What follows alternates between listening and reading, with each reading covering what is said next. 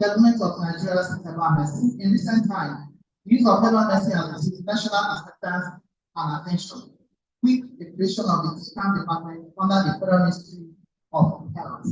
And there's also a key skill to recognize and integrate the traditional medicine practice along with the orthodox and the development of the national policy on SCAM and practice.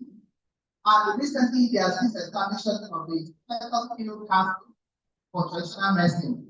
And it was established, it's being posted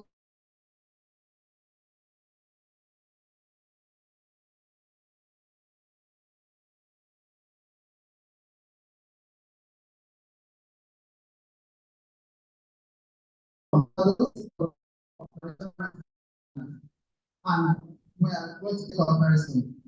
However, these moves have not resulted in one desired integration of both healthcare parties.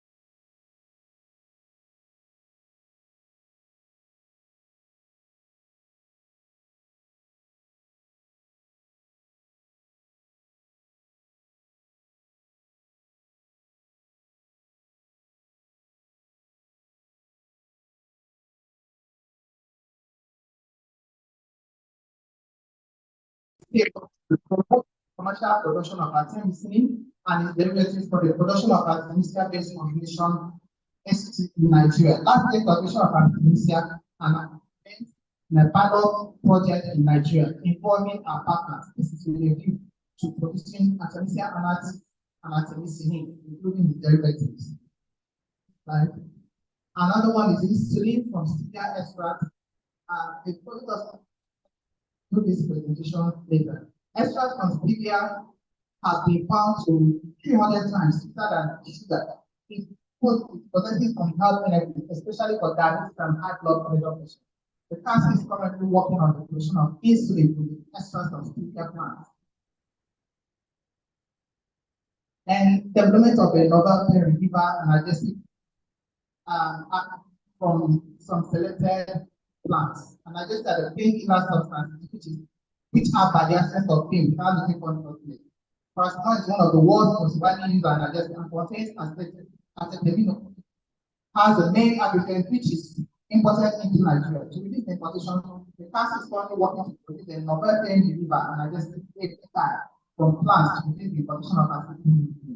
Another one is the ascorbic acid, also known as vitamin C, which is imported into Nigeria from China, USA, Germany, and South Africa. Technology for the production of ascorbic acid from various fruits and vegetables that are found in Nigeria. Then another one is pharmaceutical grade glucose syrup and ethanol. These have been processed from stocks of the Mediterranean habit of Swiss women. The council successfully designed and installed a processing plant for the production of pharmaceutical grade glucose syrup and ethanol. The domestic varieties have been released to the general public for commercial cultivation for sustainable supply of raw materials. The company has also produced pharmaceutical grade glucose syrup from white yam, asparagus, and another one is the moringa oil. Moringa is rich in nutritional content such as vitamins, minerals, and antioxidants, as well as other phytochemicals such as tannin and flavonoids. The rising global awareness among Hispanic consumers regarding the benefits of moringa oil resulted in increased demand for moringa products in end-use products. In order to harness its full nutritional and medicinal benefits, HerbFest has started 8 years for the treatment of hypertension. That is a pharmaceutical grade starch, which is a major system used in the production of tablets by the pharmaceutical industry. Nigeria imports 95% of starch annually for industrial applications. To reduce the import and save foreign exchange for the production of starch, the country has successfully developed the process for the production of industrial grade starch from white yam. Another is mucilage for the pharmaceutical industry. The growing concern for the pharmaceutical industry for the safety of some implication to biological tissue, which influences their reliability. Therefore, natural mucilages are preferred over synthetic ones as they are biocompatible, biodegradable, not inexpensive, and easily available in their sustainable sources with less regulatory issues. Mucilages involve our diverse applications in guidance, binders, disintegrants in tablets, thickeners in oral, protective colors, and change as being putting for micro encapsulation and institution of osmotic and ophthalmological drugs, oral pills, and other aspects of drug delivery. Another is pharmaceutical grade tab. Cancer has successfully developed a process technology for the production of pharmaceutical grade tab. Pharmaceutical grade tab is used as an in drug delivery. Nigeria has 50 deposits scattered across the country that imports for local industry.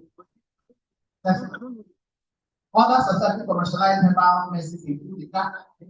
The herbal composition is for the management of stress and blood pressure, developed by the council in collaboration with green leaf herbal products from some selected foods in Nigeria. Another is GAC, the herbal composition for management of diabetes to normalize fasting and postprandial blood glucose levels by aggressively controlling hyperglycemia through insulin sensitization. The foundation has been developed and commercialized in collaboration with green leaf herbal products from natural plants for the treatment of patients with diabetes mellitus. Phytohealth medicinal herbal condition for immunity. This product is an herbal medication developed by the RMIDC and in collaboration with green leaf herbal products. Its composition includes fruits and plants biotic extract. The formulation are not toxic, natural herbal plant products, easy to digest, have health protective and immune boosting potential. Already patented. Phytohealth phytobiotic is also a medicinal composition for the herbal composition for the treatment of bacterial infection. Also in collaboration with green leaf herbal products and existing for treatment of bacterial infections and other conditions requiring therapeutic intervention. The composition of plant biotic extract in combination with God package. The combination is not called natural herbal product that is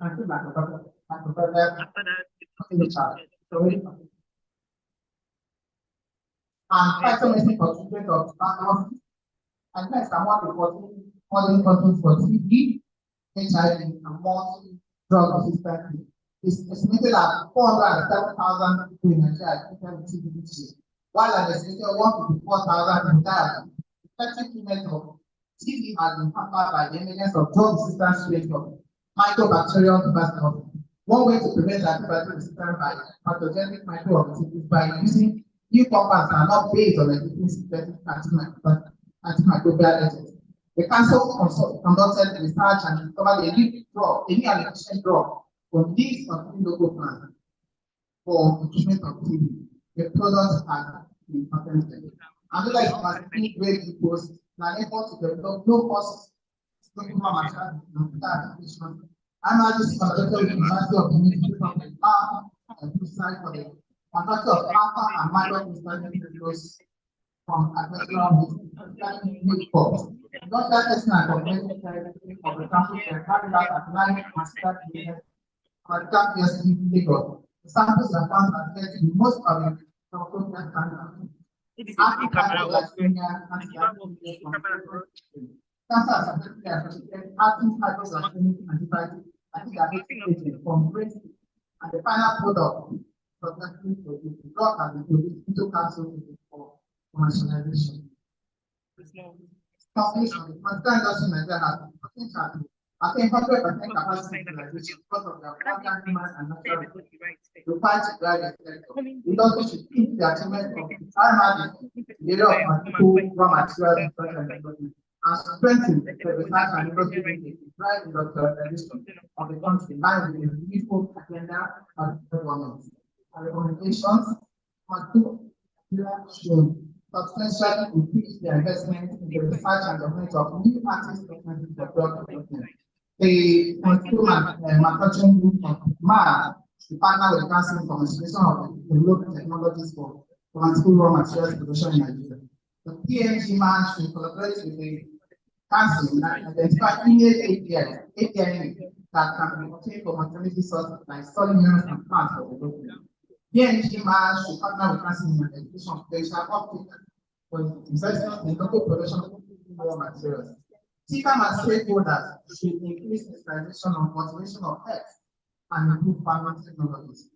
Marketing industry should find research, fund research into new frontiers for APIs. We should have industry-based researches from the marketing industry. Thank you. Thank you very much. You have got the kind of 7 minutes to develop, and because it's exactly the we allow that to go. But that's not so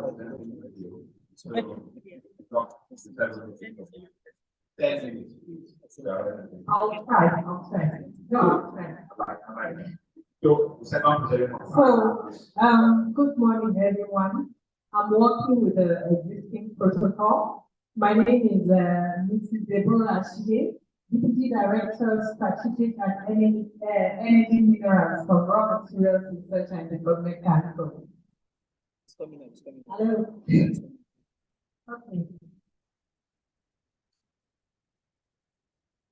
Okay, so in order not to waste time, my topic is development and production of media for industrial use.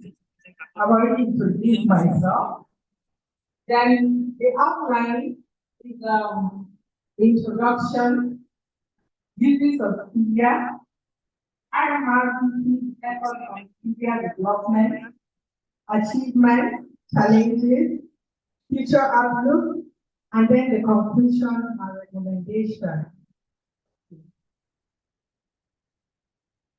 So I'm already here. So this is a small straw. Okay, so Stevia rebaudiana betoni is known as candy leaf, sweet leaf, or sugar leaf. It's a branched bushy shrub native to the Amambe region in the northeast of Arab.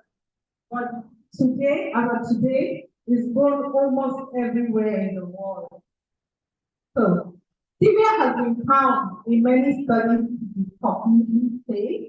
It has virtually no calories, does not cause the dreaded sugar spike and crash, and is recommended as one of the best natural sweeteners.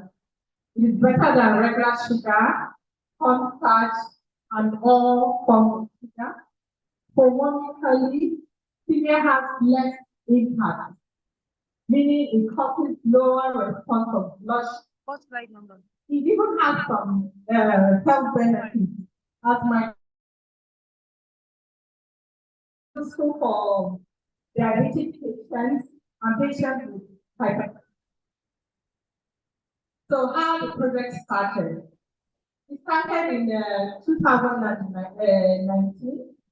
The coordinator is Mr. Lord Raj, the Director Investment Promotion and Consultancy Service of the Council, and is chaired by George Trudy.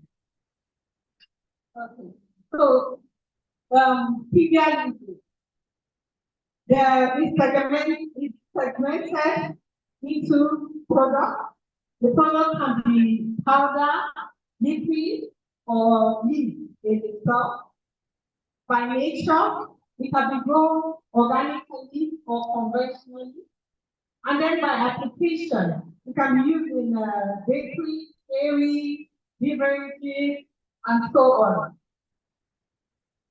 So possible uses of stevia, I've mentioned diabetes for obvious reasons, because it does not cause the sugar spike that normal sugar does. Weight control, also because it has no calories. For pancreatic cancer, I want to emphasize on this one. Stevia contains many sterols and antioxidant compounds, including cancerol. So studies have shown that this cancerol can reduce the risk of pancreatic cancer by 23%. So for blood pressure, the glycosides in stevia extract are found to dilate blood vessels. They can also increase sodium excretion and bring up, so it affects the blood pressure. So for children's diet too, it's very good for children's diet. After all, we're trying to get them to take less sugar. So stevia is a very good option. So other known uses, that's from the traditional uses from South America.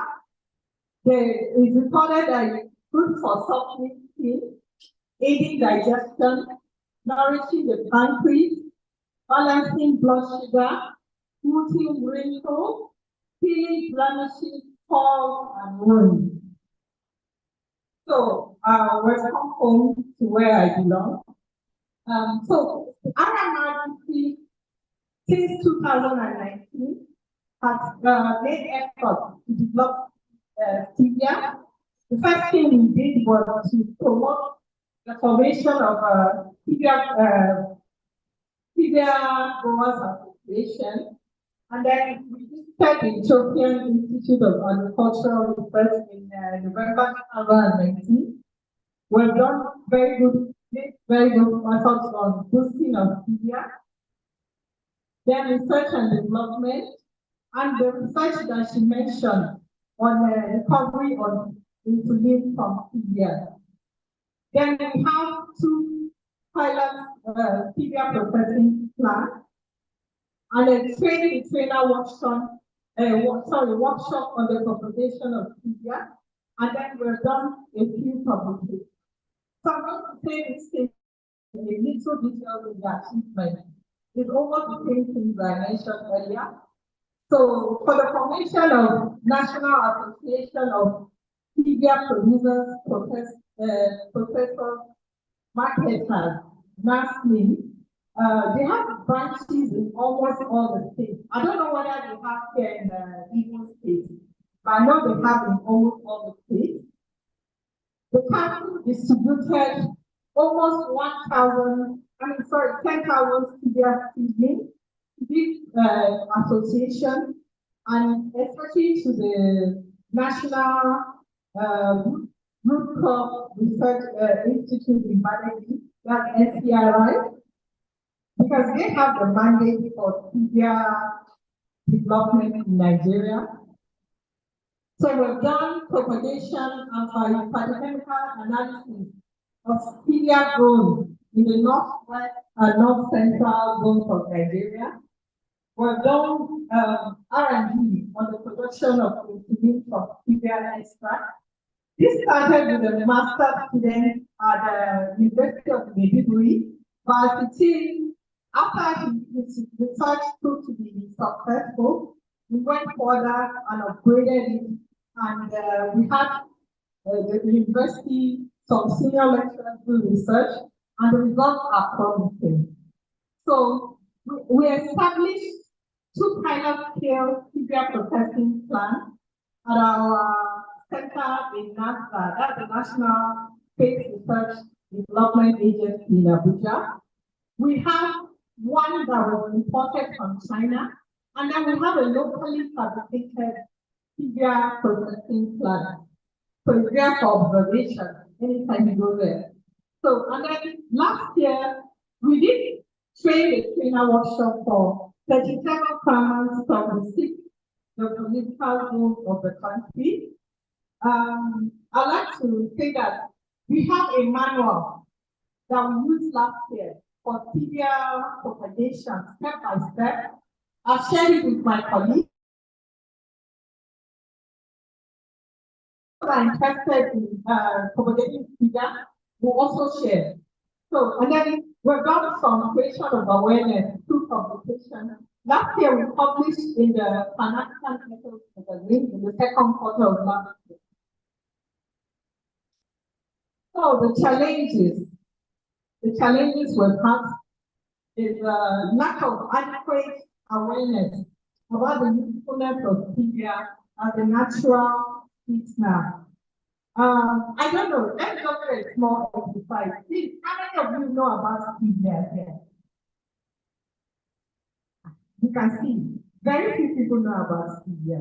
So it's also an opportunity to create awareness about stevia for us.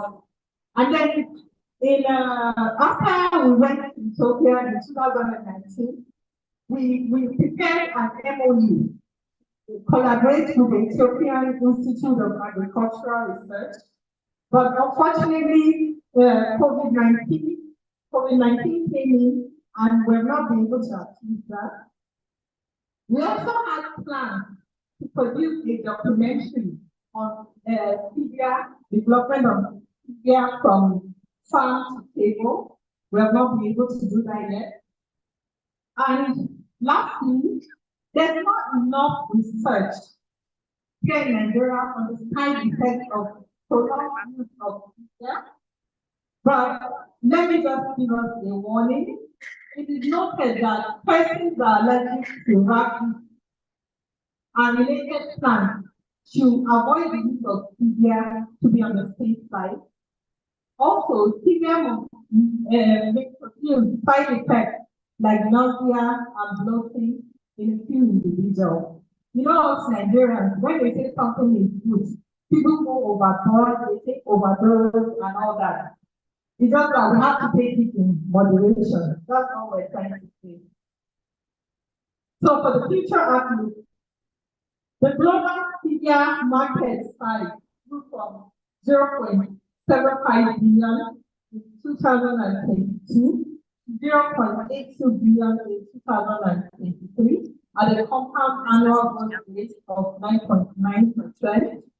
And the stevia market is expected to reach $1.3 billion in 2027 at a rate of 12.1%. So why is this so? The global interest in stevia is because of its attributes, the low calorie and all those its natural state, because it's a natural, sweetener and all that.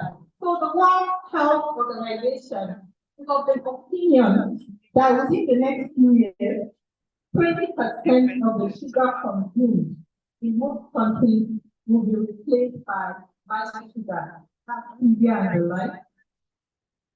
So the market outlook in Nigeria, there's growing demand for stevia, as I pointed out earlier. Nigeria is not left out of this trend. So, but as it is, most of the stevia products, when you go to, we have to make up in this country and try and develop the stevia. So if you don't mind, if I refer to you, like some of these your products, maybe it would include stevia. Thank you. Okay, and then, yeah.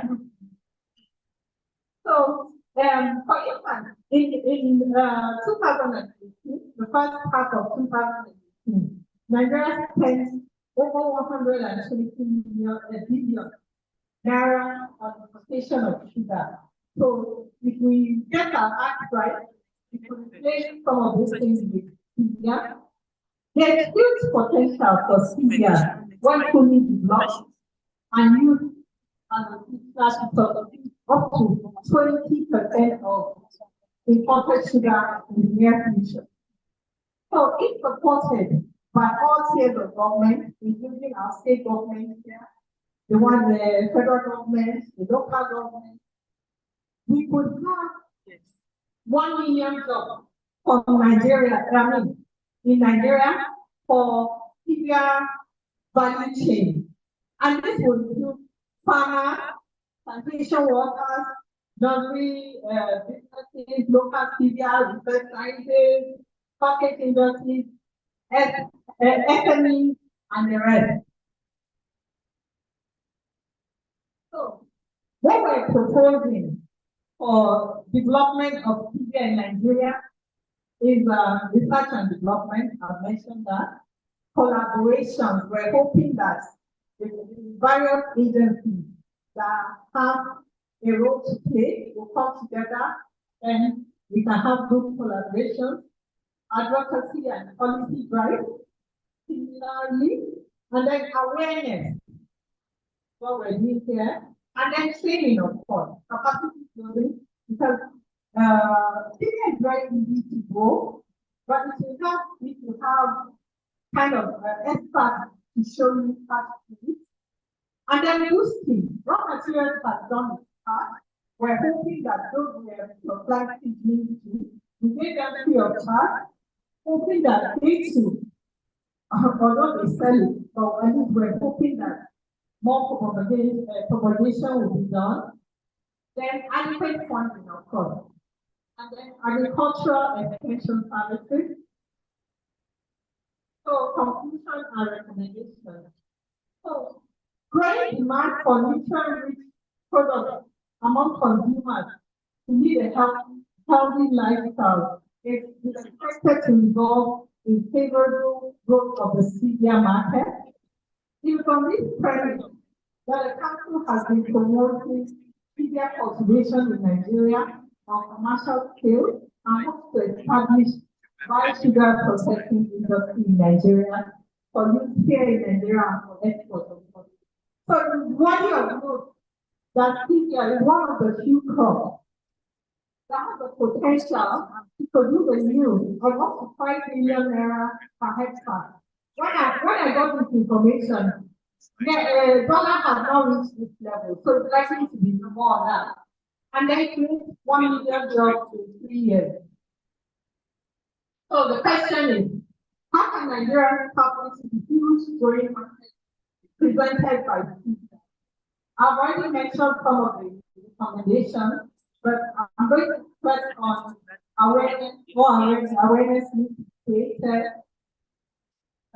measures to be put in place by appropriate bodies to make sure that the stevia value chain is developed in a sustainable way. Then government should support R&D activity on the stevia that is grown locally. And of course, more boosting programs should be put in place to ensure commercial scale propagation of stevia. Okay, so these are just photographs where we went to Ethiopia. This is one of our former directors presenting stevia seedlings. Another presentation. And this is the equipment that I talked about that was imported from China for processing stevia. Okay, my references, and thank you for listening. Thank you.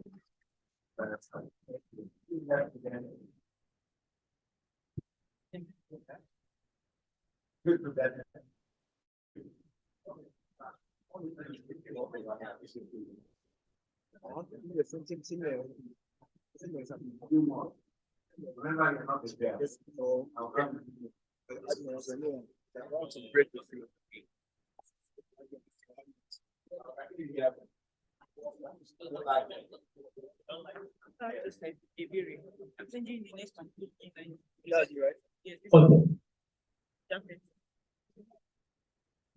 Agronomy and value chain addition of Artemisia annua in Nigeria, which is a case study of sustainable development.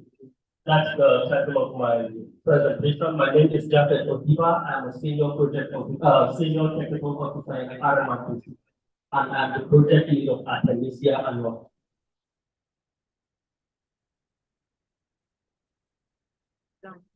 Next slide, please.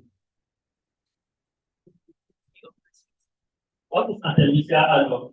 Artemisia annua is a medicinal plant which is indigenous to Asia. But leveraging on Nigerian fertile and arable land, it is domesticated in Nigeria. It is known for its potency in artemisinin, which is an API, active pharmaceutical ingredient for the manufacturing of anti-malaria drugs. This is artemisinin, which is extracted out of Artemisia annua. This is what the WHO recommends as the API for production of any anti-malaria drug, artemisinin. Next one.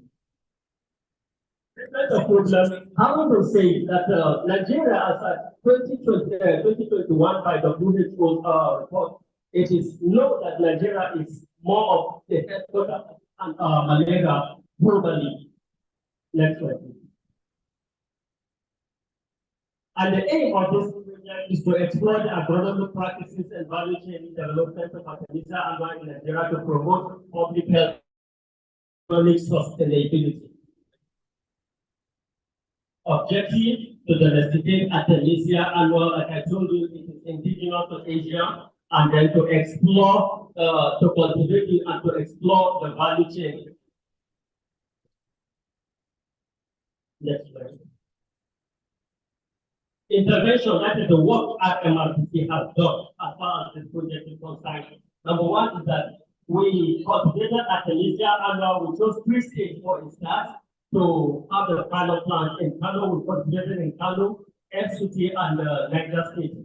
And after that, we analyzed the content of artemisinin in it by taking the sample of the cultivated biomass to NAFDAC lab at Kano and the Nigerian medical research lab at Lagos also. The content of artemisinin it was assessed. The agronomy, the methodology now. The agronomy now starts from nursery bed preparation. From nursery bed preparation, now we have broadcasting of the seed. From broadcasting of the seed, we have transplanting to the mainland, which have already been prepared.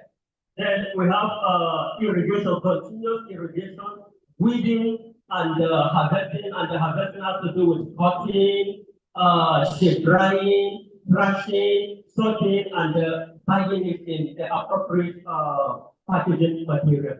Yes. This is the value chain. And from the raw material, we have the drying. Even though the biomass, after harvesting it, you have it in your warehouse, raw material storehouse. But before you produce the product or before you to add value to it, it has to go through drying. The essence of the drying is to reduce the moisture content and to control the bacterial load to bring it to the nearest minimum. In that case, it will increase the shelf life of any product that will come out of it. After that will be pulverization. Pulverization is to increase the particular surface area to allow the absorption, to allow the medicinal content of Artemisia annua to come out of the biomass easily. So with pulverization, you increase the surface area. After that, you have the seed. The essence of the seed is to ensure a uniform particle size. From the stadium, you can go straight to your seed bagging, and if it is actually you want to do, you don't have to go through stadium. From pulverization into the powder form, it can go straight to the encapsulated machine. However, if you want to produce, we have multi-component product like this one here containing Artemisia annua, containing moringa and lemongrass. This one is a multi-component product. That one has to be mixed. So in that case, you have to take it to the mixing machine to ensure uniform mixing. From there, now it can go to the cheaper. From the cheaper, then you have the cellophane over, you have the packaging in middle part. From there, you have the cellophane overwrapping before you take it to the finished product store. So that is the value chain of Artemisia annua in nutshell. And I told you earlier that the harvested biomass, we wanted to ascertain the quantity of artemisinin as to compare to the standard we have in the literature. So we observe that the artemisinin content of the biomass we got from different farms, different farms. The average, we took the average from different labs, the average is over 86% of artemisinin content. And that is one of the evidence of the report we got from the sample, NAFDAC lab and Nigerian Medical Research Lab at Lagos also. Next. The product development are the value chain. What we got out of the value chain, number one is Artemisia tea. Artemisia tea is 100% Artemisia annua in tea bag. And then this is good for prevention and curing of malaria, parasite, malaria fever. And outside that one, we decided to explore the potential of other medicinal plants. Like I told you earlier, here we have moringa, we have lemongrass also, which is combined with Artemisia annua. This is another tea called Artemisia super tea. Another product out of it is Artemisia tea, Artemisia annua plus ugu, the popular ugu in the East here, and ginger. This is another perfect blend with synergetic benefit. These are the products. We also have the capsule. The capsule is not here. So this is the work that HerbFest has done so far. We brought just a few samples of this product specifically for this HerbFest 2024. That is why if you take this project, you will see the batch number is HerbFest 2024, specifically for this. And the project has been completed, our pilot plant is there. What we are awaiting on this slide, please. What we are awaiting is our awaiting commercialization. Now we cannot have this product in your store, in the pharmacy out there, no, because it doesn't have NAFDAC number. It is not within the mandate of raw material to be commercialized or to enter the market with product or compete with entrepreneurs. So at this stage, we are looking for investors who can see into this. I told you earlier that it was a pilot consultation with it. So we are waiting investors and the stakeholders that will get into this project to expand it. You can even expand it to Igbo State and any other part of Nigeria. Nigeria is blessed with better land. The result of this, like I have already said in the past, we have high content of Artemisia inside the Artemisia annua we domesticated here in Nigeria, and then the products so far we are using our own. It's not in the market, but we built our house in HerbFest over 500 staff. When I say over 500, to 1,000 staff, I don't want to hold so that I will not be able to do that. Over 500 staff have used this, and the response has been encouraging so far. So it prevents malaria, it cures malaria. The demand for the tea is, we cannot even meet the demand. That's the part we are looking for stakeholders to come and take this important. That's all. Next. So this is a pictorial presentation of the activities we carried out from the nursery preparation to packaging of the Artemisia annua biomass in Chupa. Next slide. So this is our factory.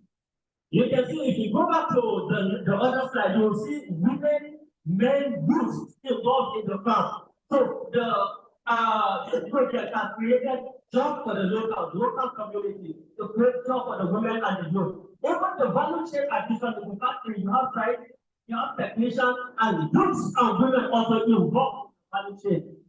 Thank you. Next. Recommendation, I have talked about recommendation within stakeholders to use investors to come and take into this and take it further to the country. And then there's a need to continue in research into indigenous technology for artemisinin extraction. Right now, Nigeria is importing artemisinin for pharmaceutical companies that import artemisinin for the production of anti-malaria. So there's a need for us to do it here within, without going outside to activists today. Thank you very much. I'm done.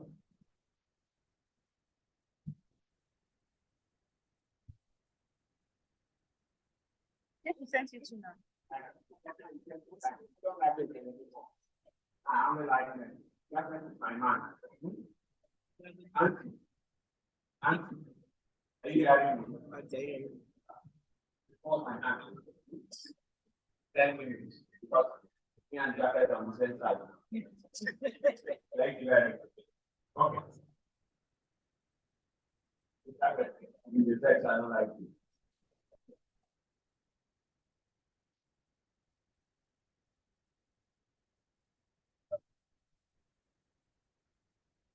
Thank you. Thank you so much for very much. The people exploration of our active compound forming community family basis as a prototype of a very drug discovery.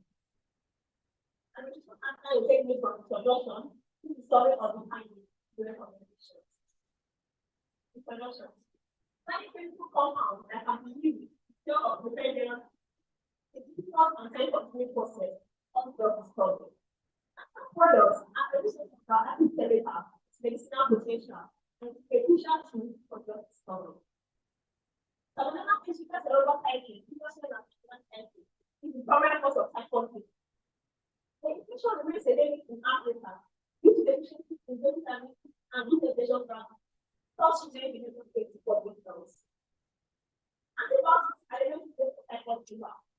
However, antibiotic resistance is a growing problem, and some strains of hormonal cycle are now resistant to antibiotics.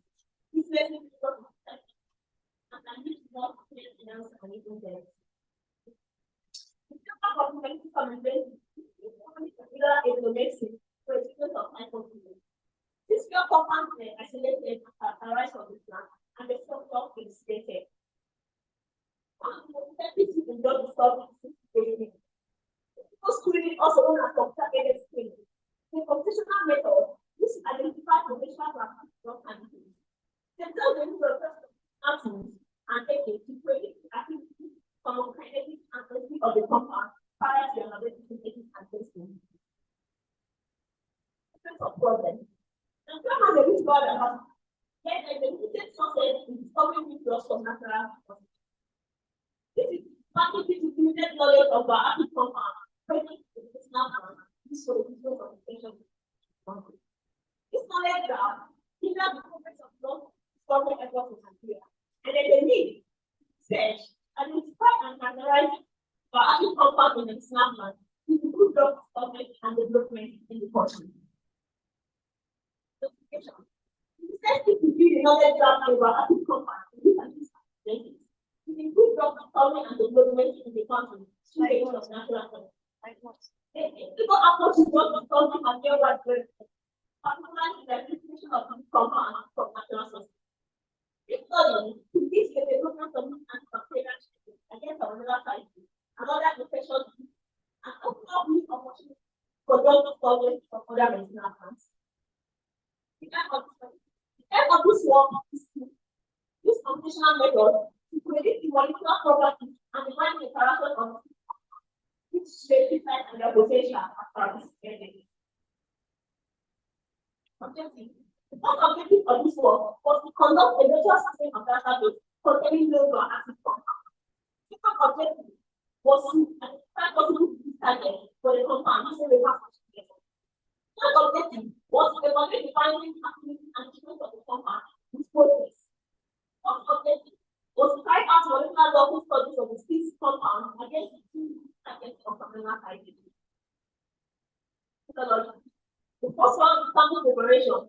The structures were done using stage 2.13 and were built as SSL mode and 5. Second one is molecular similarity and analysis. Maybe worker was used for this analysis, and the compound was compared with the natural compound to take good analysis. The third one is therapeutic potential prediction. Target worker was used for this analysis, based on 2020. Even with sample preparation was also censored by different education. Molecular docking analysis was also carried out May 2011 and 2013. The first compound, this is compound that is not a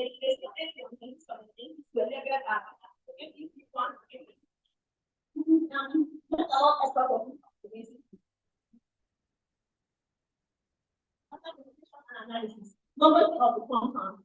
This is the why can't this program will show the number of the compound. Whatever this shows the particularities of the compound, just of it for next compound. So this graph we show that one compound has at least one particularity of our compound. Meaning that the compound is not another compound. Yes, yes.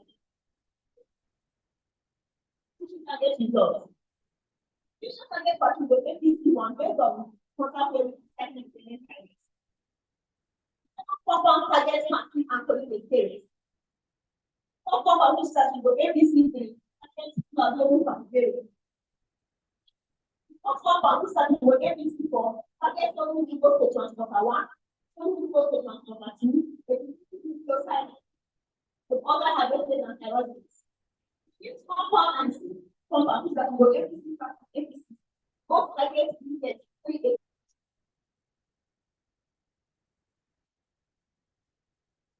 Secondary interaction. Here, defining activity refers to the state of interaction which is that target protein.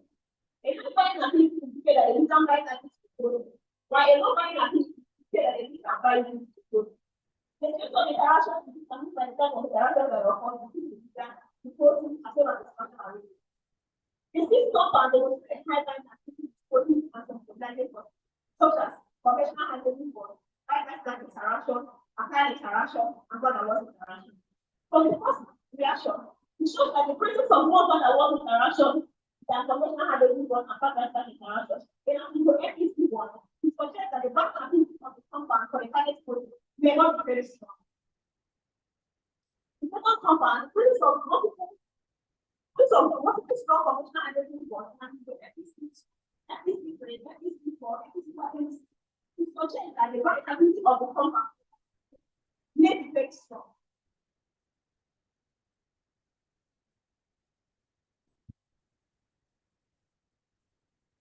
Docking result. The result of the docking and energy based score suggests that all the natural compounds will get this forming interaction with aerobic protein.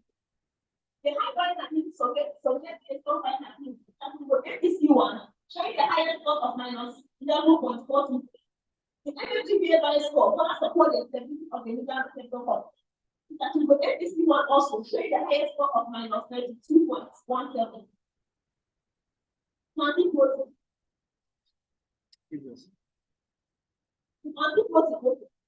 The highest score of APC4 with the highest score of minus 10.27254 and energy score for support the stability of the nuclear receptor complex. Showing the highest score of minus 102.64. The significant right activity of the APC1 is suggest that it has a greater potential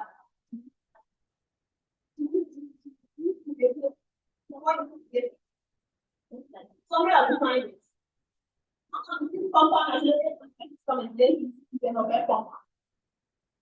There are no drugs that will be derived from this compound. This compound has related fermentation. What is this other than hydrogen that they can bind it? So that is the gross station of the fermentation. Compound has strong binding activity and proteins. Instead, identify something target compound your cycle. So this is the potential activity of other bacterial infection. One of the compound that will get this has the potential of agent and this kind of. When we say that this fermentation is actually two types of functional medicine. From this result, suggest that the medicine by which to make fermentation is actually so they are fermentation antibodies. Conclusion. This research has made significant contributions to the understanding of the implication of this fermentation as a source of novel and type of drugs. It has shown that this compound and fermentation have antibacterial activity which support the functionality permission to have company activity for target group. This subject that they are likely to be safe, they are likely to be safe weight and loss. In addition, the ongoing studies have shown that the compound is potentially target to people whose potential for the possibility of recommendation. The difficult was not upon, but there was concern that the compound against the animal models. And they need to perform a study to determine the structural features of the compound responsible for the antibacterial activity. This information can guide the design of the analog to improve potency antibodies. But whether this is anti-kinetic studies will also be needed to understand how the compound are absorbed, distributed, excreted, and metabolized in the body. This information also will be essential for the progress of safety and treatment based on this compound. So these studies also are necessary to evaluate compound safety in animals and humans. Thank you for this.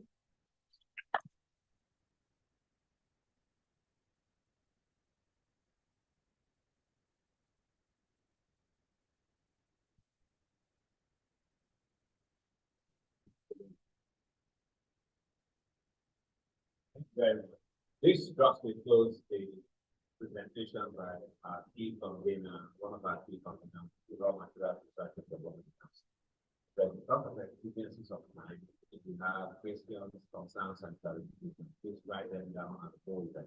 We will quickly now proceed to have the standard submission of Nigeria make their presentations. Yeah. You can see the sites. I'm a bit afraid. So I'll give you 12 minutes. You know, imagine one upper from here now. Now I can 12 minutes. After them, my dear, don't stop. That's what the sites. Do that. I'm waiting. Morning, everyone. What's the slide?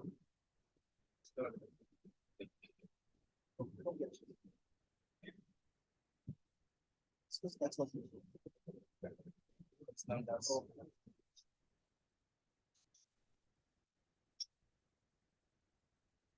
the role of standards when commercial exploitation of partner products. Actually, I'm making this presentation in the right of standard development. My name is Engineer Director, Standard Development Coordination Division. Thank you.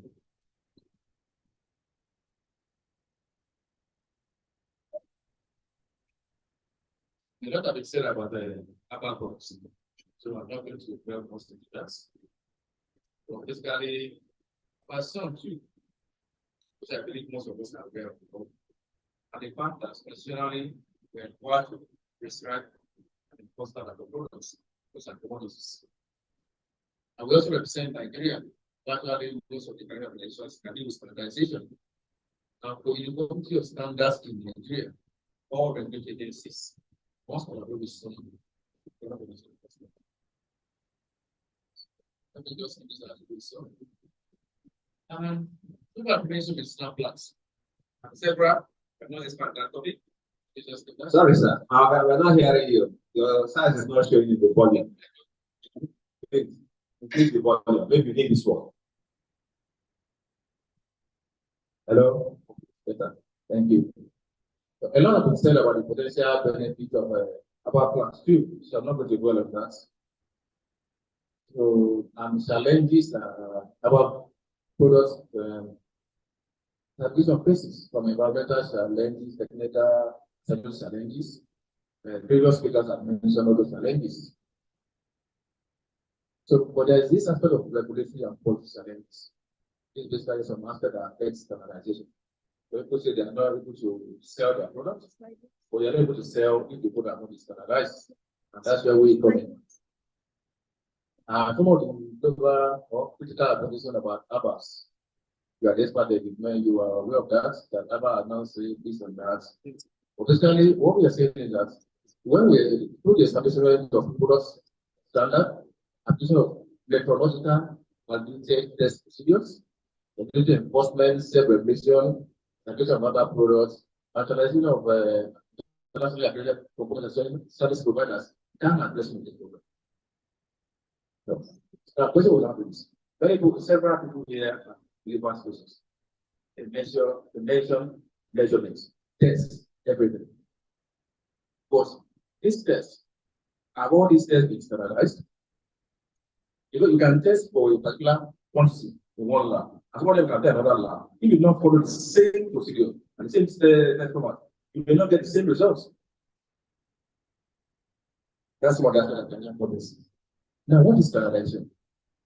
Standardization is the process of developing standards to guide the creation of a good or service based on consensus of all relevant stakeholders. That means we see outside it, people are marketing about what is standard for about. If you name for Moringa, why Moringa about? For them, what are the consequences inside it? So that when I buy Moringa party from Mr. A, I'm sure I'm getting almost the same quality from Mr. A. Because when people that want to buy this to oversee want to know whether these products are standardized. And that when they carry out the test, using an approved procedure, then they will get results that you claim is on that package. So, and that's what we do. Do the research, do everything. But in order for this, which we go to sell this product, that's where comes from. You get all the relevant stakeholders together and now agree on what the price standard will be. And that standard will now be the basis for certification of that product for sale. And that's the aspect of condition. The same issue, prescribe and enforce standard produced commodities. The government wants to ensure safety and quality of products. The government also wants to ensure that procedures are carried out following, lay down guidelines. For those guidelines, have a procedure for developing them. And then where standardization comes in. So what are this standardization start from measurement? You get material and butter. In those days, we do trade and butter. You buy yam, you take yam, you collect rice. Later, people now ask, people, yes, this yam that you give to me. I'm not sure it's on the proper weight. We introduce weight and measures to trade and butter. From weight and measures, now it's look, this is your proper weight. Over by the quality, and then produce product and services. That's how standardization development. And these are some of the measures here. When you think that these are the how do you measure the quantity? Now, what are the key areas of standardization for herbal products? There's botanical identity. How do all of us must give this specifically that we're familiar with? When we agree on the identity, that's standardization. Then there's standardization of herbal extract. The bioactive compound condition, market compound condition, chemical analysis, all those aspects require standardization. Then cultivation and harvesting. There must be standardized on cultivation practices. Even the good agricultural practices must also be standardized. And the processing and manufacturing to require standardization, as well as quality control. Then the aspect of measurement and testing equipment. Yesterday, one of the programs we were talking about, I think chromatography, based, they are not on some point. What about test equipment to use? Are those test equipment standardized? Are they being calibrated? Are the method procedure used standardized? Then we talk about standardization of labeling and packaging. Some products have very good quality. But if the packaging is not in line with what the consumer wants, they will reject it. And there's some basic information that's required on labeling. There's certification and regulatory control. When we want to certify, when we want to test product, we say, oh, we want to test this product is safe. That testing was followed standardized procedure. To say, mean that you must establish a standard which you are testing against. Oh, this is of right quality, means you must establish a standard.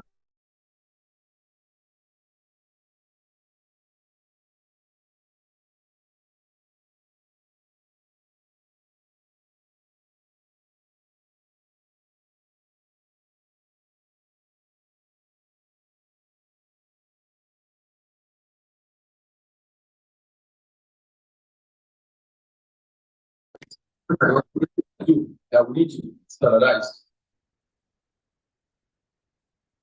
Now, what are the methodological validation that we are concerned about products? We say herbal medicine methodological validation refers to the process of verifying the accuracy, precision, and reliability of measurement results for herbal medicine. I've always been issue of organics. People say you cannot actually determine the quantity.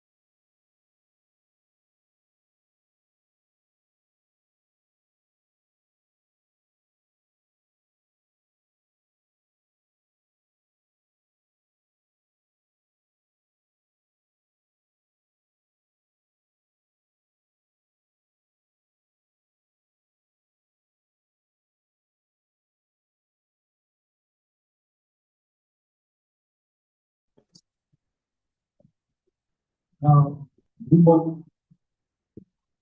permit me to stand on the photo. My name is Engineer.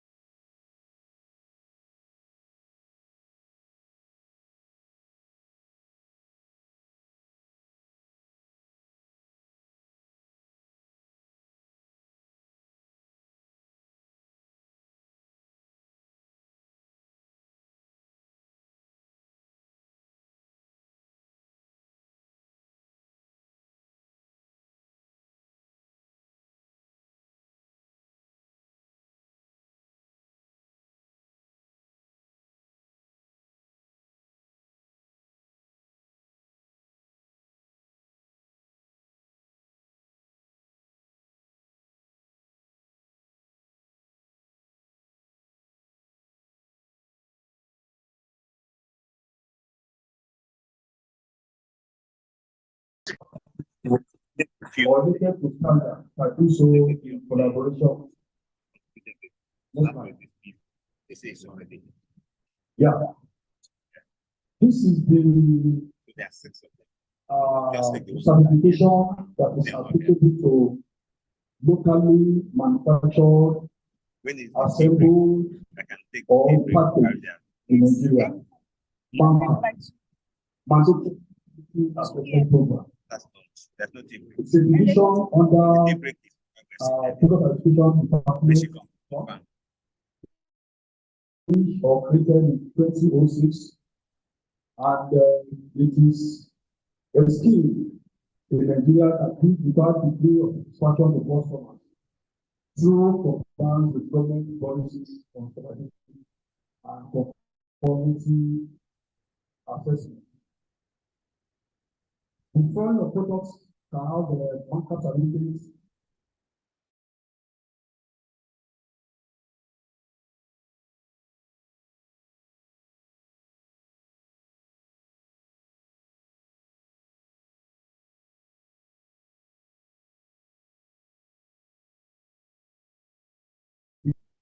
The products must conform to the requirements of the other products, other standards. These are the objectives of markup to ensure that we comply with Nigerian industrial standards before the product of the market, provide reliable record for execution of all certified locally manufactured products in the country, and to promote investment and the opportunity of Nigerian products through transmission. Then to, like my dad also said, when you see a product and it's certified, you see a logo and a number here, then it's big confidence to the consumer that this product has undergone the rigorous certification process and it has the standard. Provide confidence that only products that met the minimum requirement of the standard are put to sales in the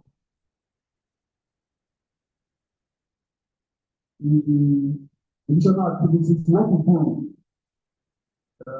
mainly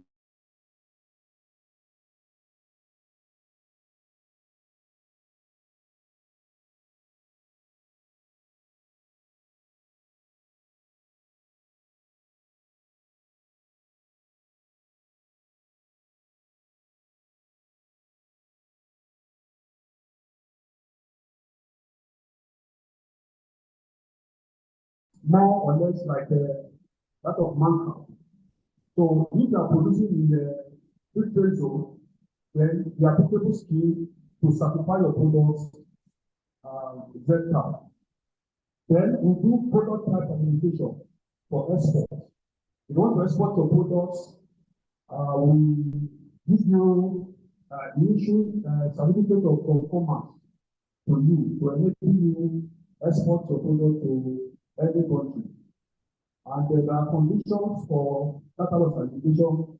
It's either we state that you want us to test to the country of destination, or you want us to go to your company certification or your place certification.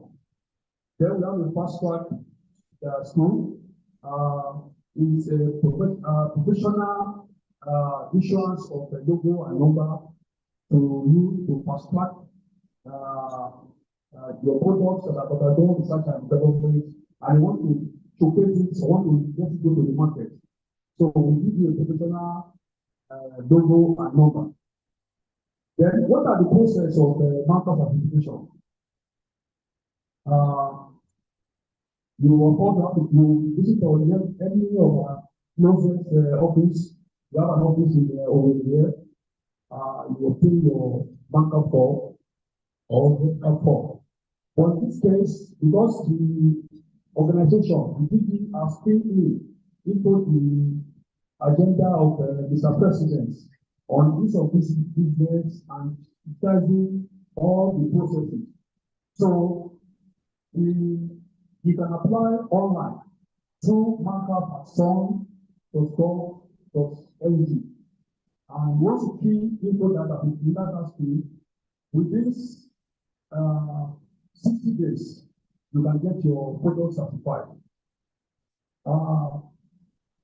Another stage is to public inspection. You know, our offices will visit your company. They will do sampling. They will do the sports. They will send the sample to our lab. Then the state office, they are going to do in-house review and evaluation. They look at the reports and see the compares of your products in terms of testing to the standard. Next slide.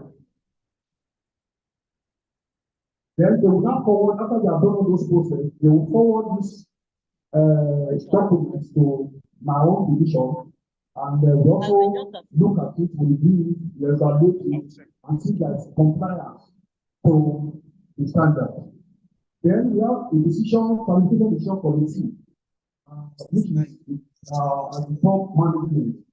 They are going to sit down on those inputs from the chief offices and from the markup.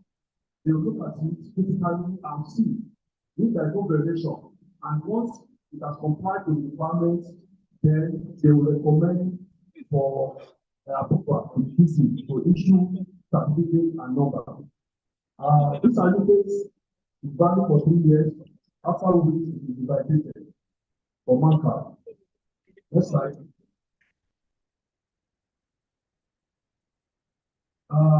These are the requirements for markup. We visit our website, markup. You create, you have a validity number, which you will need to create an account.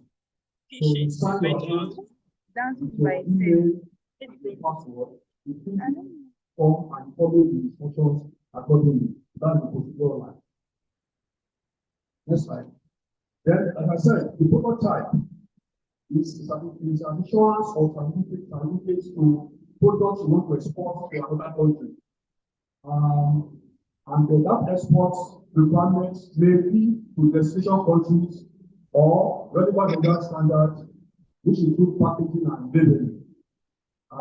We also do inspection, evaluation, and attestation of products per batch, and that certificate is valid for 1 year. Next slide. So these are the requirements for product certification. You apply online, the same through the same websites. You state your company's or your place or your country's specification. So we are going to test it to where it is going. I don't know all the specification. We test and product. Then you have an agreement a corporate agreement with the clients, our country of interest. Then we have on the spot test. And the flow chart will indicate critical control points on the process of application. Next slide. Then this is our first track. Like I said, those products that are potential to certain development and we intend to sell it, we want to introduce to the market. And you need, a critical way of certification. So we issue you a number and logo. That doesn't mean that the product is certified. It is when you are giving certificates, that is when that product is certified. But for the purpose of encouraging you or mentoring you, we can issue a number and logo for you, which is valid for just 6 months. So after which it's expected that you quickly to mark up a certification proper. I want to get this passport, it only takes 3 days to do that. Then we are going to sign the content form for us, conditions that are not stated in the content form, which you have to apply. Next slide. Like my colleagues have said, standards, there are consensus documents, involve stakeholders, involve everybody, and other people we agree that this is how we want the standard to be on a particular project. So someone has made similar contribution to healthcare through integration of personal medicine into a standard development framework. First, industrial standard that the team also approved standard for herbal medicine as their competent for domestication as Nigeria industrial standard are going to herbal practitioners. Some aim is to locally made herbal products to position them for global competition. This is achieved, if this can be achieved, if we all embrace certification. Next slide. In conclusion, the management of the economy for product certification and exports must be managed through effective compliance with standards, implementation of good manufacturing practice, testing, and inspection of products, proper packaging, and labeling and documentation are also key in the acceptance of our products because consumers. Standard organization of Nigeria is posed and determined to assist businesses and be able to become competitive and successful through our various organizational skills and functions. Sun is placed to have contributed to the development of many industries in the area of tradition and policy assurance, which have translated to growth and development of the country. Thank you for listening.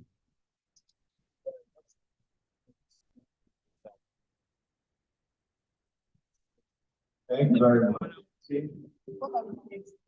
I'm going to be following the men, but I'm going to be following more of the current parties. It's only the man and the girl that outside. Thank you. Thank you very much. It has actually come taking the critical papers from our conveners. Well, yesterday we omitted a very critical group, those who have those researchers, young researchers who have contributed papers. We have 6 contributed papers. I don't know if they are here. And they contributed papers, those who have contributed papers for yesterday. I don't know if they are here. I only know 1. P4. If P4 is here, that's what I know. To come ahead and present. She has 5 minutes. It's presenting basic research. So all you want to know is the concept, methodology, and the results. If it's here now, you can go ahead and present. Who else from the contributed papers is here? So I can see you in front. So there are 1, 2. That's it. So we'll have altogether 3 of them. If you do not raise your hands now, whatever remains silent. What number are you on this? P1, P7, not P9. P1, P2. So we'll take P2 and P7, then after the P4. So go ahead, man. Are you ready for her?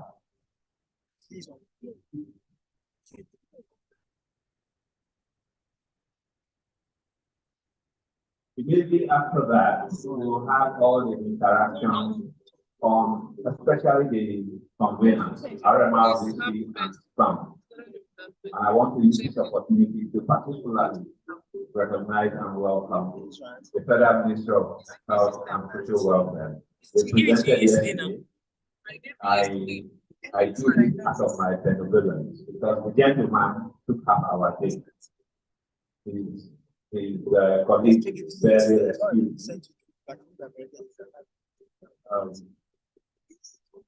They are a very critical ministry and critical partners to HerbFest.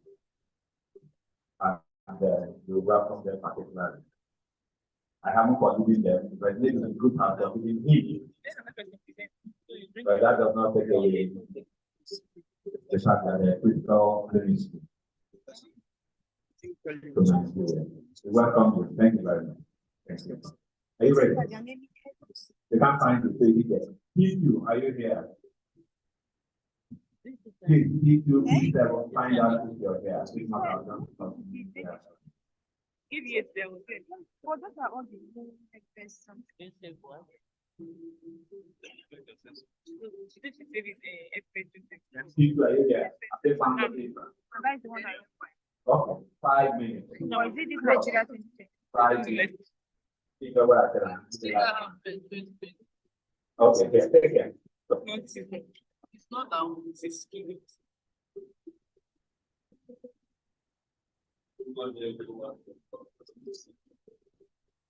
Just send it to the WhatsApp. I think like that. The presentation is on ethno-medicinal program of the indigenous medicinal plants used by the people of the able or South Nigeria.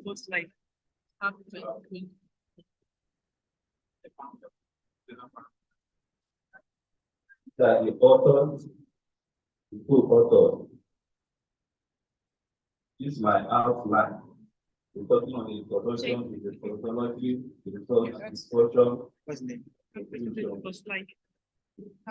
So let's on malaria and sports. Malaria is a threatening, it's not like parasite transmitted to humans through the climate of infected human and nobody's different types. Malaria, one caused by plasmodium falciparum, typhus, malaria, and infection. First four are common in crop people. Now, our research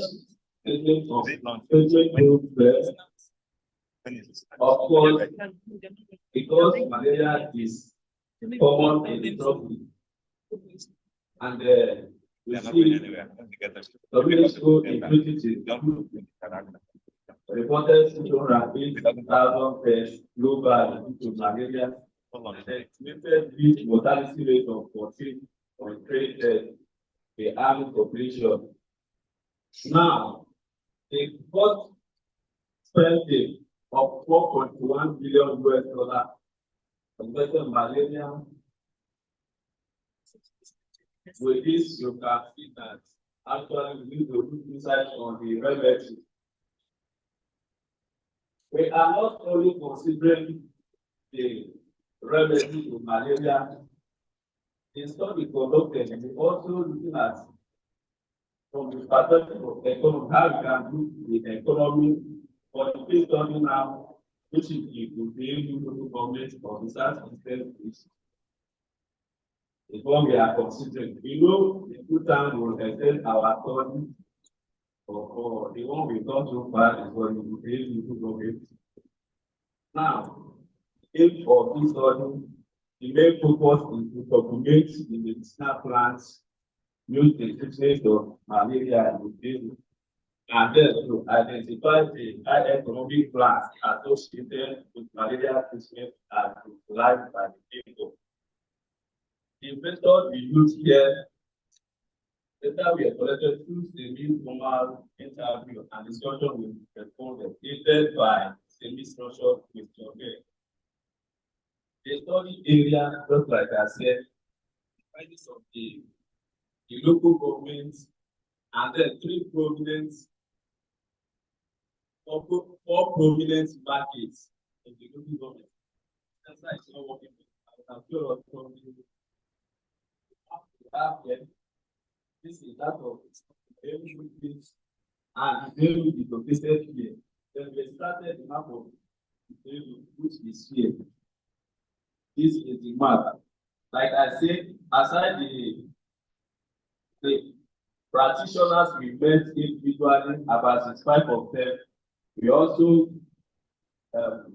went on to survey the market place located from different markets. That is that we show them the popular markets in Uday.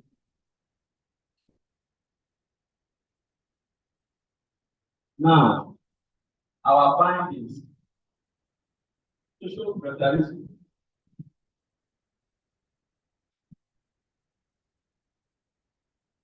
Social characteristics of the respondents and data from the market survey. You can see our table, age range,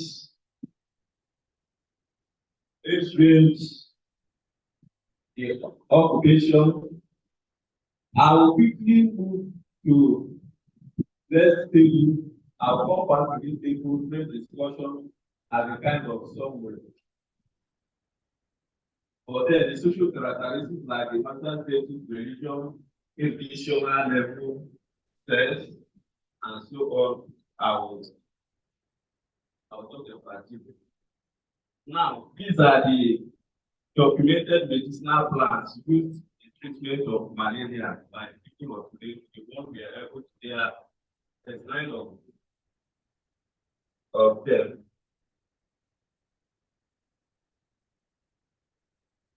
There are 2 of them. We included in our structured questionnaire, we included the information, scientific name, the common name, local name, that is basically the legal name, the family of the plant, past use, and preparation method. Whether the plant is cultivated or is sourced from the wild, habits, and then the partial number. Of course, when we talk of the survey, we've actually documented the medicinal plants. The partial number, they are all well documented at Interseed level. Now, I also want to show us some documented medicinal plants with high economic value. You know, the theme of this event this year, of course, centers economic plants and how they can rise. If not because of time, I would have, taken time to explain more. But then, what we have here, the plants and the prices. I want us to look at the prices here. You can see, let me measure the big plants, and the tell you to start reduce our cashew. Of course, the past used treatment of malaria, the leaves, the stem, and the roots. They are different, but then the seed, the base bucket, which is equivalent to 5 kg, is approximately 7,000. Now, in this format, we can estimate the economic value of other medicinal plants, which aside from use against malaria, it can also use the economy.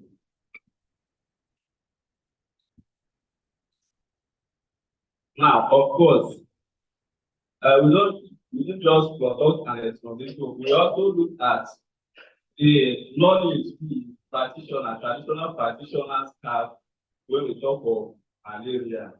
And on our questionnaire, these are the questions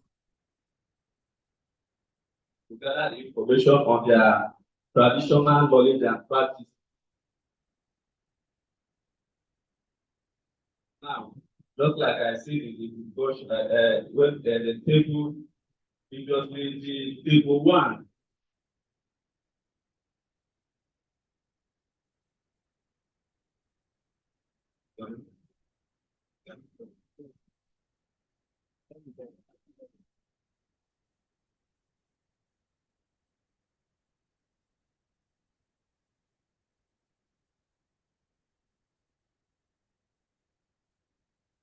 The table 1 here, or rather table 2 here.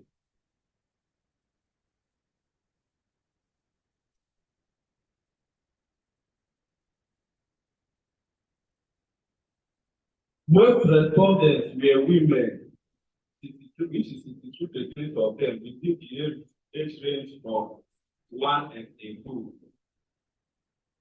whose occupations were trading, that is 8%. They are married. 70% of them are married, while 34% are Christian with primary school certificates, just 70%, just as I think. Now, the study revealed the 2 plant species belonging to 20 families commonly used for treatment of malaria in the local government. If we are to go back to the table, we find that 20% of the medicinal plants belong to Anoresis, which is the Thai family, which is the family with Thai or most recognized plant species. Now, the method of preparation mostly used is decoction, and the table is 3%. Now, 9 different plant species we are found to be of high economic importance. This will be traced on our table 3. This is an added advantage to their medicinal value, in that they equally contributed to the economic development of the local government in question. We are just recommending advocating sustainable agricultural practices as a way of conserving these medicinal plants. Hence, they are good economic utilization. Thank you.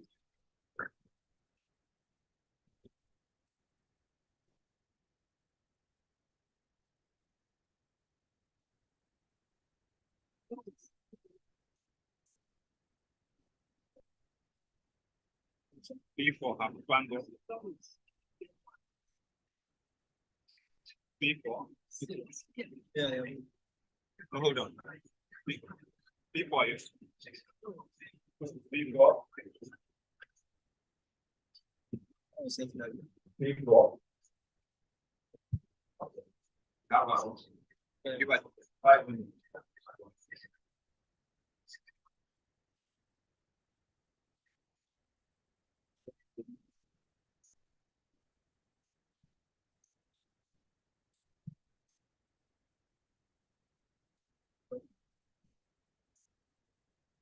Everyone, I'll be standing on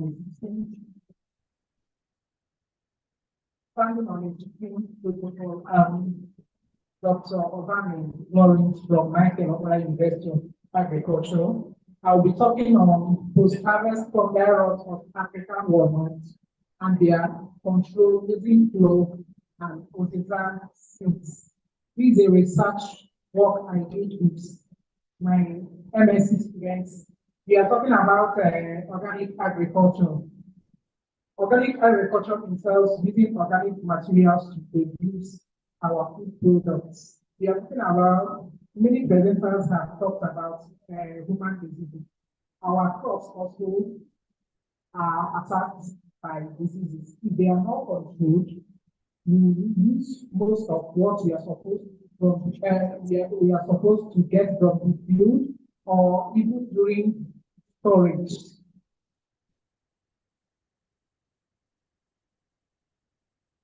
So I'll be talking on African walnuts, like I said, you can see it in the first slide, and the nuts, very important edible nuts, very rich in proteins and many other important nutrients, and have a lot of medicinal uses, like most organic products or herbal food supplements is comprised of African walnuts. It's an important aspect of its life checking the vaccine product outside, many of them have this as its components. The walnuts can be, the nuts can be attacked by many diseases, particularly fungal diseases. You can agree with me, for those of us here that buy walnuts, sometimes you open the nuts and you see that some of them are bad, they are rotten, they are pestilence, sour, and will not be okay for consumption. So I'm talking about the fungal organisms that are causing all that. The objectives of the study were to identify those fungi causing rot of walnut seeds, then to assess the efficacy of clove and other seeds in controlling these walnut seeds in vitro and in vivo, that is outside the walnut seed and in the walnut seed, to see how these botanical plants can suppress the growth of the fungi. We collected diseased walnut samples from 2 local governments in Imo State, in State. Then we took them to the lab, isolated the organisms, and identified them. Then we determined the level of each of the organisms that are present in the samples collected. Then we proceeded to check the pathogenicity of the organisms. We isolated so many organisms, but some of them we are not actually causing rot of the walnuts. So we did that pathogenicity test. The test that will tell us the actual pathogens that incited rotting of walnut seeds. Then we also saw our extracts, clove, and other seeds. This is a slide showing the one on my left-hand side is a diseased walnut fruits, while the other one is a freshly harvested one that is healthy. From this diseased walnut fruits, we opened the mesocap, extracted the seeds. I did isolation from the mesocap and the seeds to actually know if the organisms we found on the mesocap will also be seen inside the walnut seed.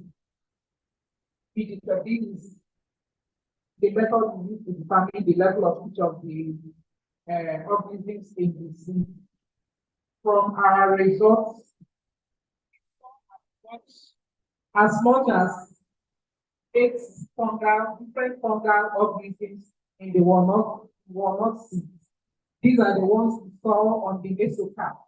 These ones actually create the opening that will give the other fungi access into the walnut seeds that naturally cannot infect them. And here in the first slide, we saw in the seed organisms such as Aspergillus species and various species, which actually can contaminate the seeds with mycotoxins, which can cause cancer. Instead, only consumed large quantity by the infected when after fungal infection. Pathogens of the different fungi on the walnut seed, you can see rhizospores and Aspergillus flavors. You see the different level of infection of the different fungi isolated in the walnut seed. Then this is the control of the growth of the fungi on the walnut seed after they have been treated by the 2 medicinal plants tested, clove and West African pepper. What we do is to treat them individually and then treat them in combination to see the synergistic effect of the 2 different botanicals on the fungi isolated. You can see that the level of control ranged from 2.9% from percent to 100% for the different organisms types of the walnut seed. Then we also tested, these are some of the organisms we isolated from the infected walnut seed. The first slide there is Rhizophos species, the second one is Botryoidea, and the third one is Fusarium species. Then we also tested the effect of the organisms in the lab to see how they inhibit the growth of fungi. The results displayed here on the slide show the various ranges at which the fungi was controlled in the laboratory by the both. What we did is to treat them before introducing the fungi, then after introducing the fungi to see if they have both protective and curative effects on the organisms. The next slide shows the laboratory test. The first slide there is the effect of flow on flow there. You can see the one top length is the control. The media wasn't nothing was added to the media, while the lower one, that is on slide 8, flow was impregnated into the culture medium, and you can see the level of division of fungal growth. While this slide shows the effect of Coryza seed on Fusarium species, they actually inhibit the growth of the fungi to a great extent. And that is telling us that they have potential to be used in controlling diseases of walnuts. So, the conclusion, Fusarium solani, Fusarium modisporium, Rhizopus species, Clodia and Aspergillus species, they are the fungi isolated from African walnut seeds, and the fruit extracts of clove and West African pepper considerably reduce the growth of these fungi, both in the lab and on the walnut seed, and they are showing as promising materials or biopesticides that can be used in controlling diseases of walnuts. Thank you for your attention.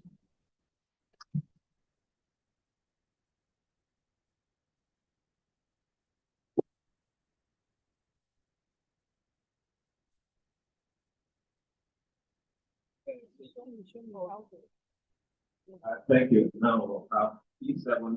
Next, back. And we will now open the floor for interaction.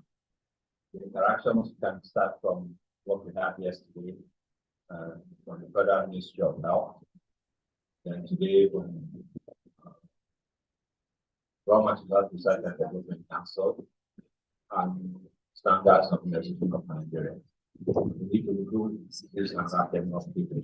But that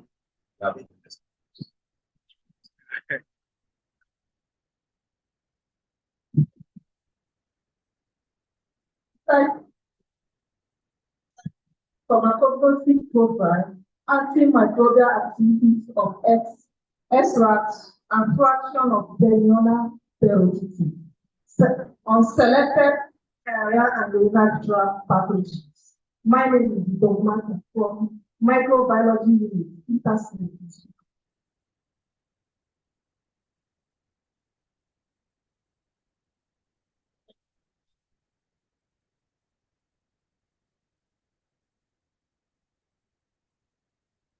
Hello.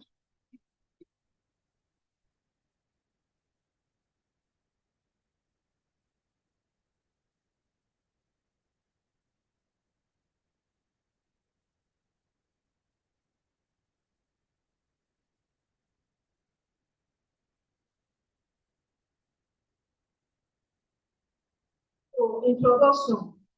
Bellona peroxide belongs to the species of Bellona, which is one of the Astraceae family. This is one of the Astraceae, and this Astraceae member, they have a therapeutic application in traditional medicine. So here our main focus is on phytochemical and antimicrobial. So phytochemicals are naturally occurring chemical compounds found in plants, which has a good benefit in human and medicinal ingredients. So not essentially nutrients and are not required in human to sustain life. Rather, they have important to fight and prevent some common alignments. So, more on the medicinal properties of phytochemicals. Next one. So these are the botanical decisions the plants are working on, the Leona peroxide from the one of the Acacia family. Next. These are the statements of problem. So due to the occurrence of a urinary tract infection and the diarrhea following the antibiotic treatment suggests that the bacteria acquire resistance to conventional drugs, conventional antibiotics. This requires the examination of alternative ventilators. Next slide. So the aim of the study is to determine the pharmacological profile to assess the effectiveness against certain bacteria caused diarrhea and urinary tract infection. Next slide. Then we tested organisms. So we tested with 8 microorganisms of National Collection of Site Culture, United Kingdom. Yes. The next slide. Then the preparation of the extract, fraction, analysis, science, is protected. We are all kinds using standard method of advanced and trend. Then the preparation of the stock of the concentration of the agents. The agents, when I mean agents here, I'm talking of the extract and fraction. We have different concentration when we are testing the stock microorganisms. The preparation of control test. The control test use their professional drug, 15 micrograms per day of superfluoxetine, which used as a positive control for bacteria, and 30 micrograms per ml of fluconazole, which is used as a positive control for the fungi we use. Let's start with. Then the standardization tested on the organisms are standardized using 0.5 Macmillan standard COVID equivalent. The antimicrobial susceptibility. This antimicrobial susceptibility test in clinical laboratory standard liquid has given us the guidelines on how to change for conclude. So report all these antimicrobial activity. And this antimicrobial activity, susceptibility test, we check on the inhibition zone diameter. That's we check on the inhibition zone diameter, we check on MIC, minimum inhibition concentration, then we check on MD, this is minimum bactericide concentration. And this minimum inhibition concentration and minimum bactericide concentration, we check on their ratio. And this ratio determines if this extra, when it is this organism, does it treat or just they have the only inhibition. Then in this antimicrobial susceptibility test, the inhibition zone, we recorded it as inhibition zone diameter, so the nearest millimeter. Next slide. Then here is the next slide. Then these are the results after the extraction. So the result stage, we did the extraction using NH. We still have certain as a methanol fraction. And when we check the value here, we find out that the still have certain fraction yield highest percentage of the highest percentage of the agent. That's right. So we check on quantitative phytochemical analysis. That's right. We check on the quantitative phytochemical screening. And when we look at this quantitative phytochemical screening, we find out that the Leona peroxide has more of flavonoid, terpenoid, saponin, and step. Next slide. The physicochemical analysis. We check on physicochemical analysis. I'll talk about physicochemical analysis. When we do physicochemical analysis, we check on total ash, insoluble. So the essence of checking this physicochemical analysis is to know if this plant whether it has the quality and whether it has the purity and quality to be used as a medicinal plant. It's not the same thing as checking the microscopic part of it. Next slide. So this is microscopic part of it, and I say it's not checking the purity and the quality of the plant to be used as a medicinal plant. Next slide. Then this was the activities of the extract, using methanol extract. In this methanol extract, you see that the activity, we have activities on some of the, I think about 6 microorganisms there. Then the zone of inhibition is the zone of inhibition, the next one. Then this one is activities checking the energy fraction. You find out that all of them were resistant to energy fraction.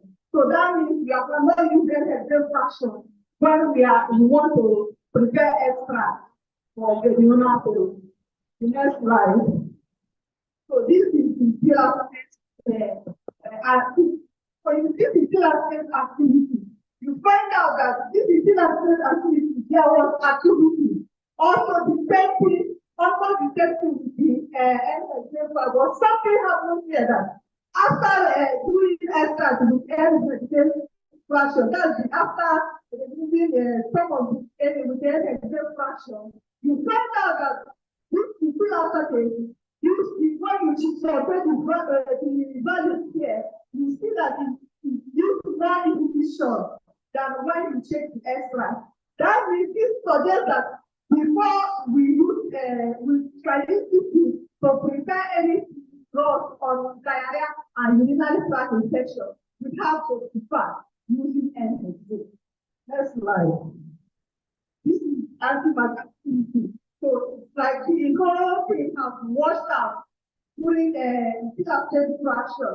So when you check the methanol fraction, you find out that there was resistance on almost all of the microorganisms. Check. Next slide, please. This was the short so diameter against the tested organisms. When you look at the value on the chart, you find out that in Klebsiella, in E. coli, Etherica coli, and Pseudomonas aeruginosa, you find out that this extract was not just only activities on these organisms, but this extract did wonderful work that superseded the problem control from the when you look at it. When you look at the Candida albicans also, the moment you find that it will go, the positive control to come and go did a wonderful job. But this extra challenge the professional drug used as a positive control, which is super from that it is as a fraction of the regional challenge activities. Next slide. Next slide.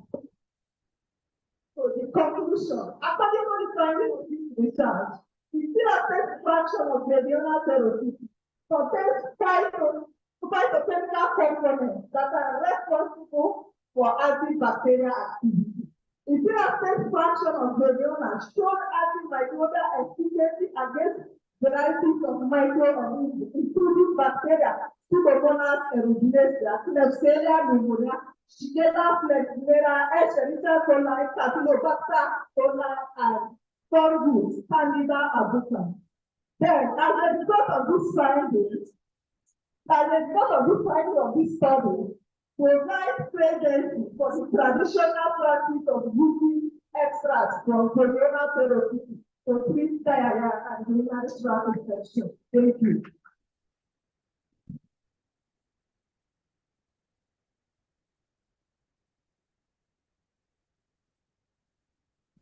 Thank you very much. I think we have more active women who will want to present to us, nicely that we pay good attention. Thank you. And we don't need these things that come across more for. This is very right? Do we agree? Thank you very much. We have all we have talked here is science. We want to talk a little bit, 5 minutes, talk about some level of manual manipulation, just to prepare us for the interaction. So we have, I hope today, as the one that has got them. We have Amaka, if she's here, she has no slides and all that. Just tell us about massage for 5 minutes. If she has 5 minutes, please join me in wrestling her. Thank you. Same night, have it? Huh? Correct, have it? Are you not in a setting? Correct. Okay, we are on. That's my check. Is that your woman check? Thank you. Sorry. While we were having the energetic presentation, the secretary, the Muslim government came in. So can we please acknowledge this presence? Secretary, sir. Also, the Honorable Commissioner for Agriculture and Natural Resources of Imo State also came in. Remember the Secretary Commission yesterday, about the chair. Now, the Honorable Commissioner. If your bag is small, it's small. Thank you very much. Thank you. Good afternoon, ladies and gentlemen. My name is Amaka Odo. I'm speaking from St. Catherine's Massage Clinic. And we're going to be having a few minutes to talk about massage and its benefits. I have my certificate from Ghana Royal Massage Institution in Legon, Accra, Ghana. I came into Nigeria 4 years, 3 years, definitely 4 years, to practice massage as a clinical massage. And with this experience I've gotten so far, both in the Ghana Royal Massage Institution and been practicing massage for a few years. I always tell people that massage is very, very necessary. I've come to understand that massage, which by definition is the manipulation of the soft tissues, tendons, and ligaments. This manipulation is a very excellent form of passive exercise, which started long time, about 3 years ago, dated massage history in China and India. Sometimes, you know, why I feel so much committed in this particular profession is that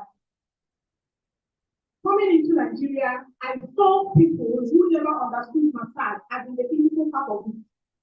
People always think massage the other way around, like the spa, the luxury, the relaxation, and whatsoever that I've heard about massage, I still find out that it is still understatement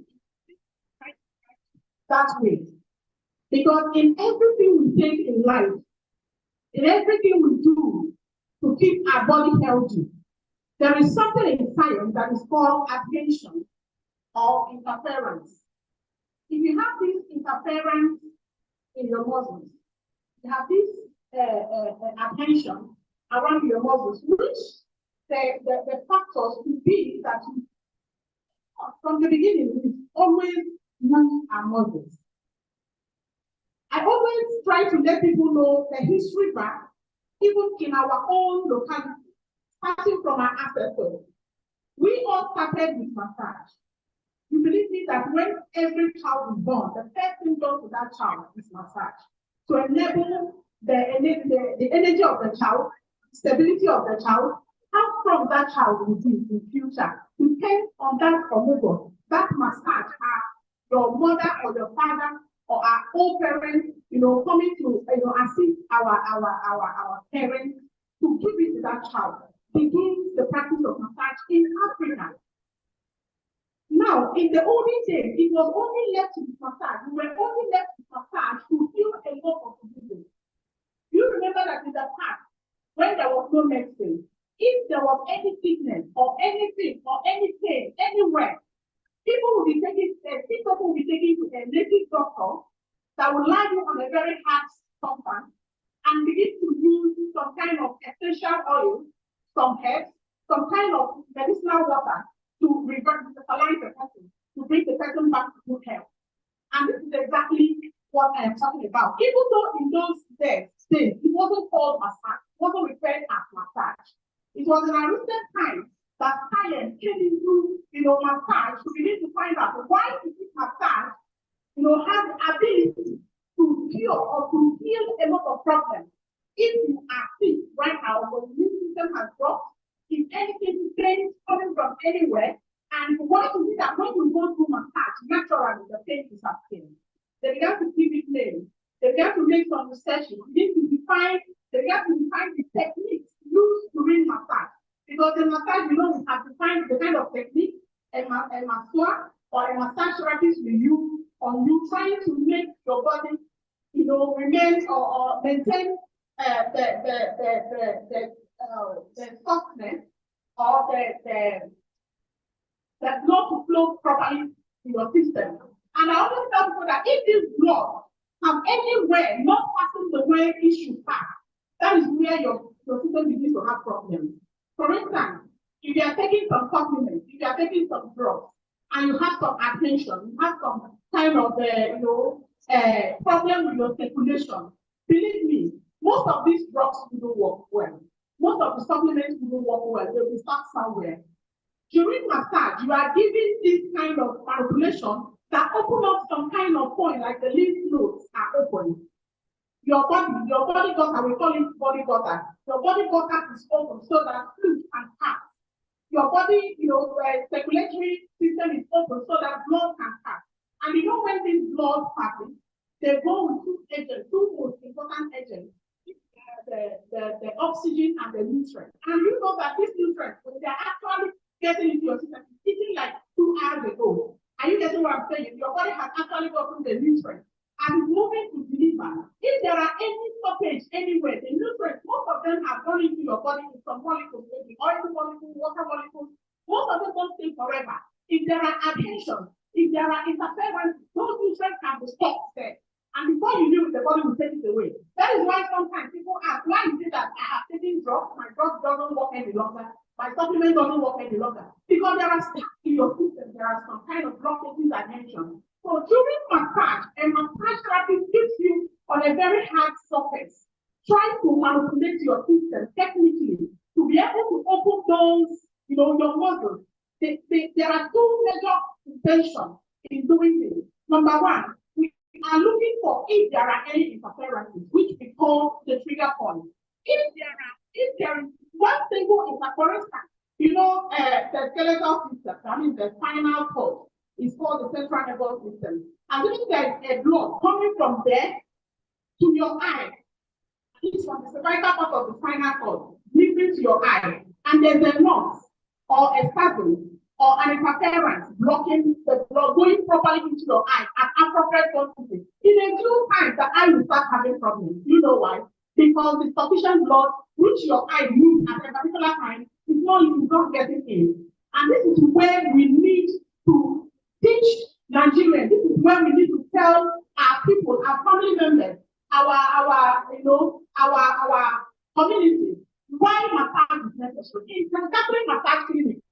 Being a massage therapist, I have actually, gone too far trying to use massage techniques and massage practice to help people that have pains, no matter where it's coming from. We have people who have this pain coming from their knee, congestion at their knee cap.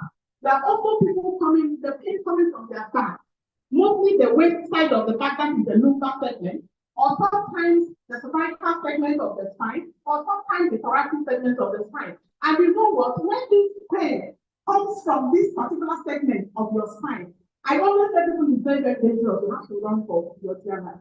At that point, I don't want you to always believe that massage is luxury, which means it may be expensive. See, when people come to our point, one of the things they ask for is it not expensive?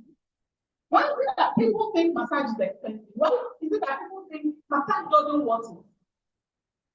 No matter what, I always tell people that massage can replace your painkiller. Because what may be the cost for that pain may not be solved with regular paracetamol. You can as well give some technical kind of manipulation on your knee, and you find out that blood has gotten into the tissues around your knee, and you begin to get well instead of keep bombarding yourself with a lot of painkillers. So with this, I just want us to keep our minds straight to, since we are talking about natural health, we are talking about how we can actually use whatever we have that our ancestors have left for us to make a lot of sound health.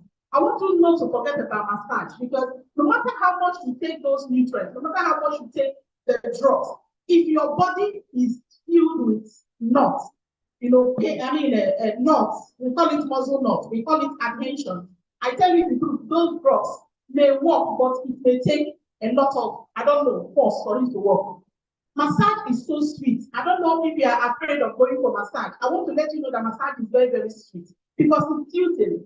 It's a kind of practice. A kind of exercise that the massage therapist uses what we call essential oils on your body, making you feel very good. And there's this particular hormone that you won't forget that actually releases on your system very well when you have massage.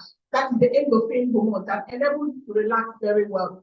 And that is why people still think that what happens when you relax, when the endorphin hormone is released, because you want to have. People think massage is about happy ending. I don't know whether you understand what I'm talking about. Whenever people call, they say, is it happy ending?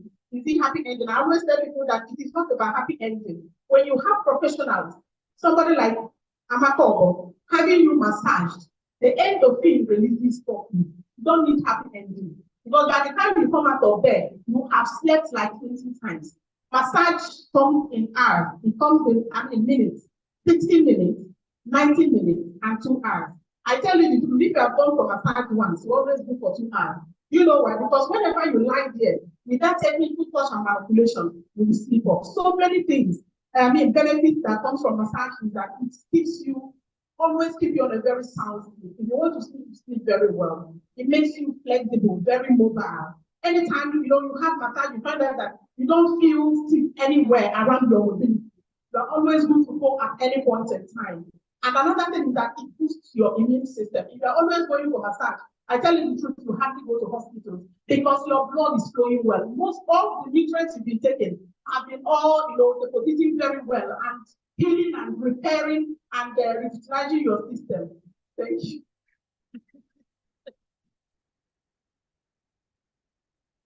He ventured into some aspects. So, yes, Mrs. Temple, please write down an invoice for that part of it. If you want to advertise for what we have already paid, so she has to pay. And I don't know about the women here, all the men here. No happy ending, no massage. Maybe so. And we can do what's up with that.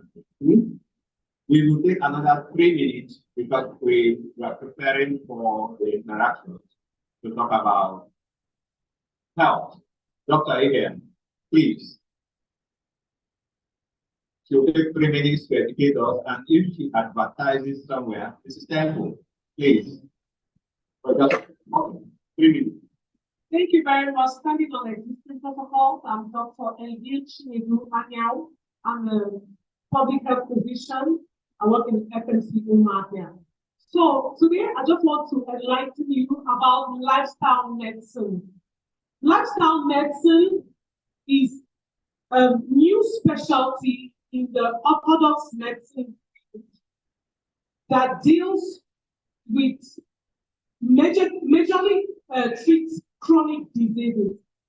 Lifestyle medicine is the training of physicians on healthy lifestyle practices. Like the 6 pillars of lifestyle medicine are diet, what we call the acronym DREAMS. So the acronym is DREAMS. The D stands for diet. The R is relationship or social connectivity. The E is exercise. A is avoidance of harmful or toxic substances. M is mental health. And S is sleep. That's what lifestyle medicine is all about. So, like Prof said yesterday, we are going back to the roots. Science has found out that many of what we are suffering from, many of the chronic diseases, even the infection that we are suffering from is because of our poor lifestyle. Like the kind of food we eat, our sedentary lifestyle, our movement, the kind of substances we take, our relationships. You know that the family life is no longer as it was before, the community life is no longer as it was, the social connectivity of our days is no longer as what it was before. And even the busy schedule and people wanting to make money, people are reducing their sleeping time, you know, and all that has changed. And even with the discovery of light, the discovery of artificial light, we found that humans no longer sleep adequately. Unknowingly, we no longer sleep as we used to do before in the time past. So science has found out that all these factors are at the root cause of many of the chronic diseases we are facing today: hypertension, diabetes, and malignancies and cancer and whatnot. So the good news is science has found it, and they are training doctors. In America, we have the American College of Lifestyle Medicine. And this year, amazingly, they trained doctors. When I say specialist doctors, family physicians, surgeons, endocrinologists, pediatricians, they were all trained for free in lifestyle medicine. Has it come down to Nigeria? Yes. The good news is yes. Lifestyle medicine has come down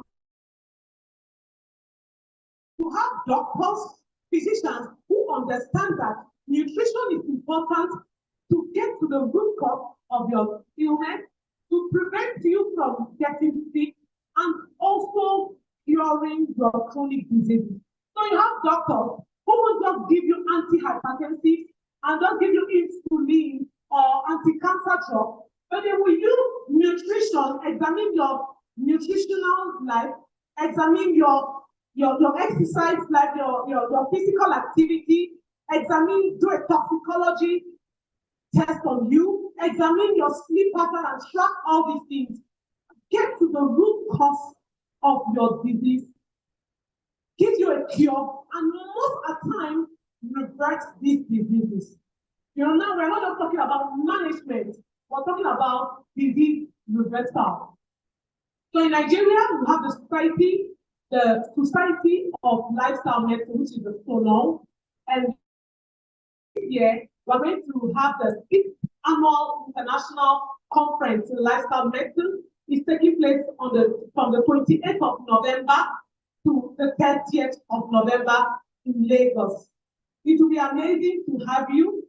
In this society, we have doctors, we have physicians, we have pharmacists, we have chiropractors, we have nutritionists, and of course, it would be amazing to have people who deal on herbal medicine to be part of this society so that we can reverse the pandemic, the global pandemic of chronic diseases. Thank you.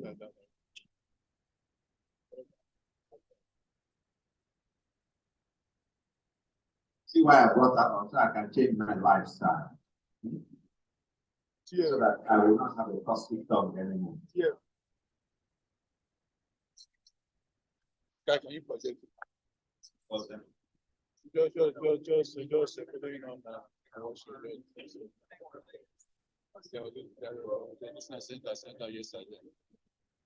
Okay. Talking about lifestyle, from what to add a few dimensions. Then while I was speaking, very pretty lady can ask me what is happy ending. I don't just want to explain what it is. I want to demonstrate what it is.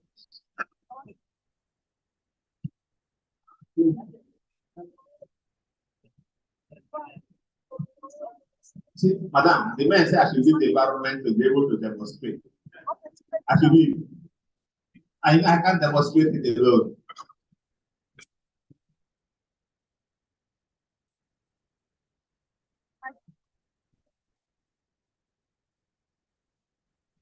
Oh, it's the sound. We need to play the sound.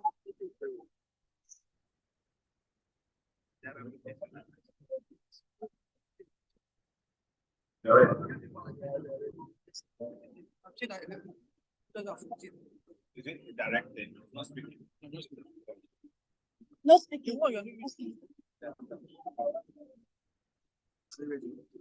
I'm coming, wait.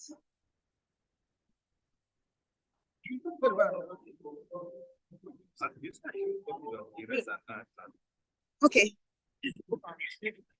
Okay, Bob wants to tell the start video eight, something to do with lifestyle. Then we Wait, so will this take the mic is interaction. not.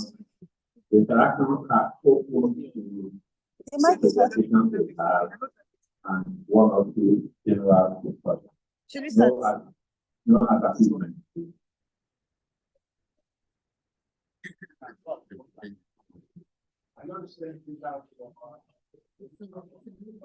This mic is not loud.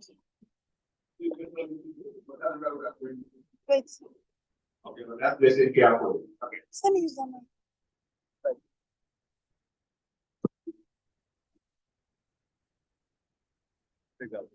Take this one.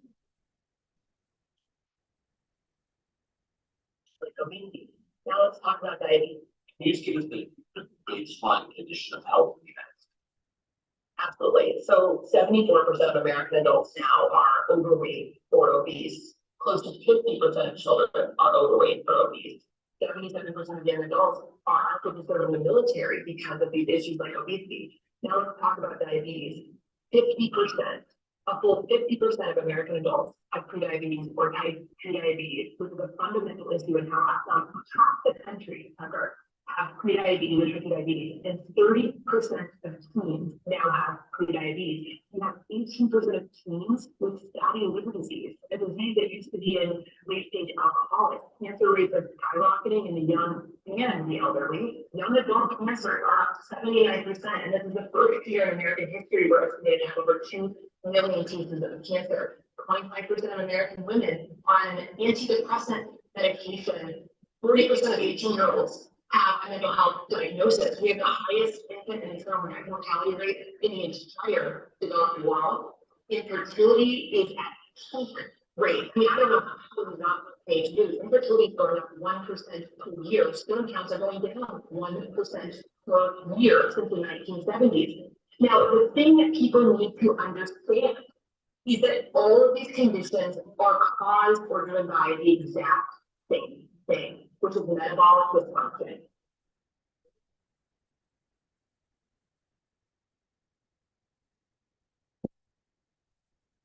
Thank you. You see why lifestyle medicine, adoption and change in lifestyle is important.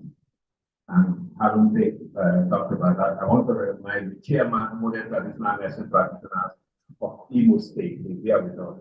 Can he write, can he be recognized chairman, please, for Imo State? Not here with us? Yeah, oh, thank you very much. Thank you very much. Welcome. We also have the chairman, modern traditional medicine practitioner from Abia State. You are here. Thank you. You see the difference? One is just like being a suit. The other one is just like, you know, welcome, sir. Welcome. No, I'll get to you first. I want to recognize that you're here. Thank you.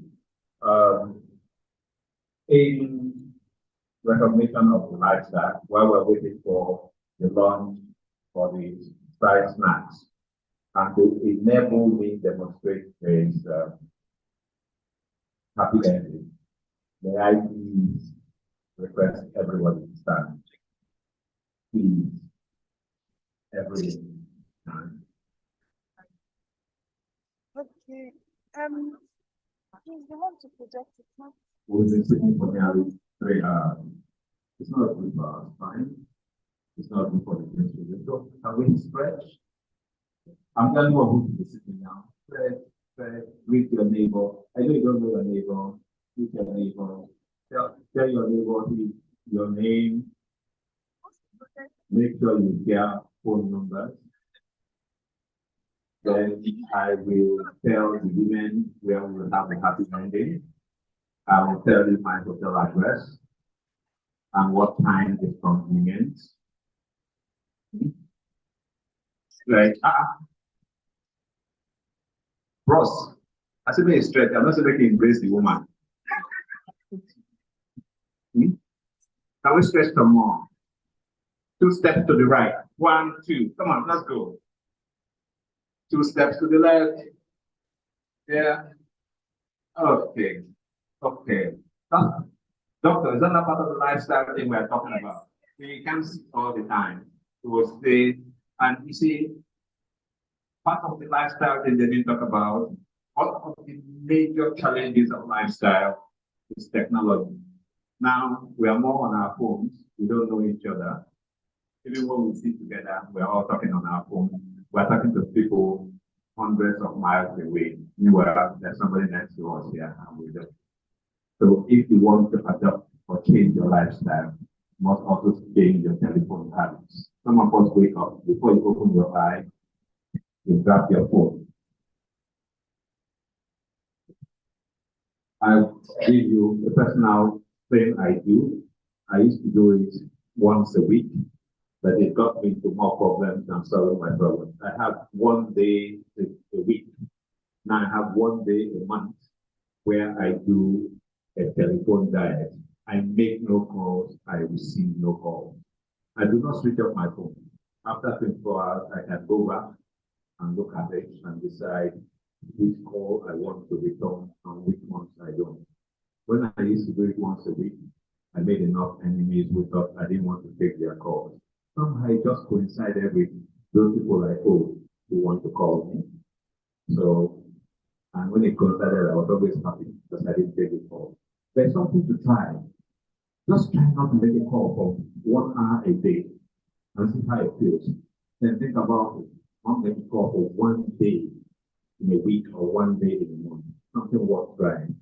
And I've done it in different ways. I think 1 day I don't watch television of any type, not even on my phone. I want to believe that if I lived in the village where there was no light, I lived in the Stone Age. And we used to wonder, how did those of us who were born at the time when these things didn't exist, how did we survive? There's something worth trying. When we say fasting, it's not only fasting for food and drink. You can also fast for those things that intoxicate you, those things that take your time, those things that derail you from reality, those things that derail you from relationships. And one of them is technology. Technology as in telephones, in shopping the net, in movie, in music, whatever it is. And you find out that if you can muster enough self-discipline in controlling some of these things, it significantly sedates you. The way to look at it is, you drop dead today, all these things you're running after, the world will go without you. If you're big enough, we'll do a half match for you. If you're close enough, we'll do a 1 minute silence for you. If not, people like me will remain behind. You know who I am? I'm known as the next of kin. People like me will remain behind to rush your wealth. I come to your place and find out, does he have a will? No, he doesn't. It was owing me. And if you're related to me, no matter how far the relationship, I'll tell you how close we are and how I must share from it. And I assure you, I'm willing to go to court. Do you have all the matters like that? And where there is no court, I resort to self-help. I'm willing to carry matches and go for a wealth that I contributed nothing to. And just because you did look after yourself. We can sit down now and say, thank you very much, but I'm sure we will exchange numbers and we know each other enough.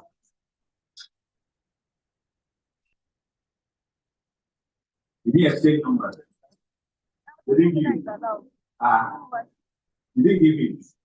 Why now? You don't want to see this happy ending, madam.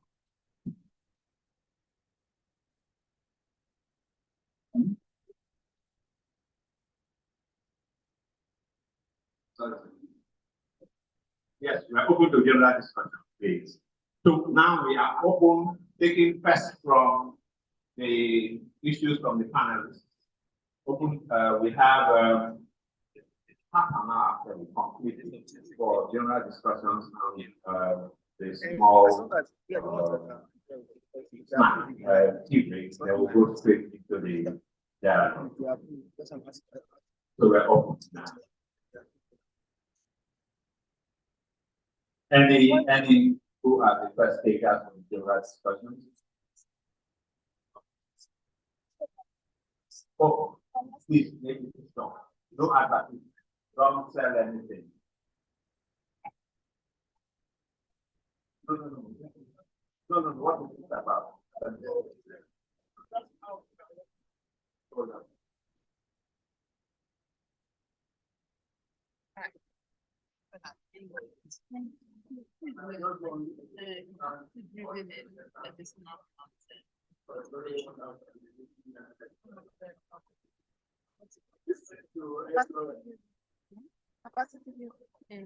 Right.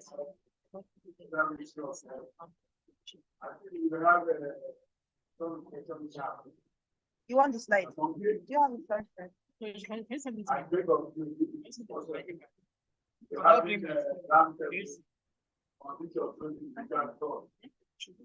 No, just you just give me your name.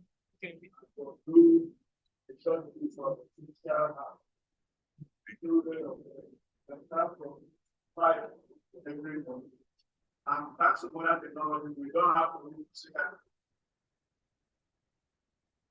SON has also mentioned this of about 24 that have already done that. So I think it's the one that we want to do each other. Right now, I think we're inside it. Thank you.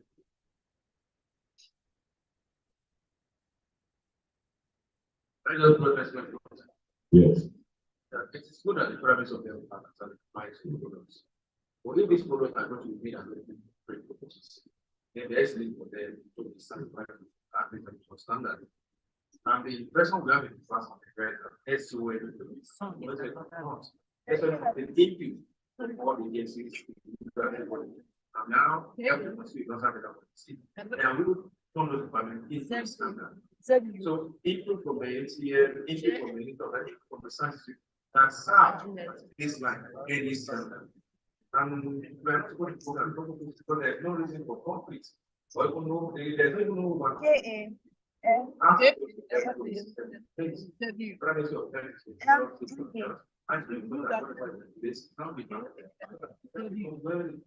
We break most of our partners and ourselves. I'm making my point. The idea that we are raw material will be now that we have, but you get beautiful thing, all of it and be one room and say this is what we have. This was just like describing the elephant, as I said. This person describing it the way he or she understands it. But if you are together and looking at the same elephant, you can see with two eyes. You know that you have a better wow. Thank you very much. I just want to make a contribution to the lifestyle presentation that we heard. I think it's also interesting that after you watch the video, it's talking about America. And we have the average Nigerian, they want to go to America. So that also means we are working our way to their lifestyle, their unhealthy lifestyle.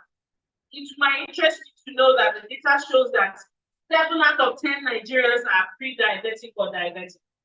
To me, it's an endemic situation, and we need to start addressing it. So my contribution is watch how you feed your children.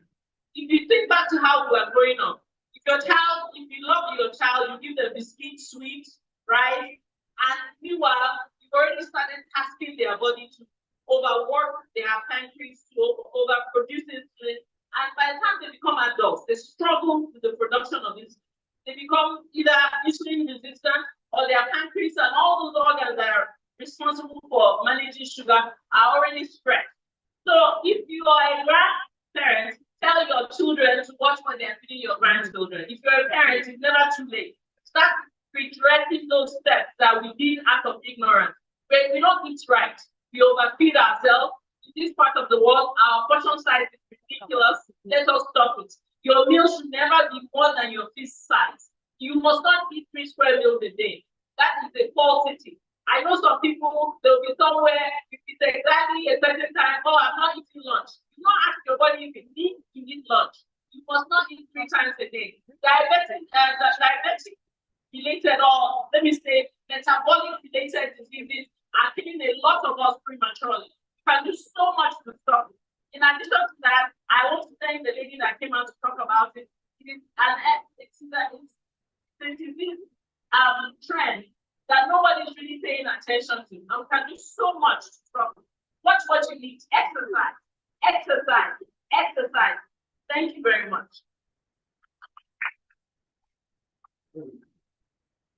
I can exercise when I have not eaten. Thank you very much. Thank you very much. I have a question. I have a question here to the presenter who presented on the speed here. My question goes like this. Still, because I'm coming from the angle of lifestyle medicine. Personally, I know stevia, I think it's about 4 years, and I've taken it a couple of times. But I found out that stevia, yes, I found out, I don't know, I want to know more from you about the nutritional value. Because what we know about stevia, is because of the sweetness, like it's called, the sweet leaf. In your presentation, you talked about some substances, I think camphorol, and the glycosides that helps in dilating the blood vessels and all that.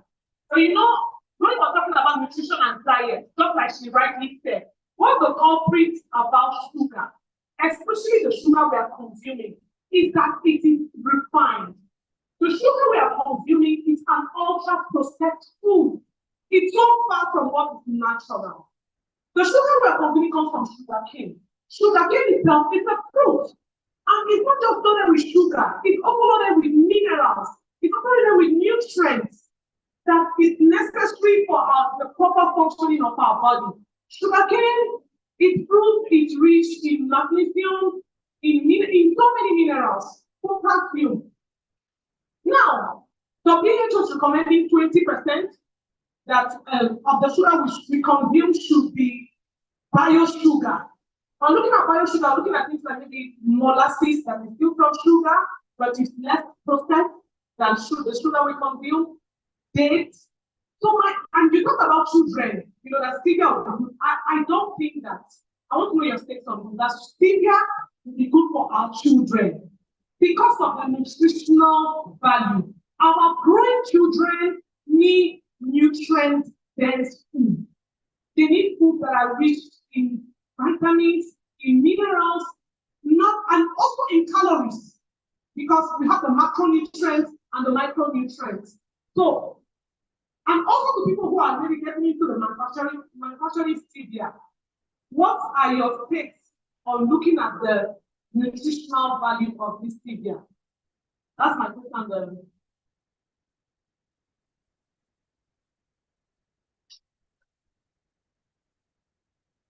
I would like to quickly talk about it. Okay, so I'm not a nutritionist, so I may not talk too much about the nutritional value of the stevia, but I know that just like you described, sugar, when it's processed, that's when it becomes a problem. And even for stevia, from what I know, it's better to take it in brown form, like liquid, just from the leaf. A lot of the products that you see in the supermarket, they're actually processed.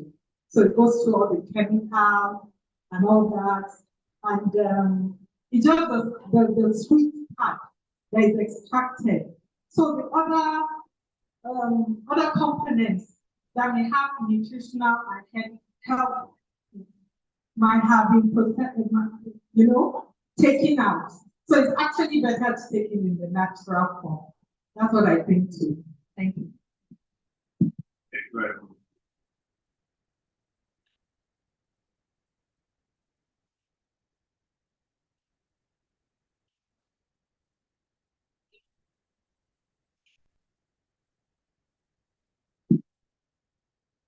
in some ways that we actually have complete in line for that with MBA engagement, where the focus is bring everybody on board. And so they are not primary healthcare, everyone. I think we did not include the private sector. This is what we are now and private sector. We can have once in a year. So we already have it for this year and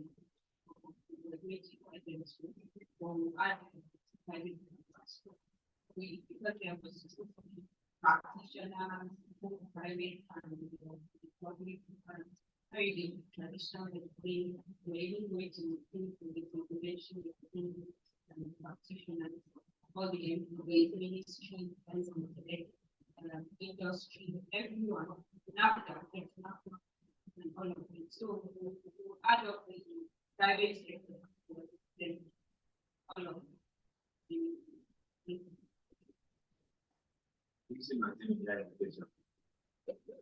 Yes. Hello, good day everyone. My question or my concern goes to the lady who did a presentation on the raw materials research development. She said in the course of her presentation that there is a bill for a law to integrate traditional medicine. My concern is at what stage is that bill? Because once that bill is passed, every other thing will fall in place. At what stage now the bill for a law to integrate traditional medicine? Thank you. While I'll let her answer, but I know that the bill has got a few stages on, but there's already a government policy on that.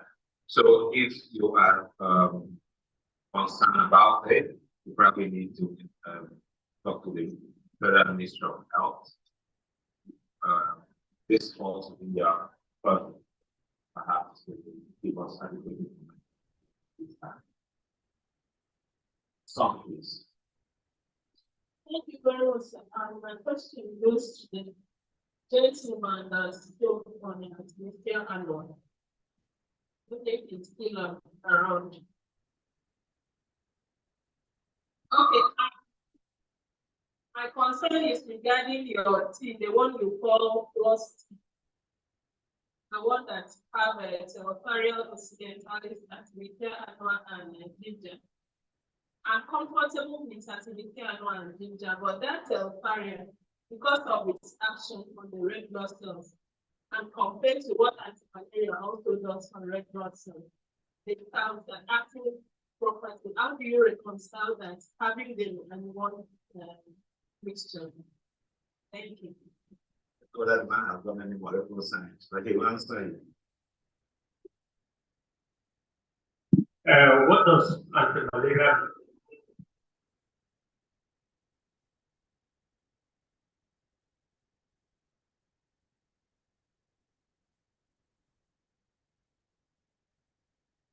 If the what does anti-malaria drug into red blood cells, it takes malaria itself, it takes red blood cells. So the area of the pumpkin leaf, it went to push the DCD. I don't know from what angle or from what perspective you are saying that they counteract. I don't understand.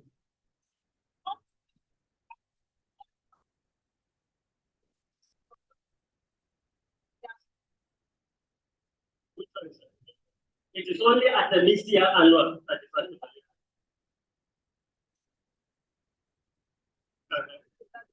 What are you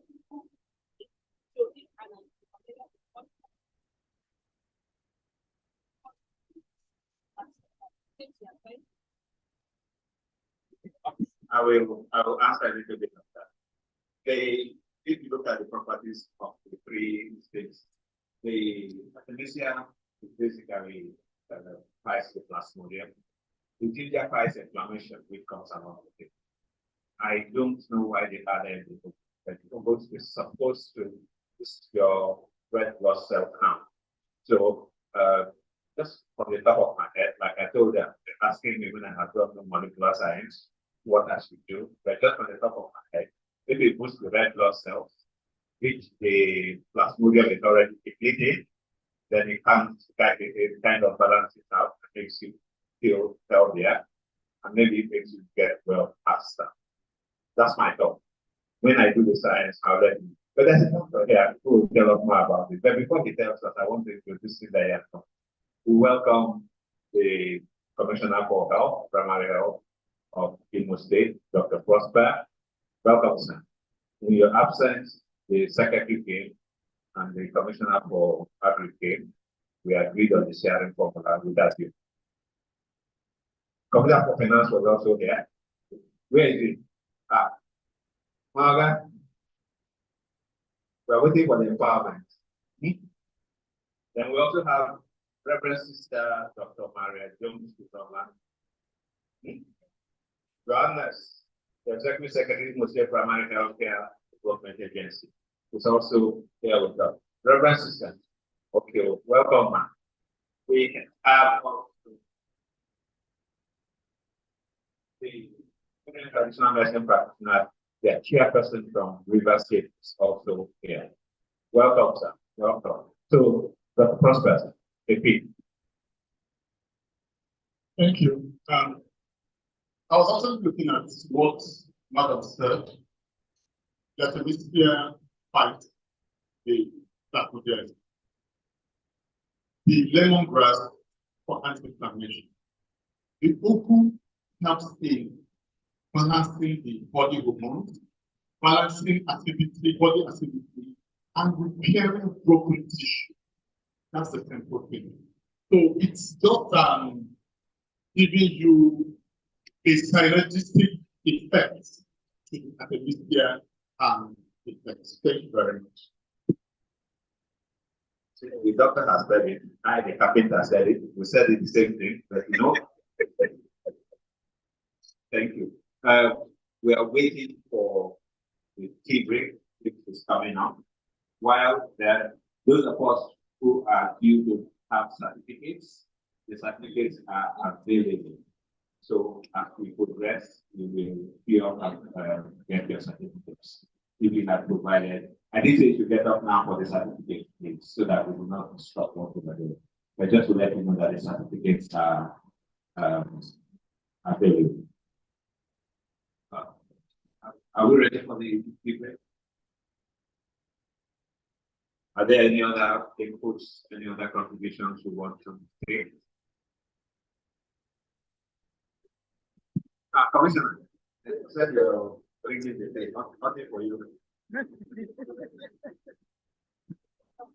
Thank you. I'm really impressed to see this number of people.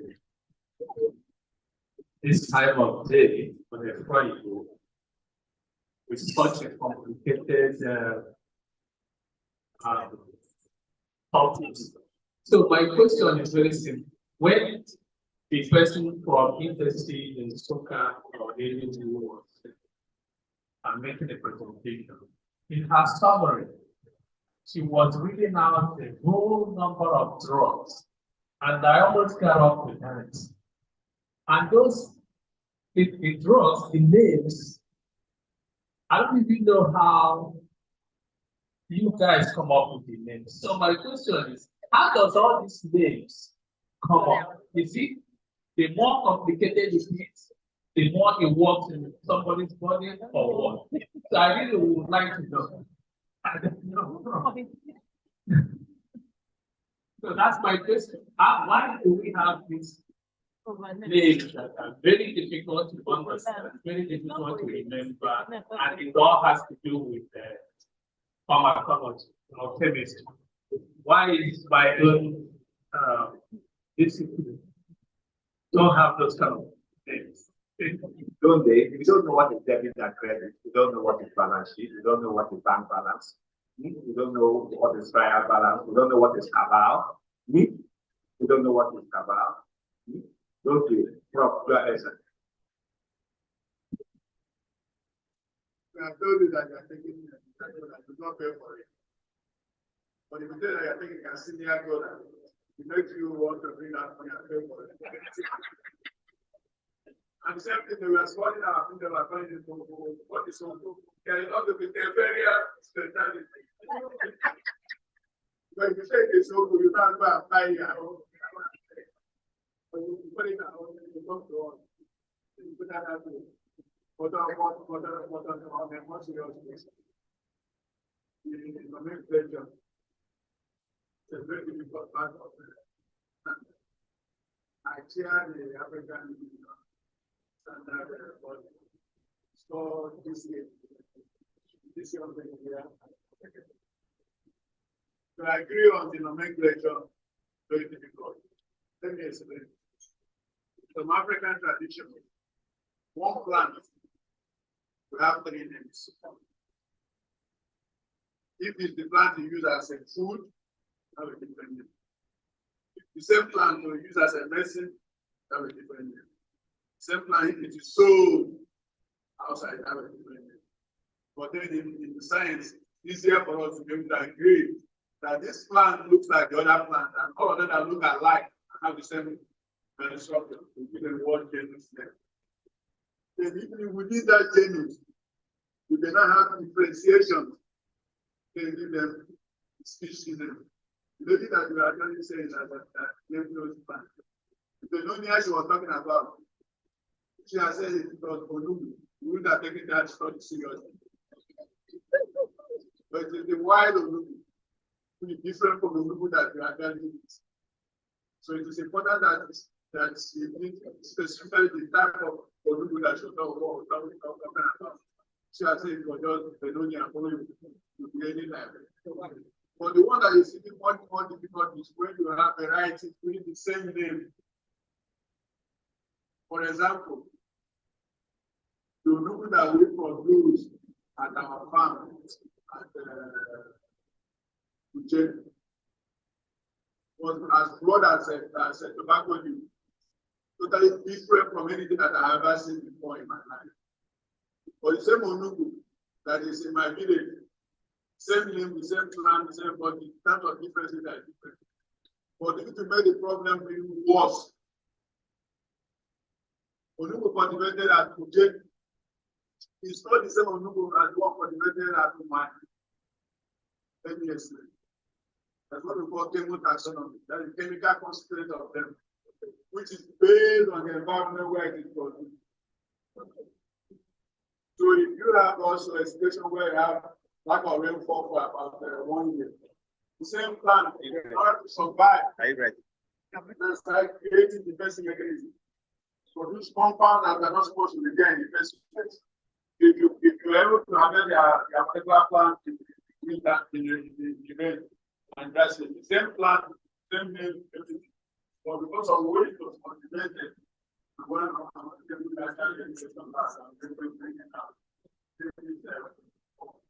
same plant again, we can allow you to soak again and dry it. Not the same plant and make it with gathering the product from the farm and use it.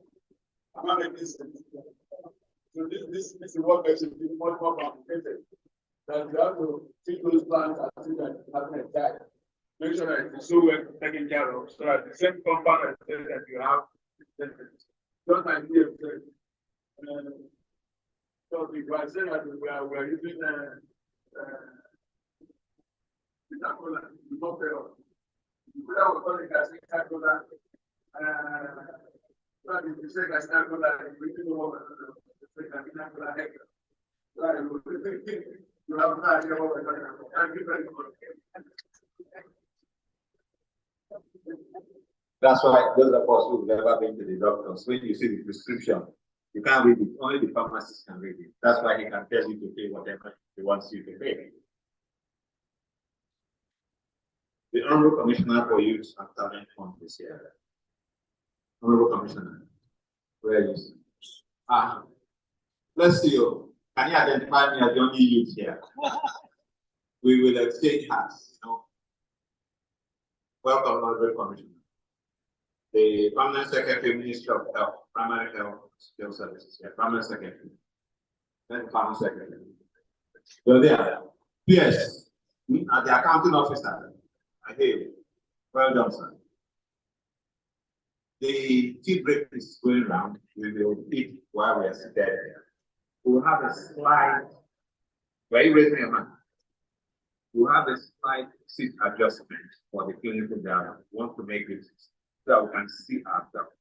I don't want to put anything at the back. I want to just make it more practically. Take out a few of these tables in the center.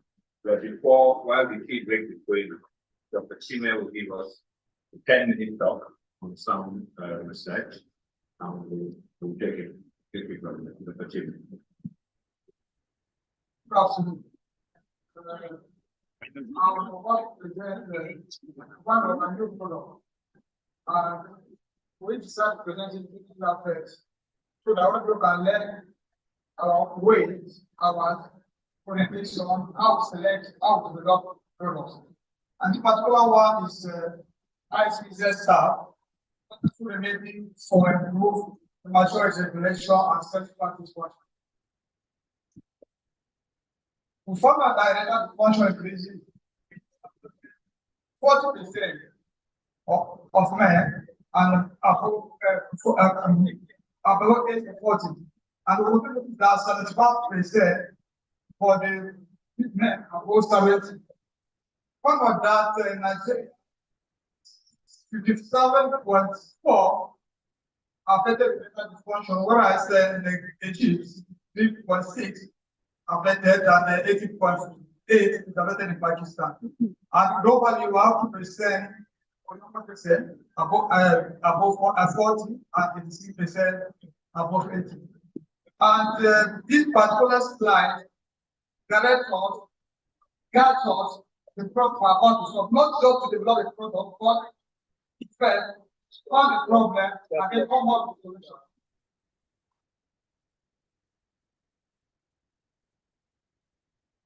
Now, that's the problem. I'm going to upside the other system. Now, the clear on our product is the ICJs are included on the sexual plan, the sexual promote sexual health, maintain heart and organ relation, and maintain prolonged sex relation. That's the clear one on our level. And then what we're about to do to prove that this particular product works based on everything taken from the definition of erectile dysfunction.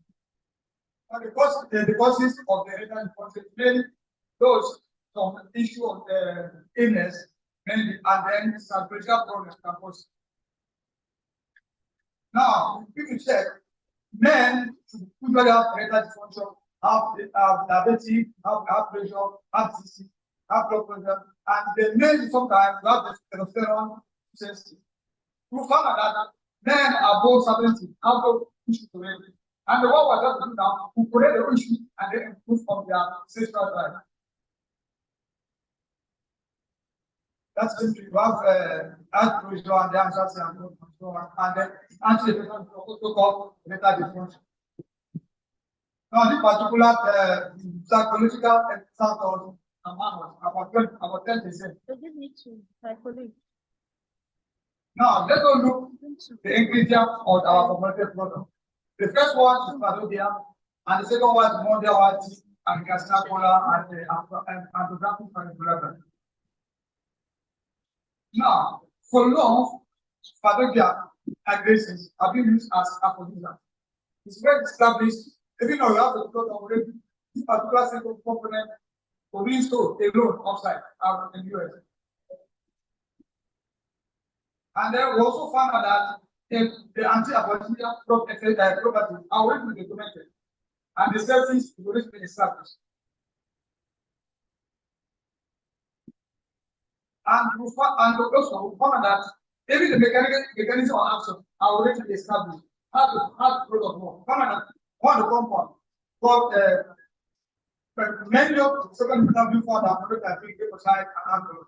And the found that the testosterone is the increase of growth is show the mechanism of action. It's not the mechanism of action of this particular plant.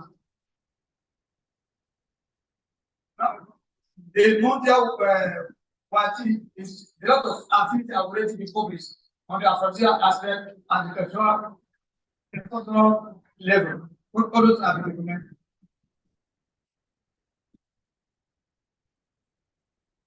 Now, the ethnographics is the one range of populated property already published. That's about property. With something that particular have antipodes and publish it natural research. Also, the aphrodisiac properties were also established. And we found out that this particular component, the andrographylite, is one of the secondary metabolite found on andrographic panniculata is responsible for the aphrodisiac property. And that just targeting the particular compound, we can estimate the quantity of the amount of the amount of the raw material we use for 1 capsule or tablet. Now, our national donor, also the one lot of population established, published, anti-inflammatory, diabetes, and so on and so on. And anti-cancer also established. And recently, the anti-aphrodisiac activity of the HerbFest are already established. And then the exercise is the same conversion. Now, while putting the 4 ingredients together, we use another techniques, our technical one, to be able to remove 80% of the active ingredient and then fix those active ingredients at the surface of the farmer. And then another particular point now, we grab them and then put the packaging. And it's just you have to be captured for this container contain 30 capsules. And if all the research was done at university in sugar, either our father, that's what we carry out research, and the first part of production was done at university. Unfortunately, the first batch is available during after. And we are looking to have the first group of distributors. Thank you very much.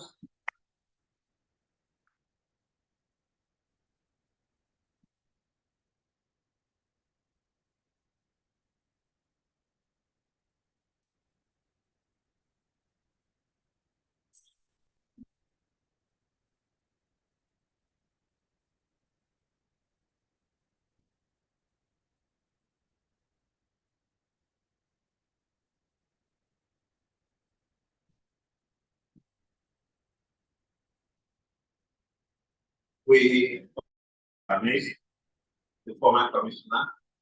He decided that I would not identify him quickly. The secretary quickly gave him out. Former commissioner, you're welcome. Let's Mama wants to make a small speech.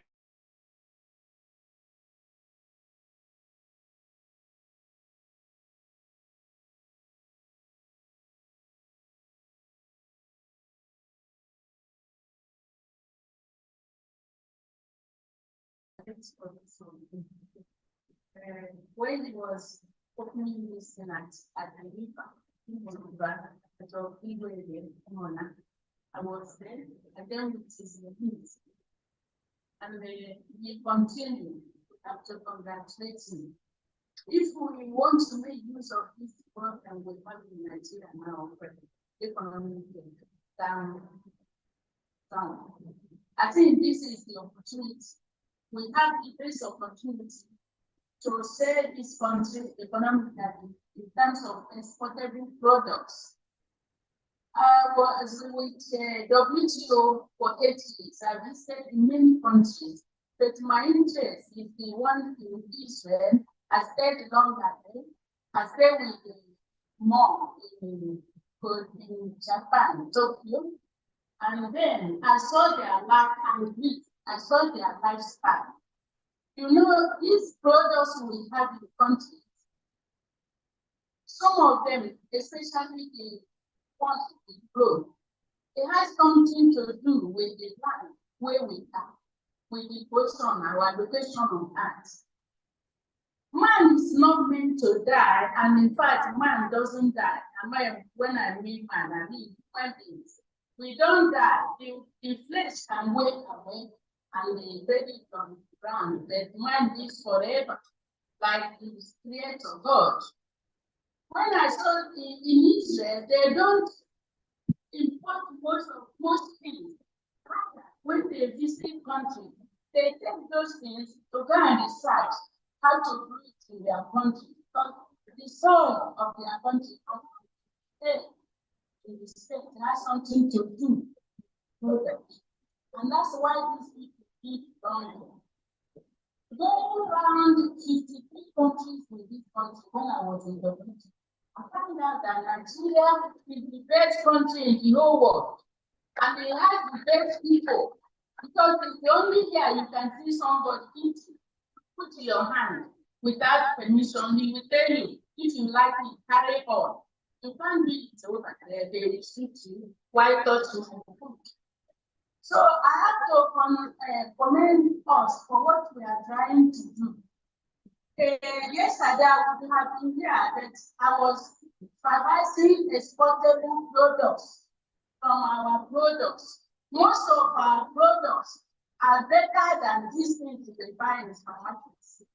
It's better to eat what we produce in this land. That's what we remove all diseases from your body.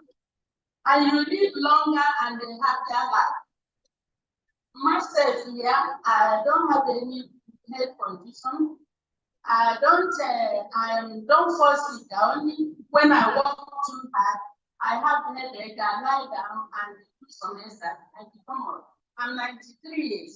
It doesn't touch me.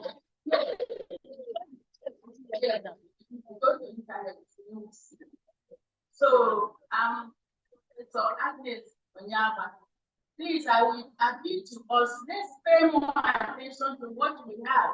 What that HerbFest is producing is healthier than what you import from China. Of course, China comes here. I made them they were gathering the rice to us to go back and we take things in it and use in pharmaceutical industry, and then you export to us. And we have it here, we don't know what to use. Let us concentrate in our local medicine manufactured here, and the raw, when they finish, it's still raw material. You can eat it, like the oven we were saying, treated pumpkin and all that. So I thank you for what you are doing. I'm interested. And when I get some of these overseas people, they also order some of our things. Not everything produced there they can eat. Like COVID, you can join Osuta and the other one. You can join two of them. They're okay for Turkey. The white people, because of their nose and all that, they may not be able to take it because of those. So what I'm advising is let us take what we have inside there, especially from HerbFest, because I visited their lab at industry. It's a standard. Thank you. Thank you very much. See why we have to leave that space to speak. I aspire to be 93. I'll be walking around, and even at 93, I assure you, I will still be thinking of happiness.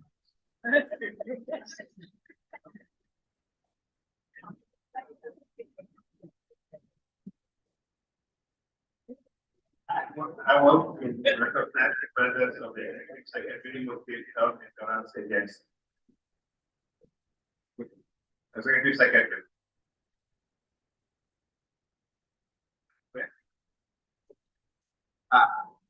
Morgan. I want to insurance. I also want to welcome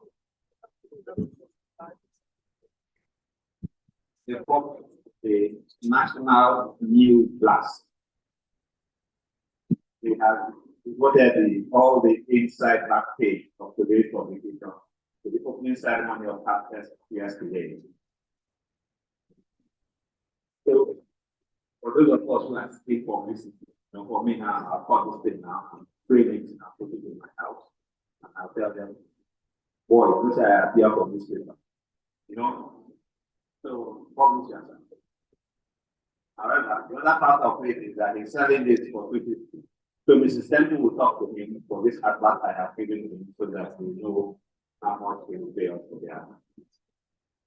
So I'll allow another 5 minutes for those of us who want to speak. Then I will employ those of us on this side to come across this way so that we can have the last portion of this. We have 90 minutes to take that part of it. We'll try and spread it to 2 hours if we need to. For those of us in this process, you can pick up your certificate. But those of us on this side, we can take it down. The chairman of the most famous people, the chairman, it's not here. Not his way. Is the chairman for the medical council here. If it's not here, I think Dr. Foster will be here, will take that part of the exercise.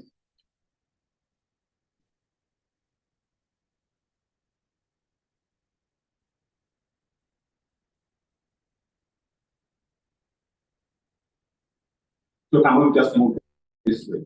But make sure you collected your snacks, please.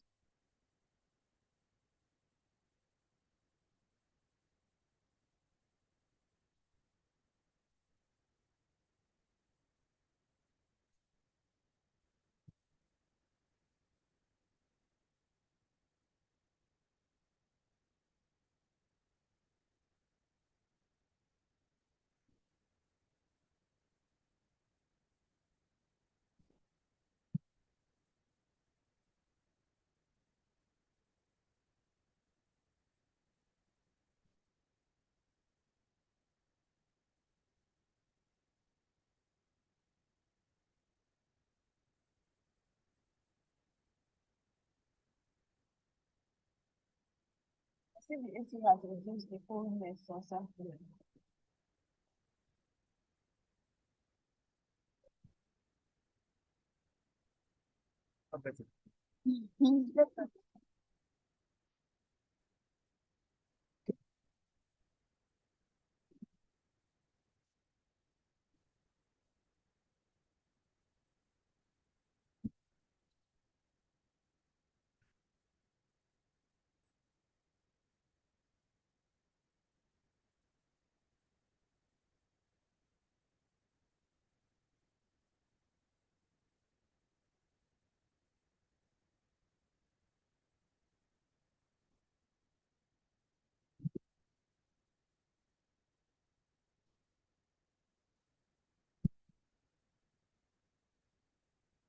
Okay, we'll continue with the lunch while we prepare for the dialogue.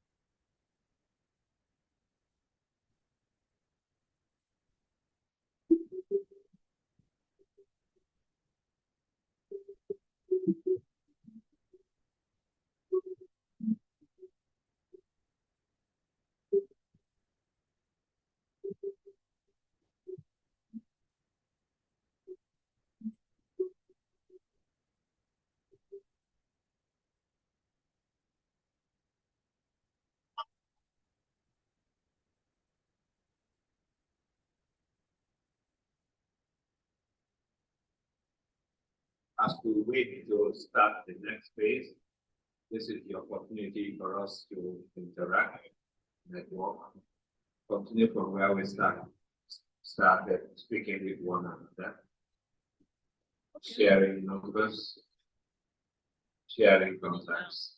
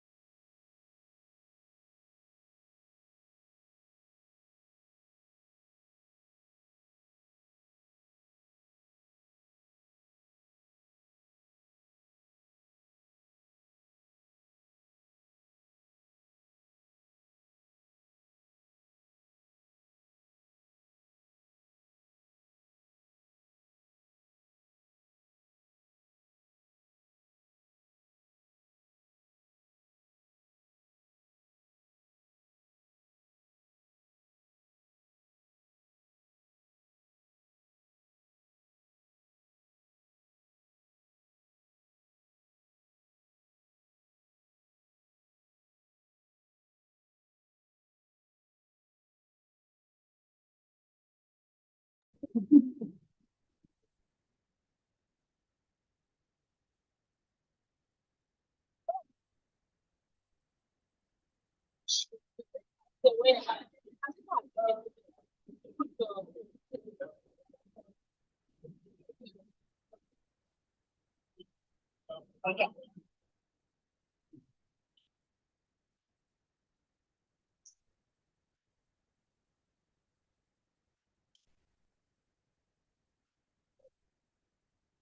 They don't want to remove mediating. I said they don't want to remove mediating.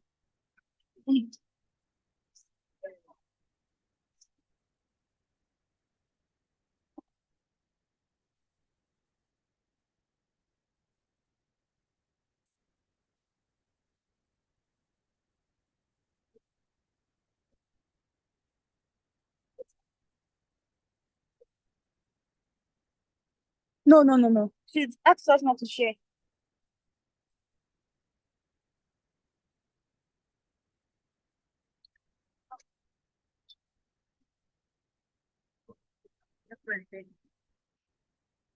Girlfriend.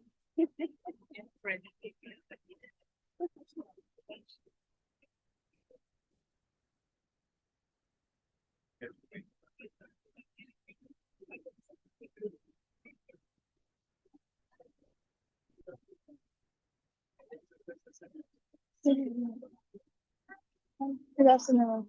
So I sent this to you now, please. Yes. Your WhatsApp. Yes. Send it to my WhatsApp. Send it to my WhatsApp. You can have put it for like. We're about to have a discussion about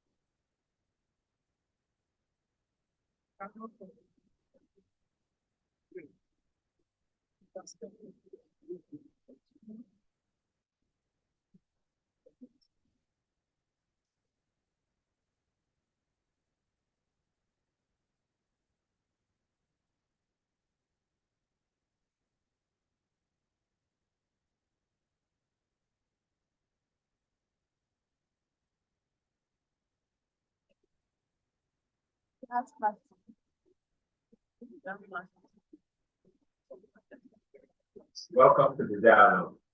The dialogue basically for us to interact all the facets of work of us healthcare professionals, either as professionals, as doctors, pharmacists, practitioners, or policy makers, or those of us who are in the well-being of everyone.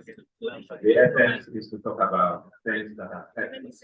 Sometimes they are not directly medicine, or they are not directly drugs, or they have tests within in a clinical situation. Or in a hospital situation, have best to manage patients using the 2I stage to be able to address. Issues include exercise, manual manipulations, and all that.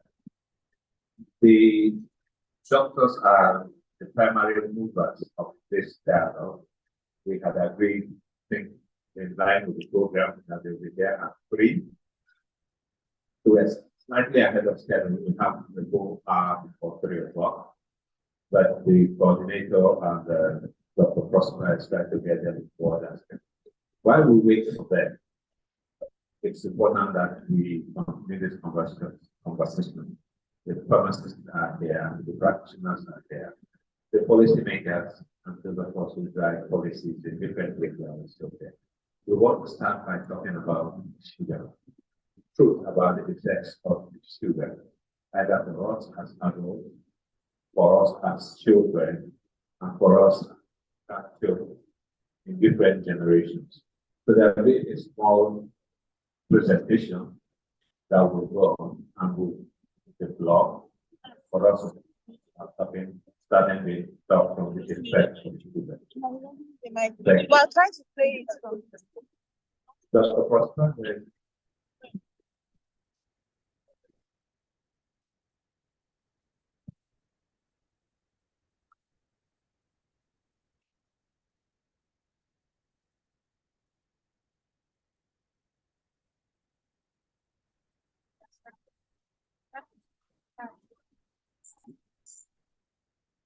The baby spring is called sugar.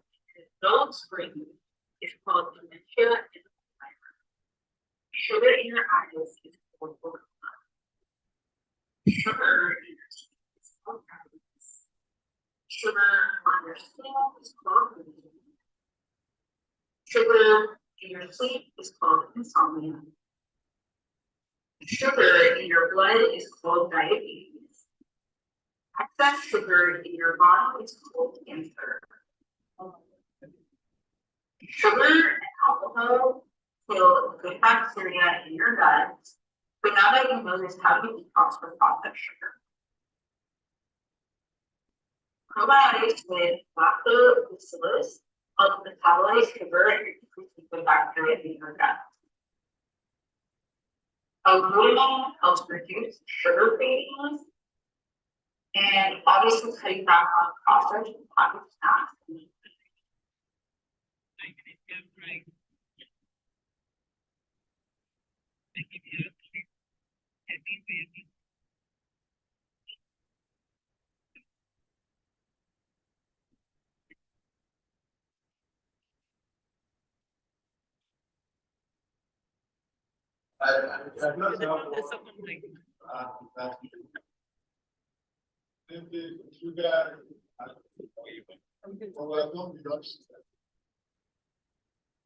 Which is for maintenance for 1 point of sugar people to be able to enhance the commercial value of this. Now have for high reduced consumption and has of 90% glucose. Body does not know how to do it at all. Body cannot metabolize it at all. So the high glucose consumption that is consumed has to pass without taking metabolism whatsoever. 2 minutes ago, we heard about the American problems. 100% of what happens in the US is based on a metabolic syndrome caused by high glucose consumption. It's in everything, including this kind of malt. They will say the sugar, but no sugar at all. What they normally use now to replace sugar is high glucose consumption.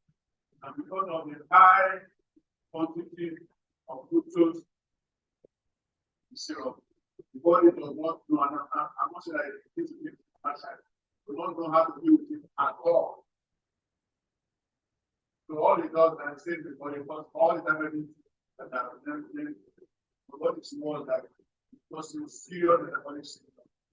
The high blood pressure, cancer, diabetes, and all that we will say about your lifestyle. But what is scary is that an average Nigerian or African diabetes is immediately need to have a passport to go to America. And yet people there are dying based on the metabolic syndrome and lifestyle which is really failed. So just so if you put that word, we're able to talk about what happened to sugar in the body, it's not really sugar. High glucose concept. Even now, if you are buying our so-called one, it is almost impossible, very, very difficult to be able to see one in the back. So what you are buying is high glucose corn syrup. If it is in the supermarket, it's 100% likely not to be one. And if you know how one is added, in this period of rainy season, Everybody is telling money to read, certainly it's empty. But only that we be able to invest in with the deeds and they would allow you to get the answer. It's something that we can install because a major area. Thank you.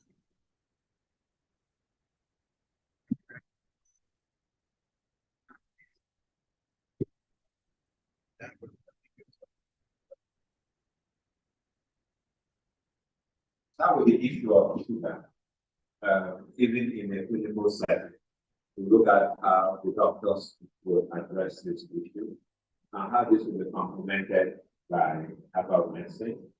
And for we as policymakers, how do we interact in this three-phase project? So I don't know, apart from the honorable committee, which other doctors are here that want to address the clinical position?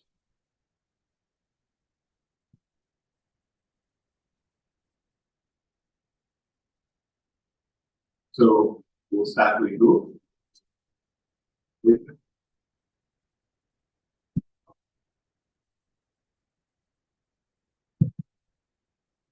Okay, that's not even good, but one strength about 15 years now, it's not even that plan. I think I'm still a doctor plus Christmas. See why most endocrinologists worry so much about glycemic control because sugar affects virtually every organ in the body, from the brain to the eye to the heart to even to the limbs. Because when you have very poor glycemic control, it can even give you tooth ulcers and others. But unfortunately, we need sugar to be alive. So it brings a complex dynamics. But how do we have that? How do I achieve that control? So I think we should start primarily on diets. Because if you get it right from one side, at early stage, maybe apart from those who have the primary onset diabetes, the one that got before first years. If you start early, you have very good control and limit all those excessive accumulation of sugar that makes metabolism very difficult. But you won't be able to achieve some reasonable glycemic control amongst the larger population that we have. In that way, it will reduce not just the cost that we going to hospital and access to health services, it will also make the population healthy. So if you can have very good dietary control from onset, from when they are small, just like Prof said, the metabolic issues happening in the developed world in the US because of high consumption of drugs. So you see children overweight. Overweight has very significant contribution in making children develop some non-communicable diseases as they grow old, like diabetes and all that. So if you can have the appropriate diet, and how do I achieve this appropriate diet? I listen very carefully on the conversations on what should be eaten and what should not be eaten. Virtually everything we need to eat to be alive and healthy is in our community. Fruits, vegetables, and the major things that we find in the community.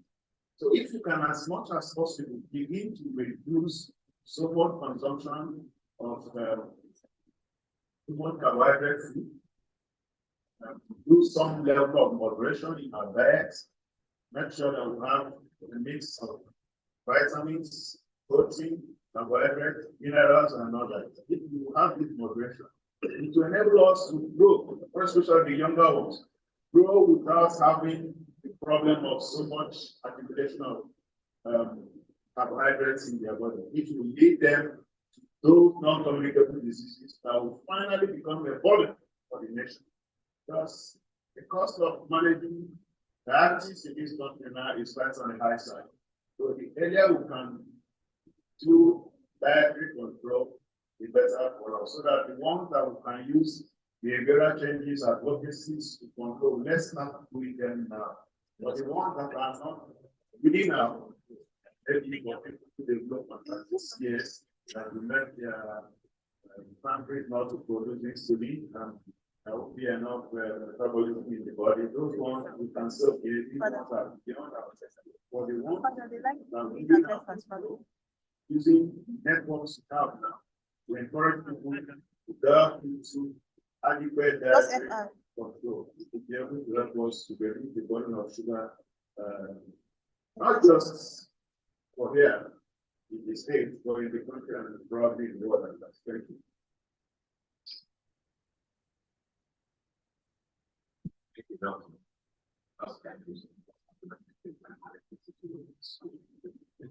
Thank you. Any other? Say something now.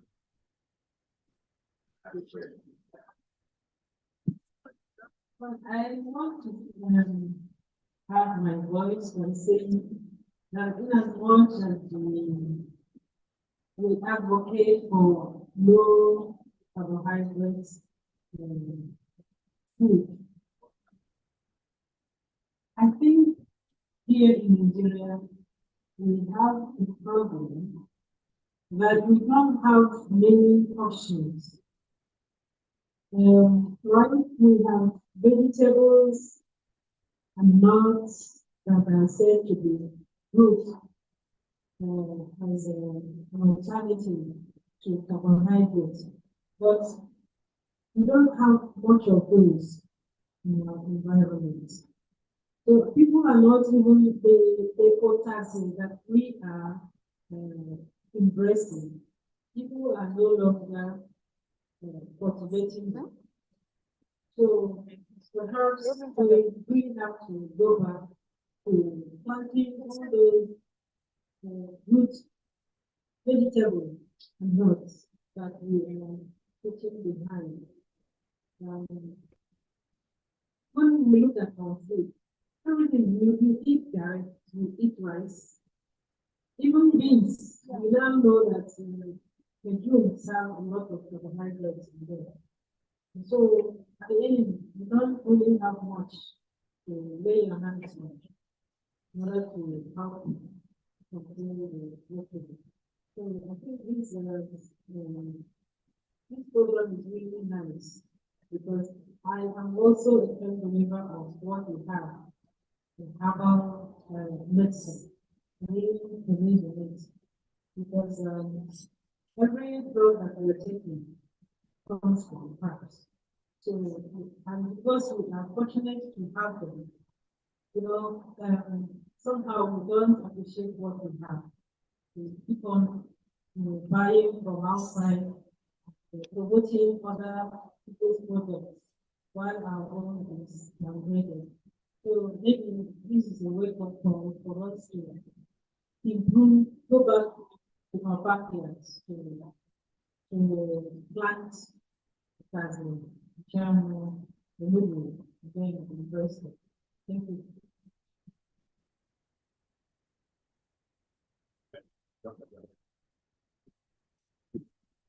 Thank you, Sister, for that contribution. Let me start on what we did historical highlights. Last year, we were at the Sorbonne conference in New York, the issue of diabetes was extensively discussed in one of the aspects. And what come up here are very the use of potassium, vitamin and the management of diabetes. And some clinicians having the points have been documented, they are present and they be validated. And the people of questions keep resonating. How is your past? How is whatever use the management of diabetes? And it has been proven that when used very adequately, you see diabetes going down. But not when the pancreas has lost its function more than 50%. Diabetes can be reversed when the pancreatic function has been preserved at 50%. That was the takeaway then. So it now brings up the question of lifestyle that's which we talked earlier in the afternoon and the morning. What do we really do to really make sure that we eat right? You are what you eat, you are what you eat.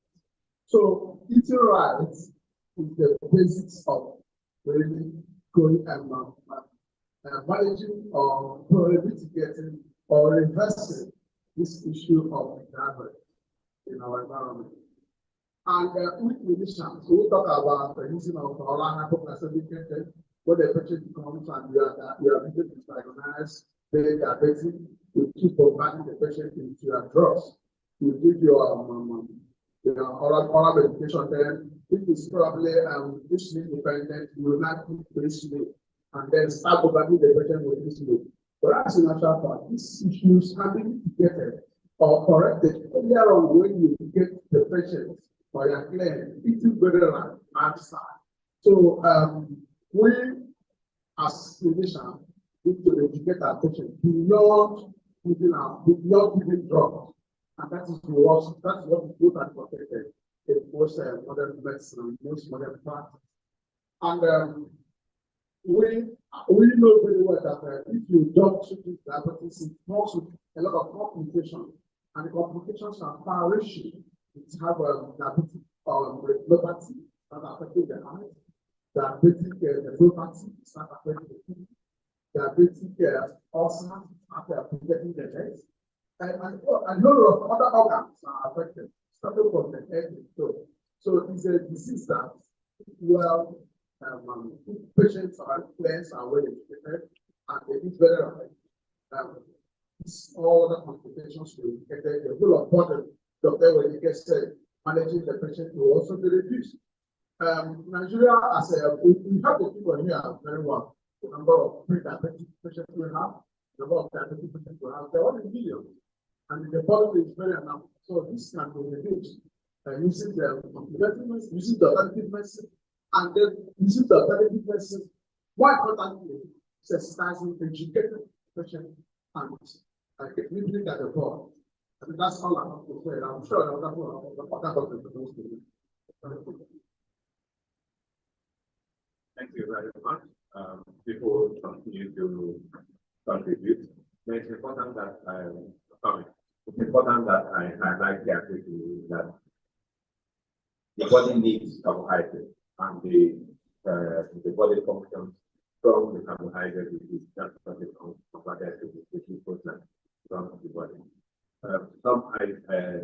So what we are really fighting is not the carbohydrate, perhaps the quantity of carbohydrate, but more of the quantity of the raw sugar of those that we ingest. That's really what the major challenge is. The second thing that you raised here is part of why we're doing this dialogue is to show the researchers that have been proven to be able to manage sugar in the blood. I want us to look at it in two ways. One is the lifestyle medicine, that's before the onset of the diabetes. The second one, which is also critical, is if the patient is already presented with diabetes, what do we do? Using both the orthodox and the complementary medicine. The first person. Thank you very much. You know, we need to look at it from different angles. We need to look at it from the angle of when we didn't have money, what were we eating? And when we had money, what did we study? Most people, when you don't have money, you eat as little as you can actually find around yourself and work very hard to make more money. People walk from some distance to get to work. People cycle to work. But when they start getting into affluence, they no longer walk to walk. They eat everything they see. They live a more sedentary lifestyle, and they even avoid doing any exercise. What do? Whatever you eat, try to eat protein all through. It will turn to carbohydrates, gluconeogenesis will occur, and it will keep, building up in your body. Because what the brain needs more is just glucose. So if the brain does not get glucose from carbohydrates, it will go to the non-carbohydrate products in your body to get glucose. That way, no matter what you do, you're not working out, you're not exercising, you're not eating the right time, you're not eating the right meal, you will keep building up glucose. Secondly, when we get into our plants, we start drinking different kinds of chemical synthetic drinks, plenty of them, with the high corn sugar syrup in them. And another one, it will still increase the risk of diabetes. What are we talking about here clinically? The first thing we need to look at is lifestyle modification. If we don't modify our lifestyle, eat the appropriate meal, exercise regularly, hydrate our body to have the right pH in the body, we are at risk of macrovascular diseases and diabetes. And at last, we'll have our legs, our limbs amputated because of macrovascular diseases. Lots of researches have been made into some of the food or some of our leaves, some of our vegetables that can regulate our blood sugar. And we think, and I think that this is where the traditional complementary and alternative medicine practitioners will come in to dialogue with our doctors, our pharmacists, on what we should be able to do. The kind of herbs that will help manage increased blood sugar. I just did a very quick search, and I saw that just cinnamon has a very great effect. Just cinnamon that we use in cooking our food has a very great effect in reducing blood sugar. You don't need to go getting cinnamon and drinking cinnamon every day. They put it sprinkle it in your food, and it will help regulate your blood sugar. But then also look at the quantity of food you are eating. Look at the time of eating your food and work out very well. If I employ the pharmacists here, I employ the TCAM members here, I employ the doctors here to challenge some of these things, and let's bring out a real clinical dialogue for this. Thank you very much. Thank you, Honorable.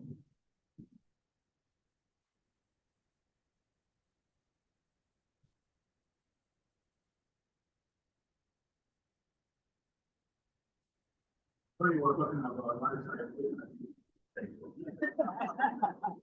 I guess that's but I'm also trying to say that there's someone who has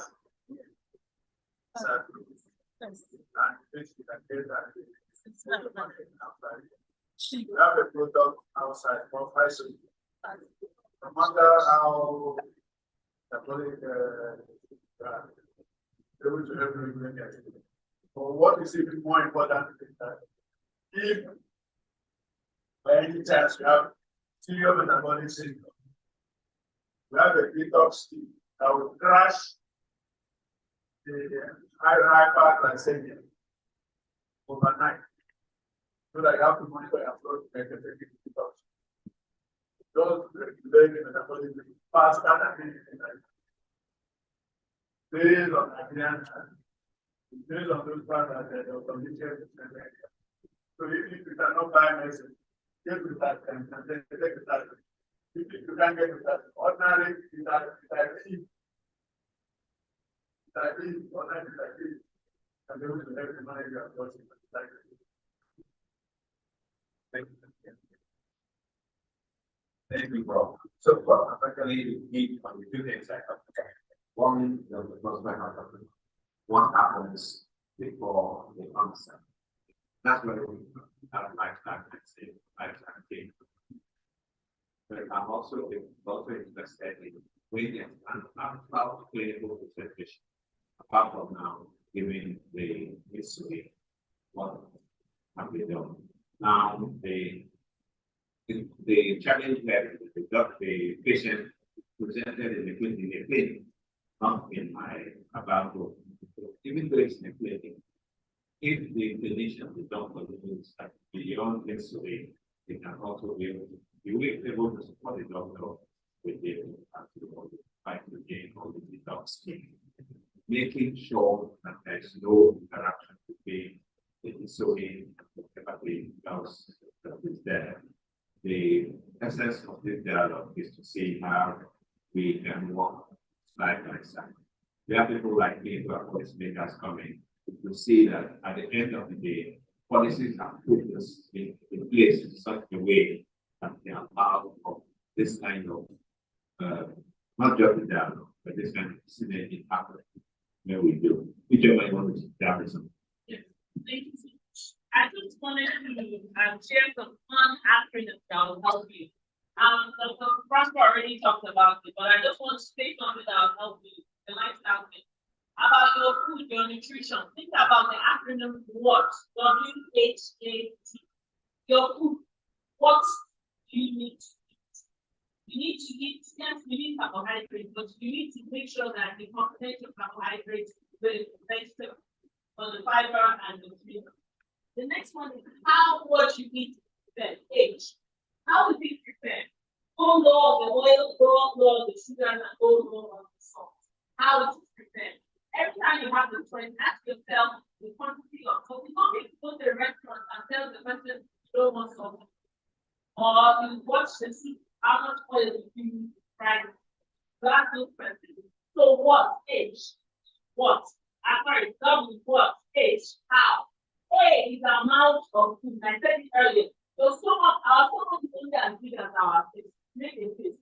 Now compare this face with weight to the quantity of food you ate in the morning, and you ate in the afternoon, and you're prepared to eat the evening. So you can see how we expand the size of our stomach and wonder how some of us have very big belly. Again, the amount of food matters. Watch the amount. Why? Because if you put too much amount in your stomach, your body has to find a way to digest it. And you still get involved. Other organs get involved. So A is for amount. T is for time. I'm sorry to tell you, if you have a big gut, probably was eat late night. You're not moving anywhere. So if you just literally sit there, the biggest lie is that you are committed to also eat the morning on top of that. And then you eat in the afternoon on top of that. And you come home, you're very hungry, and you eat the closest carbohydrates, probably bread, don't processed sugar, and you wake up just sitting there and forgetting to sugar. So time of eating matters.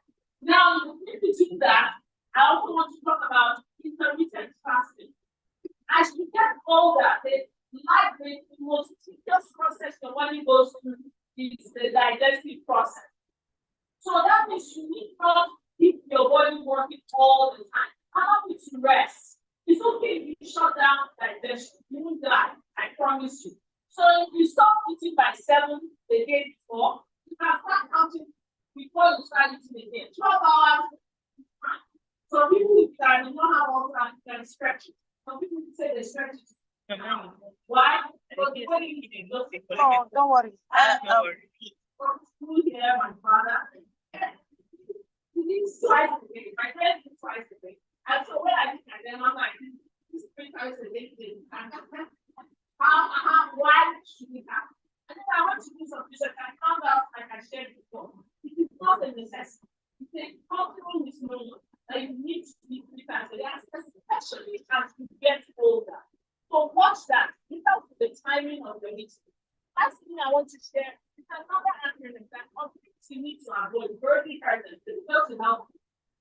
It's called CRAP. Avoid CRAP. C for carbonated drinks. It has no dietary value, no nutritional value whatsoever. Only to hide your blood sugar. That means all these soft drinks. Even as you get older, I feel ashamed for people when I see people in social events but asking for Fanta. Oh, and you've already crossed that. It's damaging to your health. The next one is refined sugar. We've already talked about that. That's the R. The next one is that. But many people better so many mentioned it. You can go and drink sugar in water and you know you're taking sugar. But once you start taking anything that tells you sugar or something where in nature contains sugar, nature contains oil, and they're telling you that is something in there and it's artificial and help damaging to your body. And the last one is processed food. I'm glad Dr. Foster also touched on this. The picture studies show and people are studies show that the picture people tend to expose their body for them. Go to the supermarket, you're likely going to be there with processed food. The more processed food you expose yourself to, you expose yourself to cancer. Thank you very much.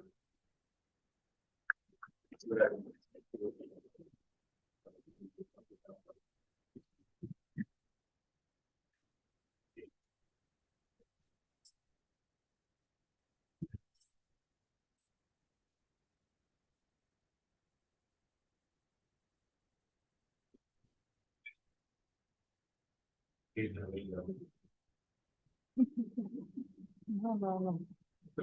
Have some here to do. You don't know what? From that, in some from Abuja. My name is. Yes, sir. I'm a I suspected that people that are and we are the what we call the Alukan, right? And I have to learn a talk on our ankle as a natural. I want to thank everybody that has to give very nice talk. The issue of sugar in our practice. Sugar is life and it's strength, it's energy. But when you are going to see that person wants to approach that is. And there is a way you can take this. What can that be? Why generation? Why are they able to sugar case than the time of the food? It's because of bad application of health. The way we eat and overweight and attention. Practice Western, encroachment in African system of eating. Now, at Lagos, when the farmer said, Igbos, they are the only tribe that eat tiny it. And if there is medicinal or medical care, why not we go? If you are eating apple, and the food is very, kind of full of cash. What is that? You can know that diabetes will not easily come in because of the presence of apple.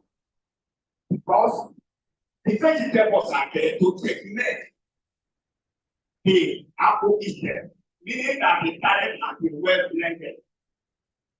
So I am appealing on the ground of the two party that we should put in eating and also avoid this Western culture. There's something I wrote on Facebook one certain time. I wanted to reflect the culture of the Congo. Because when you compare Congo, they eat with a good weight or ice. Or sister, or that, Oluko, or Prongere, that's a problem. You will see that if you compare it with what they are eating and they call it, what do they call it? The English name. Shawarma and the other one they cook now. No. I'm talking about the English name of the Congo. So you discover that this one is the opposite aspect of the original. Yes. The one they are cooking now as nothing is very harmful to health. And when you talk about the Congo, it does with power. All those meat that do not, the part of meat that have nothing to do with fat, cholesterol, right? So they put out what we, our local food, it will go a long way in making the encroachment of the sugar in our body. May God bless you.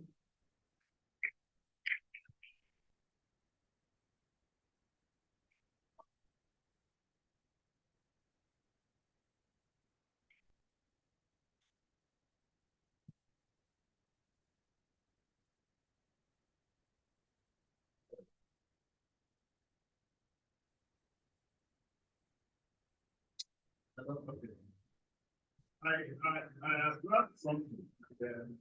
Maybe some of us have something to check in on I'm going to see. That is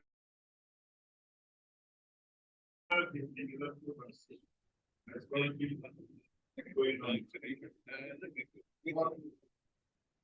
This global immunology, I am more interested in I know that if diabetes has already come on, already on, yes, but that will be for different index. But what's important for me, as somebody who has more interest in development, how do we look at the greater population that will contribute to the health of both for the state and for the world? If you look at life expectancy for South Korea, it's 83 years. I was in that country in 2016, 2017, 2018. If you look at life expectancy in the US, about 76 years.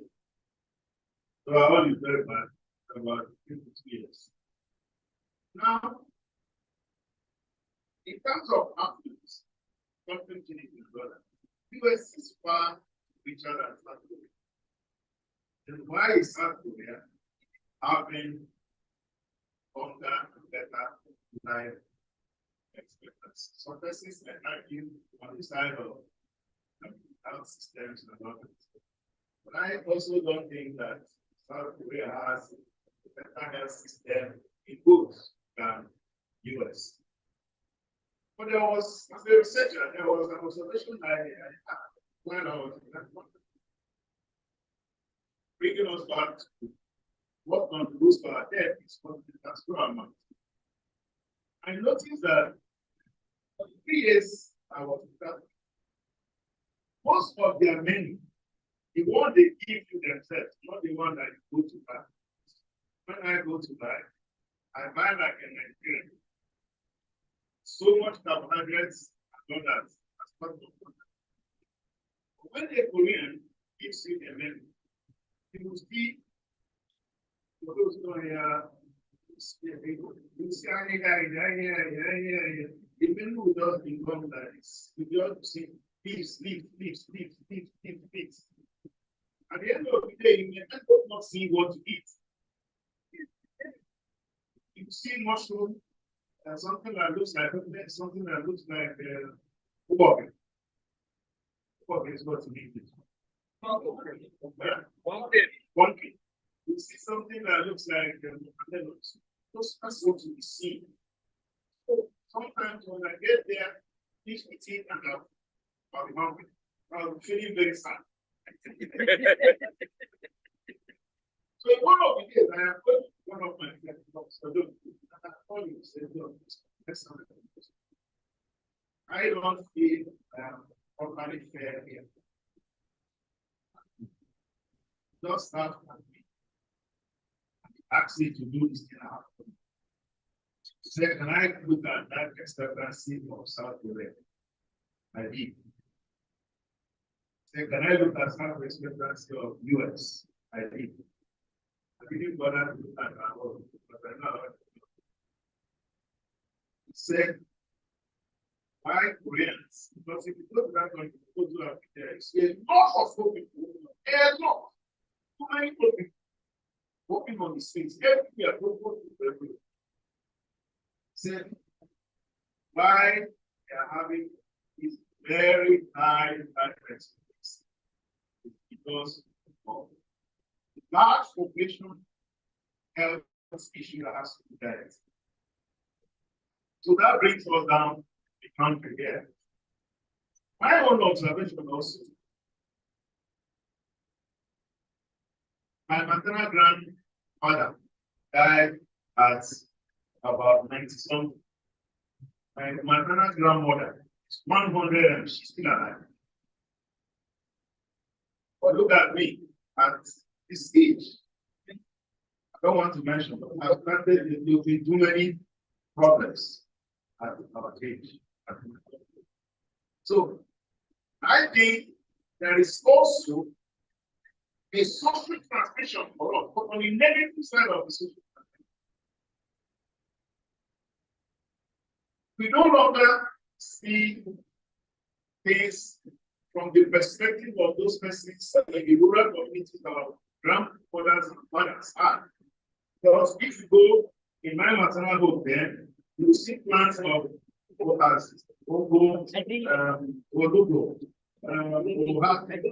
those things that within the family environment. But what we are doing now, most of our things are just like are from the supermarket. So there's a negative social transition. We are now living in supermarkets like that's what high consumption of those sugar that cannot be digested. So if more policy makers and then there are going to opinion leaders, almost more. I've got to finish supermarkets anyway. I can't see very but in South Korea, inside supermarket, there is no type of vegetable you will not see. But for us here, nice thing you can get is everything like apple. Maybe the apple is the coast, because the source of the apple is also questionable. So if we begin to have a reflection on how we encourage people to go back to what our fathers, our grandfathers were eating, and make them to stay longer. We are no longer staying. I just lost an 8 minutes of mine. Here, that grandfather is here. Our age, just that. It is a way. So what is making young people die?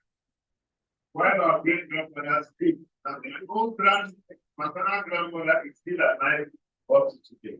That's number one. The second thing I want to add for those who are going to implement that, yes, I agree as an Orthodox Christian that I will still practice the use of alternative medicine, herbs, and all that. We should also begin to provide evidence, because in the body of knowledge, evidence that we all need to begin to convince other people. For me, that does insurance. If I have an evidence that processed bitter leaf that can be converted into saving in a market form that can help with it, I can add it as part of drug price. And we can begin to reduce it. We can begin to cost it. It has a positive cost effect now to the person who is producing it. So if you enter into the market, start using it. I can encourage my providers to start using it. In that way, just like Bob said, it will be a very big market that can expand so that it doesn't discourage those who are producing it. Because if it is produced and it's being used, the person has likelihood of producing more, and we're likely to use it. So, for us, it's important that we begin to produce evidence, documented evidence, that can be presented evidence. So that when I say, if I get so quantity of bitter leaf, it can reduce my blood sugar from 7.5 to 5.5. And when we have those evidence, we begin to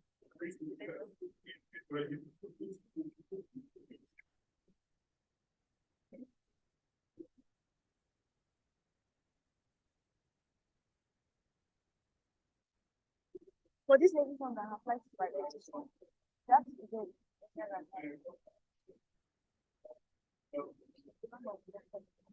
why some of them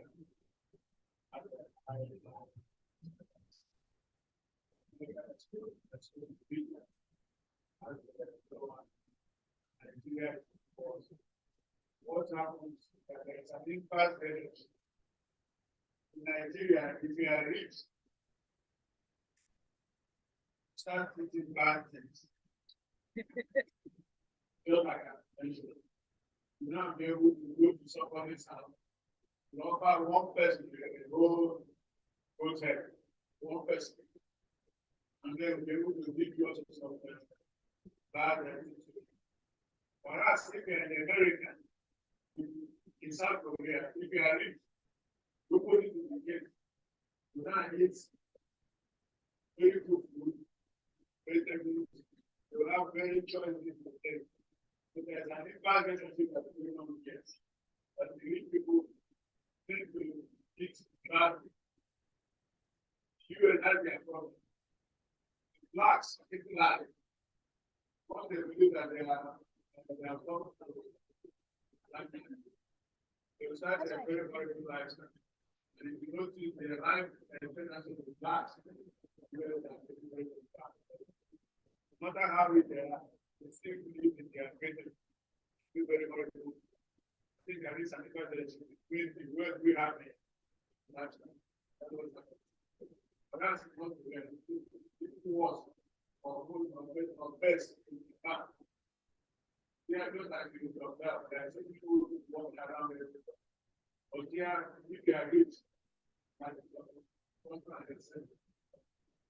are rich without sense,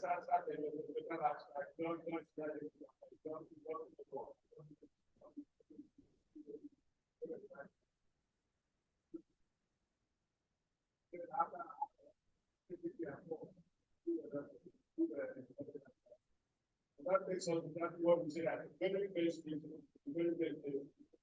very best, because that's the lifestyle. Lifestyle. And they want to have their modern lifestyle. It's simply you have this in you. That will be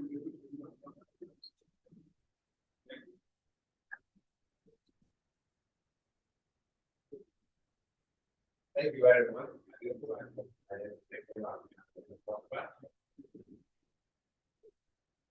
But I want to quickly add that whatever I said, I do want to respond.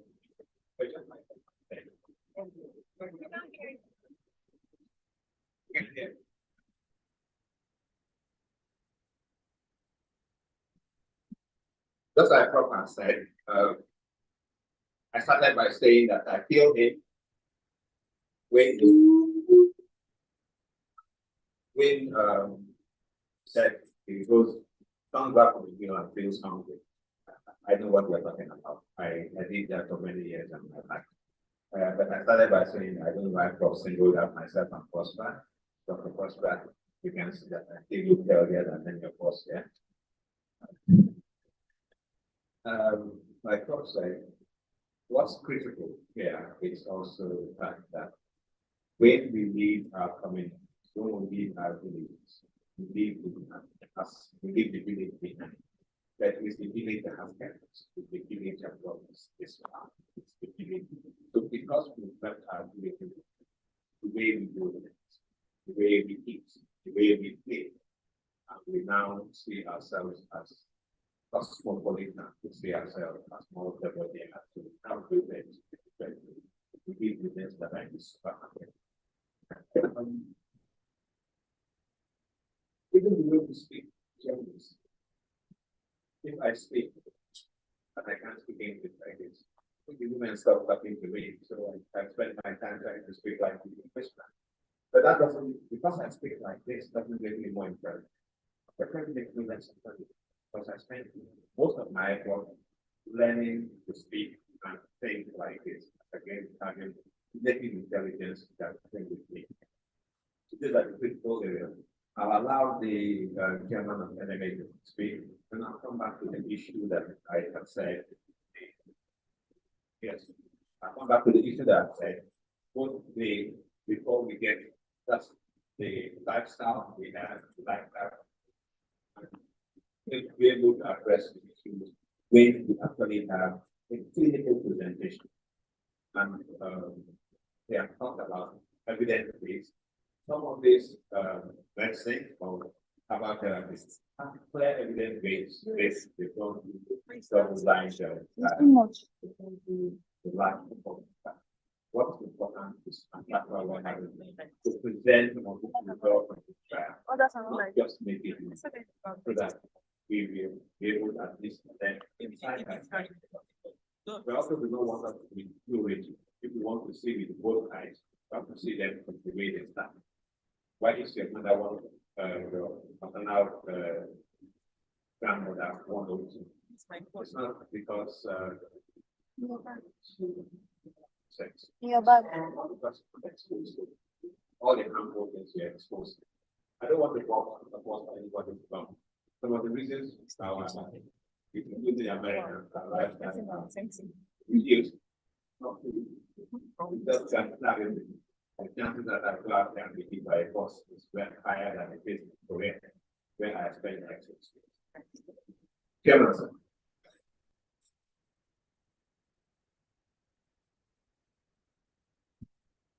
Thank you, Mr. Moderator, Professor, and the audience here.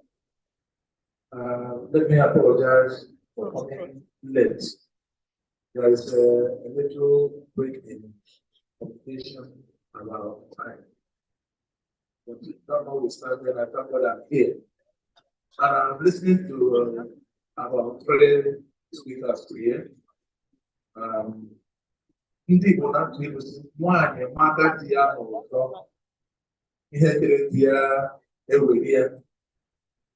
The first ambulance I saw conveying dead body was the one that conveyed the wife of our former governor, Stephen Away.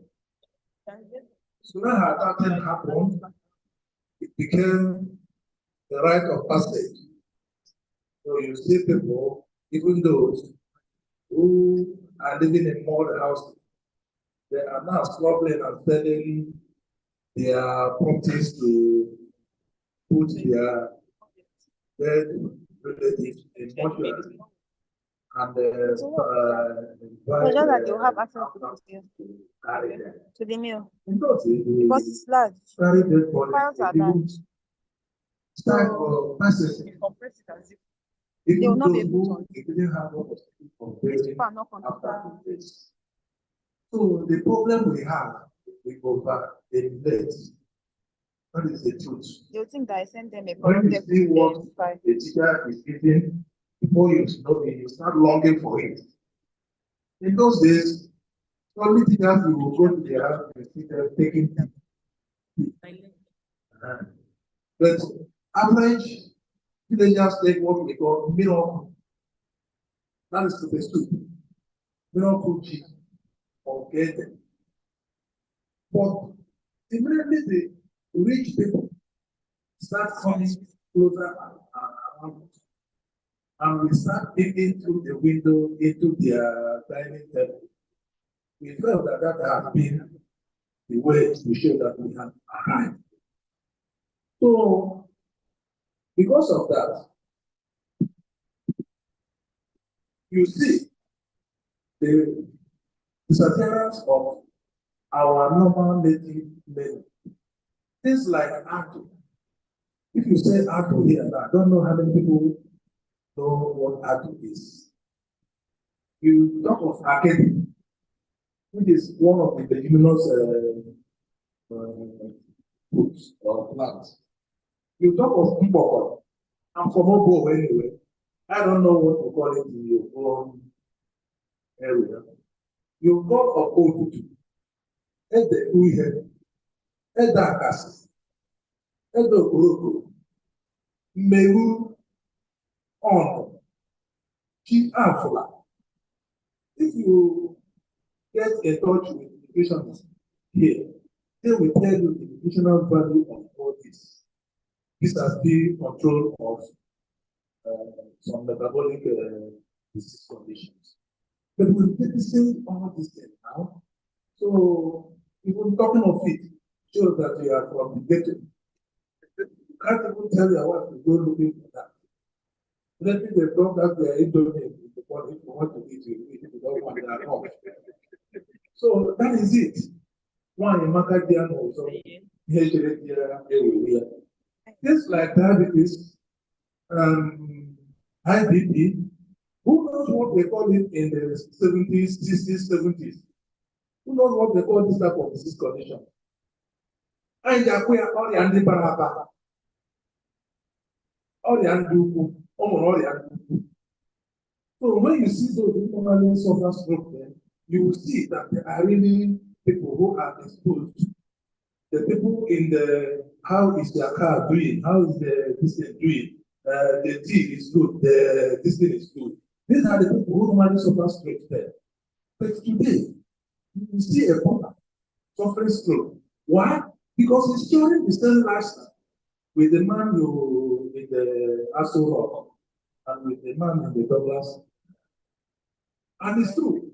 How do you know anything the governor is eating now that is not in the poor man's menu?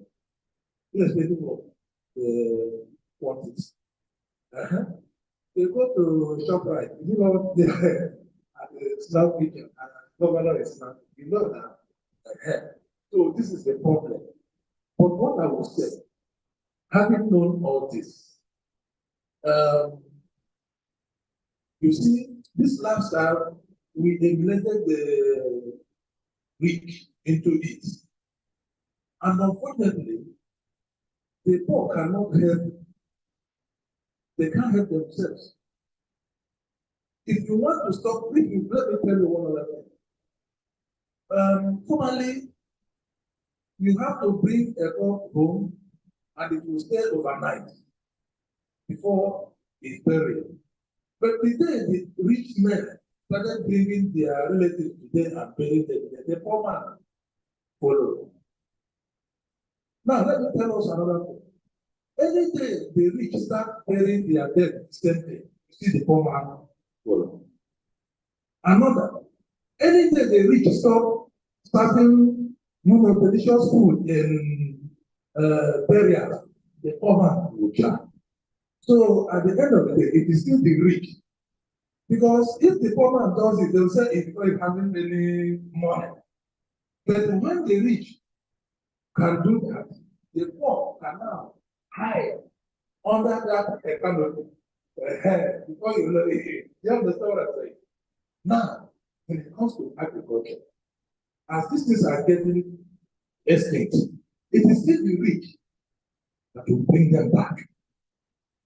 It will still be rich to bring them back because the two sense of it, agriculture is not a business for the poor.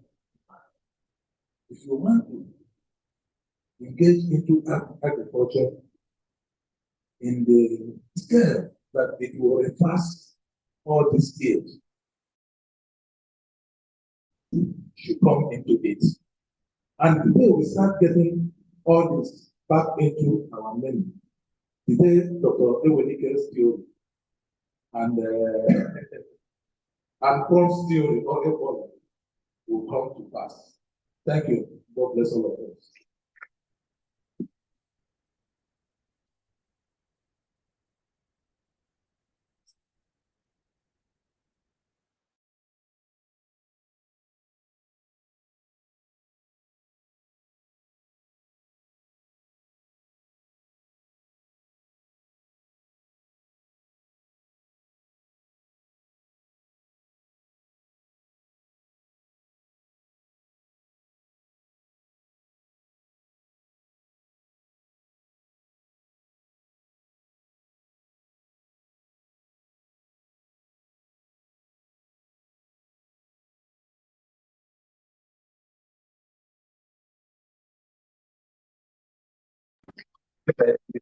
Yeah, because I speak like this now. Am I right? The now says, just call one of them again. Arto, when they say, we have Arto here, say, what the hell are you talking about?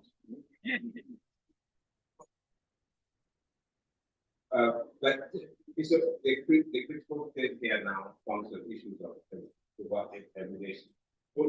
As an African, it's the African that goes somewhere and wants to be, it's the African that goes to Europe and wants to be more European than the Europeans. There's this saying, a small bridge was constructed across one small river from one side of the community to the other. And the owners of the bridge just thought that they needed to recover the cost of the bridge. And said they will task all rich men who cross the bridge. And the poor men who cross the bridge can cross the bridge for free. The average rich man, like we know, is, and then I said, oh, how do we know rich men? This was the one that wear shoes. So they told like come to their door.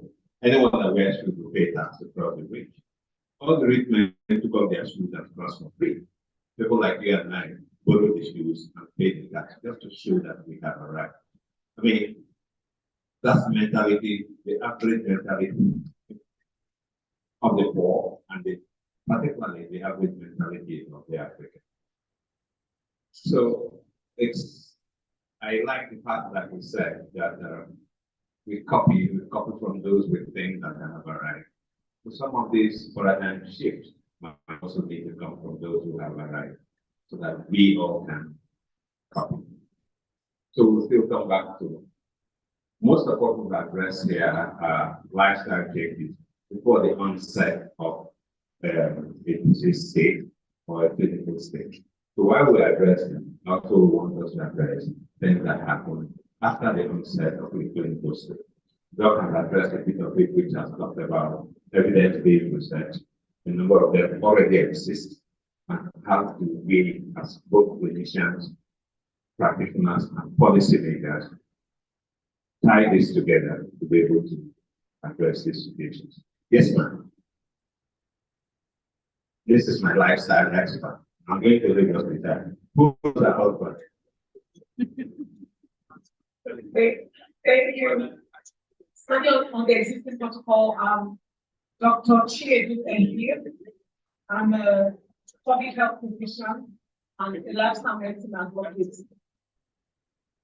I want to talk, the prof made a statement yesterday, and he said, I'm quoting him, health informatics is more important than health clinic. And he really got me thinking, that information, because we all know that information is power. Many people get results today just getting to Google. And researching, and they'll just get a solution to their problem, or even understand their diagnosis better. And my colleague was talking about the life expectancy that is different. I'm saying that we can't really blame it on the health system. We can't always say the health system. I totally agree. But as a public health physician, we have what we call health responsibility. Now, in health responsibility, we start from the basics or from the grassroots. Science has recognized that health is also your individual responsibility. And we come with the term self-care. This means that your health is primarily your responsibility. So when you're sick, even before you're rushing to the hospital, you should be able to think also for yourself. Like, what can I do to get out of this issue? You should also understand, you have the right to properly understand the nature of the disease you're suffering from and your management. In medical ethics, we are no longer applying the paternalistic approach, where when you see a physician, you will make a diagnosis and then give you the treatment. It's your right to contribute in your management and to request some form of management. I think that the difference, why we have rich people, like in Africa, we still have rich people who are suffering chronic diseases, or we have this difference in other countries, is solely because of information. When I talk about information, even in the health sector, like we have practitioners, doctors, who are practicing lifestyle medicine. Lifestyle medicine is evidence-based medicine. Lifestyle medicine is evidence-based medicine, and it's therapeutic. Like I said, so you have physicians who will make a diagnosis, for example, of hypertension. Instead of rushing to prescribe captopril or lisinopril, they will look at your lifestyle, your diet, change your diet. Because even from our lifestyle, research has found out that diet that is rich in potassium has lower BP. So people who consume more potassium and less sodium have lower BP. You have physicians who will therapeutically place you on diet, look at your exercise, your physical activity life, coach you, encourage you, and prescribe. And like I mentioned, the 6 pillars of lifestyle medicine: your diet, relationship, mental health, exercise, and sleep. Look at your sleep quality and all that. Thank you.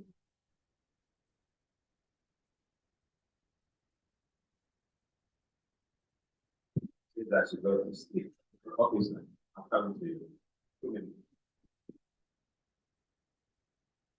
Good afternoon, everybody. May I stand on the page? I'm Dr. Mason. Some of the issues discussed here were being discussed. Number one, we were talking about hypoglycemia and hyperglycemia. There are things we do in our lifestyle. That's why, like they say, lifestyle medicine, I really say it's lifestyle therapy. Because we know that medicine is different from therapy. So many people today that have diabetes, they take a lot of drugs, but they forgot. We're talking about the leaf. The leaf go through analysis because we've done some research work. So many people that use Italy and not say it's an antidote to diabetes because it contains some good amount of sugar. Some people that have diabetes, whenever they are drinking, you see them taking a lot of starch. Get me a stout beer. That's what I can take because it's beer. But the truth is that a pint of stout contains close to, if not more than 4 teaspoons of sugar. Do your experiment when you get home. Check it when you go home. Most of the things we do, we analyze them, we do a lot of research. Like my group, Orlando Diagnostics Limited, we do research. We don't just based on hearsay. So, I would advise also that people should be adding this vegetable oil in their food. So many people only use it when they want to eat in one. When they want to eat banana and plantain, they use it to mix, you know. But it is best added in your soup and whatever you eat. It has a good amount of substance that battles with the pancreatic occurrences of insulin reduction.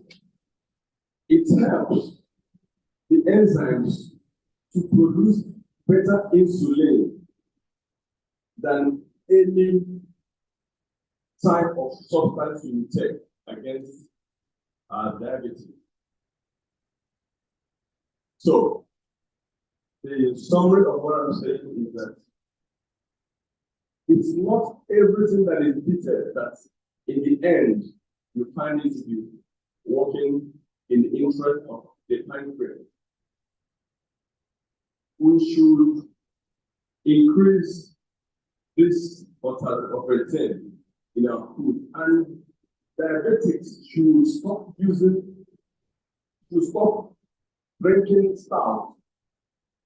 There is no beer you take that doesn't contain a high level of, and sugar enhances the activities of these issues.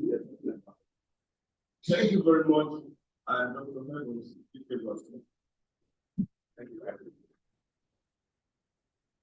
Not for everybody. I am confessing myself because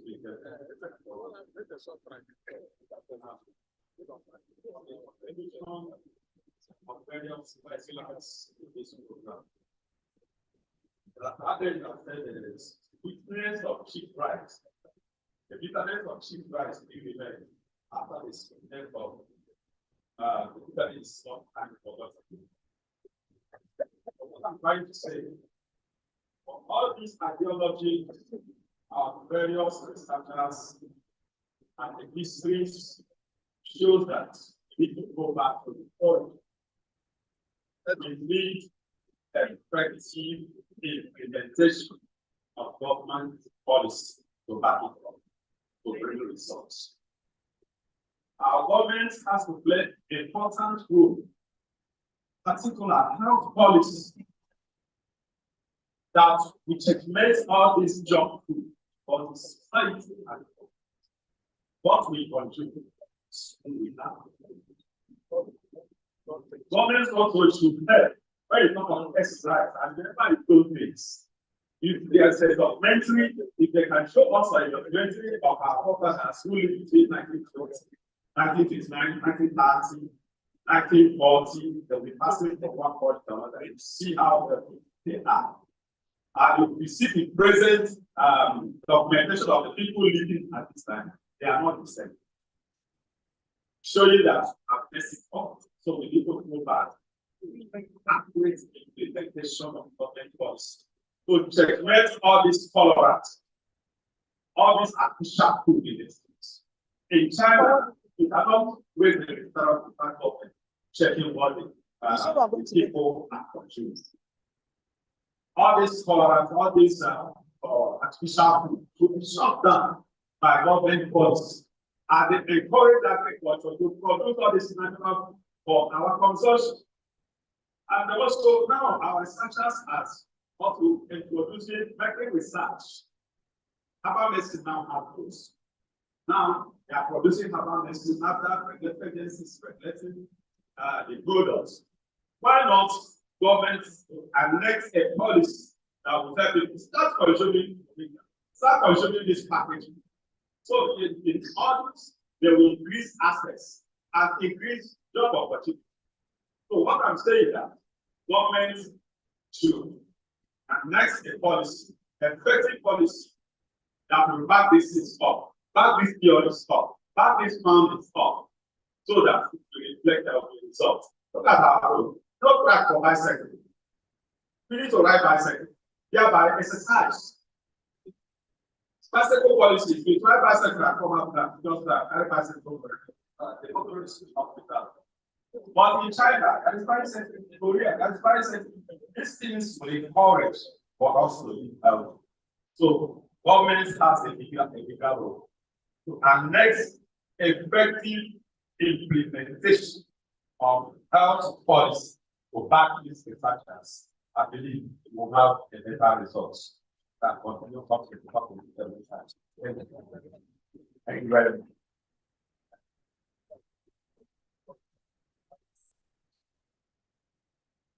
Thank you. Any more contributions? Anybody who wants to add? Yeah. After you completed, I will transcription. So, okay, yes, ma'am. Thank you very much, and good afternoon, everyone. Please allow me to stand on the existing protocol. We have actually had an extensive discussion on the topic. The little contribution I want to make is our ability to take this thing home.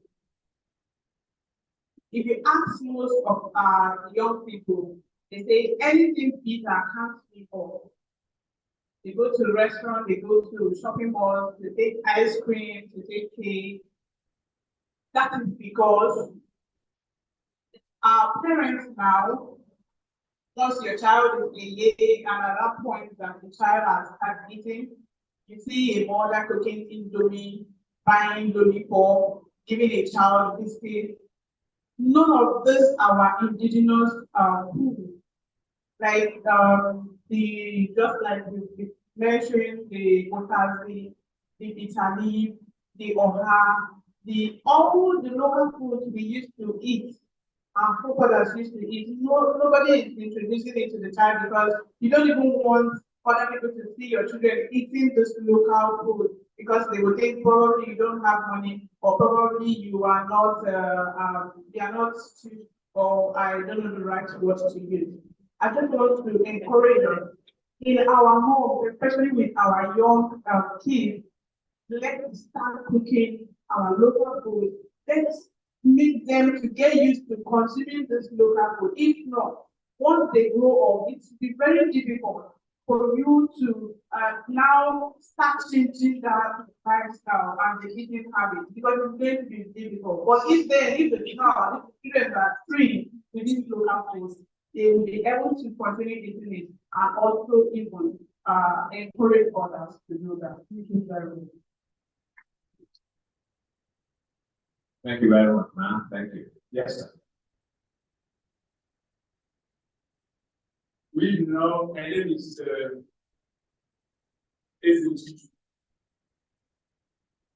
teacher and a special advisor to the state government on culture and great arts. I think in vastness and profundity, starting from yesterday, had seminal quality input the subject matter. My concern is when we talk of policy from the government sector that are geared towards effective implementation of these noble initiatives,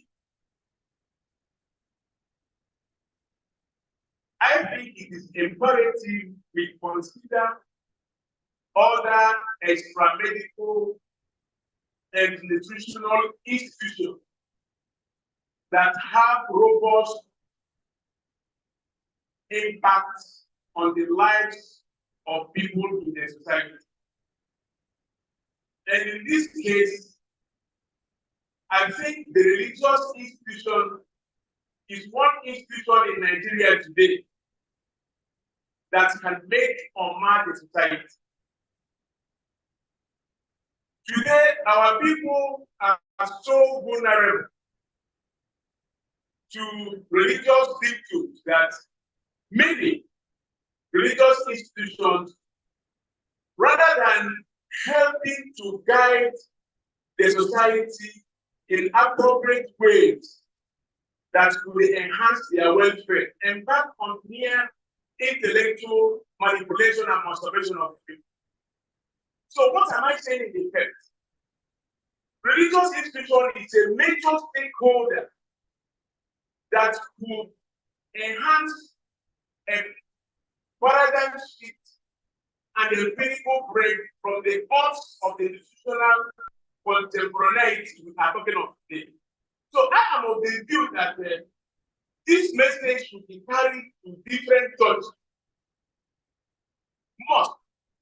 Since religious leaders today are like demigods, whatever they say, people subscribe to it. In fact, in some religious institutions today, general overseers have more authority on husbands when it comes to family issues. So there is need to carry this message to them so that they key into the optics of our lifestyle that are injurious to our general well-being, both as individuals and as a society at large. My brother from Ogo, I'm quite elated with your presentation. The question of elites being the model of our society. That is also what is happening in other sectors. When a big man emerges from the strike, it is somebody who grows up from the rat. The first thing he starts to do is to start emulating what the big man or the big man in the strike has. And before you know it, people key into that bandwagon of another. So I am pleased suggesting that government policies are not enough today. Religion has robust impact on people's life, whether they like it or not. Pastors today, general overseers today, are like demigods. This kind of worthy initiative that we are doing today, thanks to this HerbFest, should go beyond the source of government institutions. Where do we target families? In the church, in the mosque. So I am of the view that the conscious effort is made towards conscientizing the religious sector on the need to subscribe to the ideals, values, and principles that are associated with changing our lifestyle for a better society and for a better posterity. So I am of the view that while we are talking of policies and the implementations and all that, we should look at extracurricular institutions that equally have impact on our lifestyles. And for me, the religious sector is key in this effect. Thank you so much.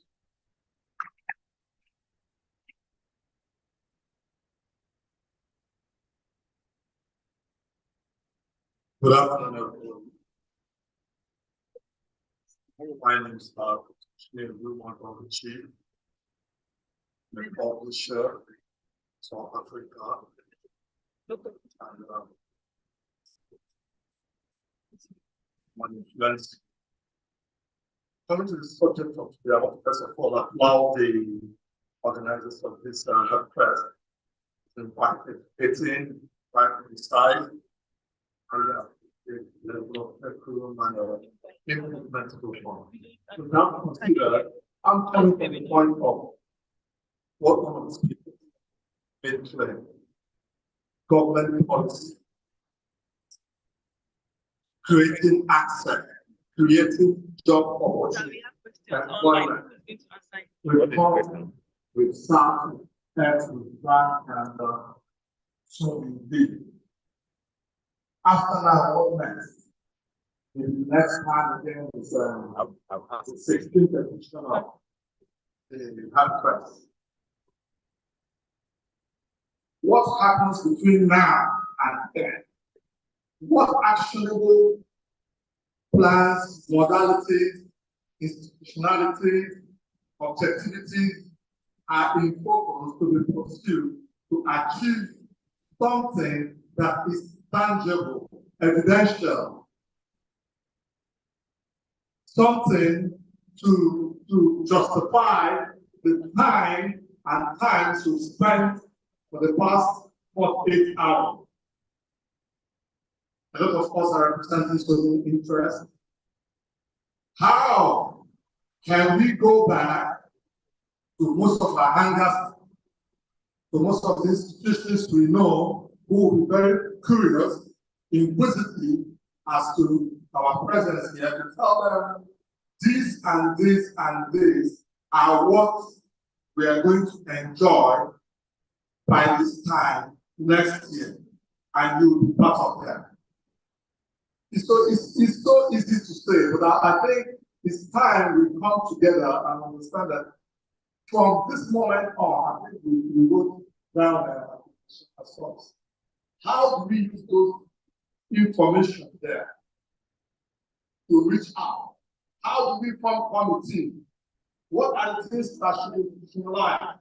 How do we find the people that have come here already useful to making the next HerbFest festival something that has some input and impact for years and posterity to come? These are questions that, if they are answered, they are begging to answer. If they are answered, believe you me, we don't only come here to sit down, we will go out there and start enforcing, implementing most of this very laudable presentation. Thank you very much. It's a big round of applause. We can bring up all the ideas that are important that have been. Having said that, I don't know whether you will get this. We will talk about the project, the bridge project, which has two IC, where we dive into the Orthodox. But you might say Orthodox, but we like to see the Nigerian Orthodox and the Western Orthodox walking side by side. Not only healthcare delivery, but sustainability, lifestyle. The project is designed to have 10,000 just square meters of government area.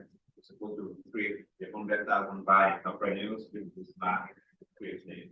They would have 152 certified, harmonized standard coming from standard implementation of Nigeria.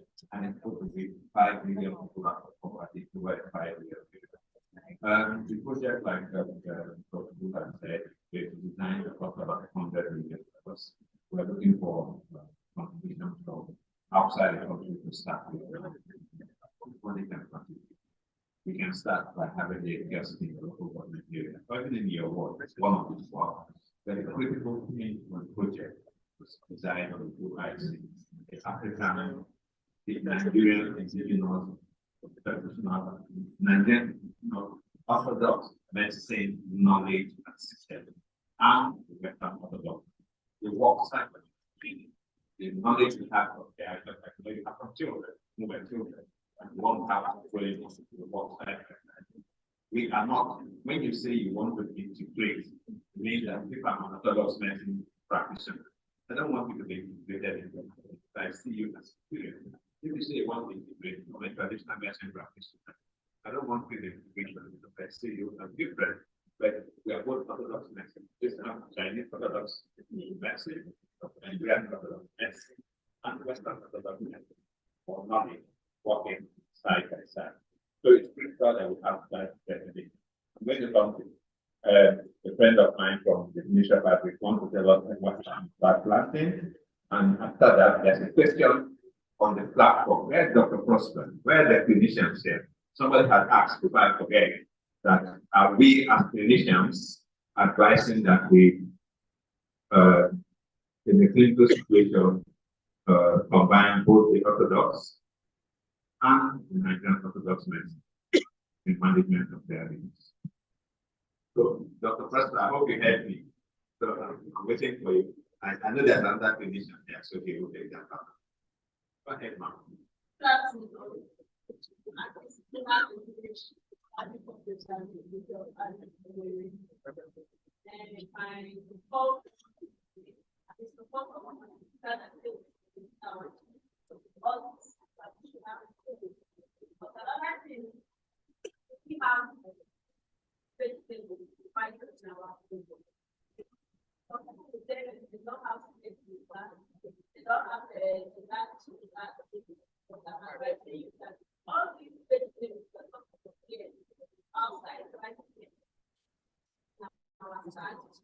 Can you sacrifice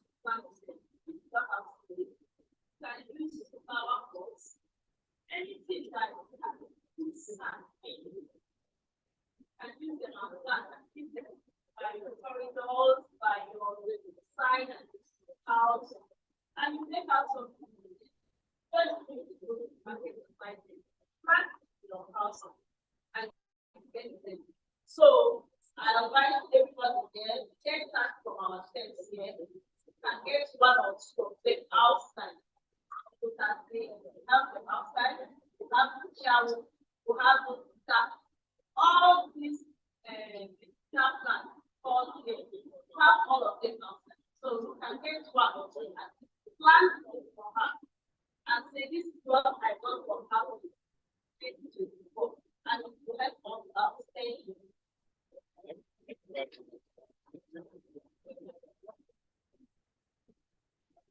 Thank you very much. All we have advocated here is that we put our money where our mouth is, with plants, even if it's in a sack bag, in a custard bucket, in a teapot, whatever it is, plants and plants and plants. We can never plant them.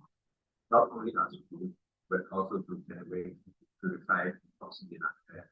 So I don't know who wants to answer this question.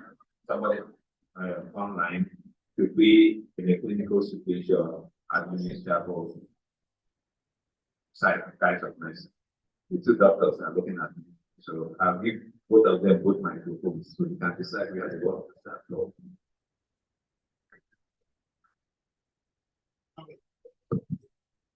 I would actually say that as long as the formula is well formulated, the dosage is okay.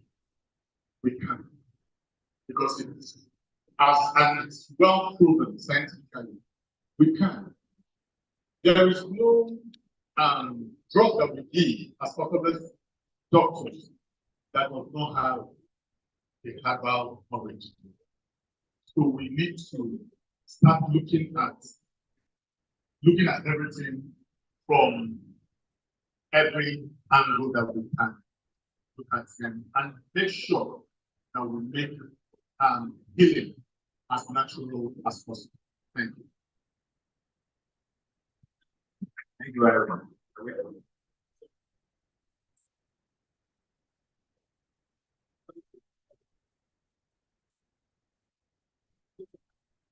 Thank you very much. I think one of the private aspects for sort of opportunity that was correlating information. Knowledge is power. And I believe that you are very much. Thank you very much. But what you said is true. I have a doctor. I told him I'm carrying this thing here. I still have my anti-hypertensives and other drugs. I mean, I want to go to have looking. We go between like in the clinic. It's not actually what the best therapy you give people is cancer. If a patient sees they have diabetes, I'm not telling him the drugs. I must tell him how he will eat, what he will eat, and he will eat. That's why this drug can work. They don't work in anything. They work together. Something I want to say 5 minutes. Is it, I want to give you that can sustain this thing. I after some time, I need a lot. I need a lot of works. I thought about that. most of these our plants that are going state in Asia and all these countries that it was cultivated by spiritual homes, churches, in Buddha, in different areas, or where people prayer houses, those places, tasting places. And then I began to ask questions. In my own village, I'm a pastor, so that people say I'm a credit. There is a deliverance somewhere. And the only forest that we have was cut down. The people was inside there. And people destroyed the forest. Planted cassava there, and we lost a lot of forest flora. And it's gone. And so I feel that we should speak to our national people and our people in the chief. That this forest, you can still cast out the demon, and the forest remains. We will not be break by the demons. And we preserve it and make it a site. The holy sites are where the plants are. I read the books. In this I read. I traced all the seeds preserved in India, Asia, came from the holy sites, churches, and people. But I hope we cut the forest, bring it down, and then we lose the environment. And nobody plants it back again. And the trees are so gone. So I think we must go to talk to the place. I know what they're doing in church, Catholic, and another church in another state. The church is the one planting these plants, having the seeds and giving it to them. And it's a big prayer. They brought land to this and planted this thing and make it a prayer site. While we are praying and speaking to God, these flowers are also preserved. These trees are also there. The end of the family. Now we will talk about the way. So that we will preserve this, but we say the church is strong. The priest, the people sit them, they can help us. But we start doing it. I think we do nothing. Planting it in bags of the problem. We produce successes. And I want us to still make sure that information, as we have had this thing.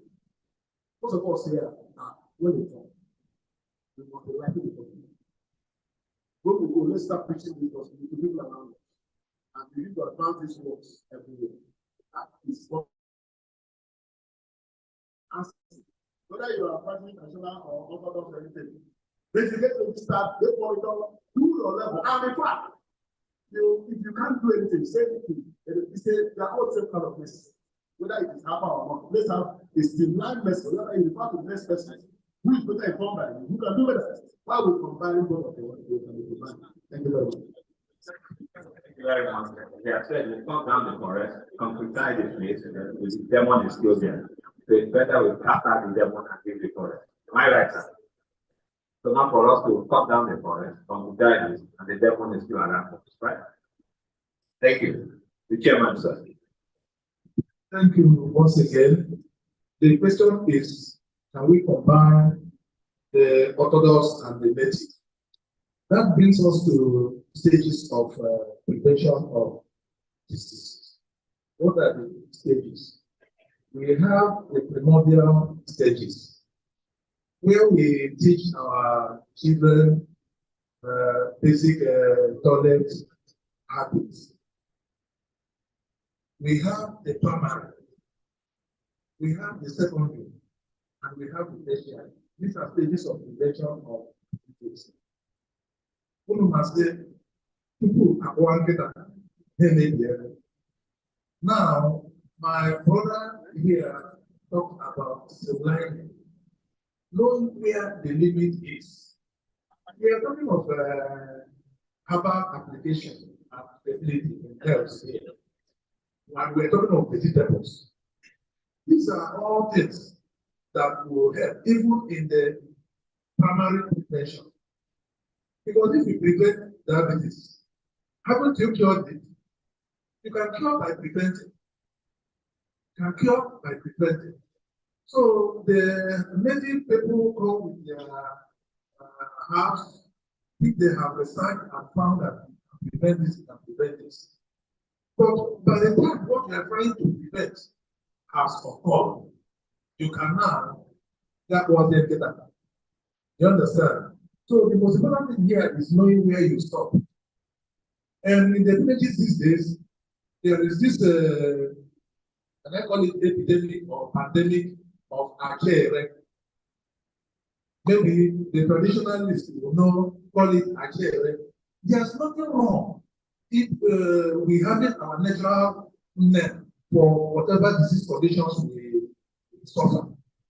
But what is wrong is to stereotype the cure. You see now, when you know, make the diagnosis, immediately you say,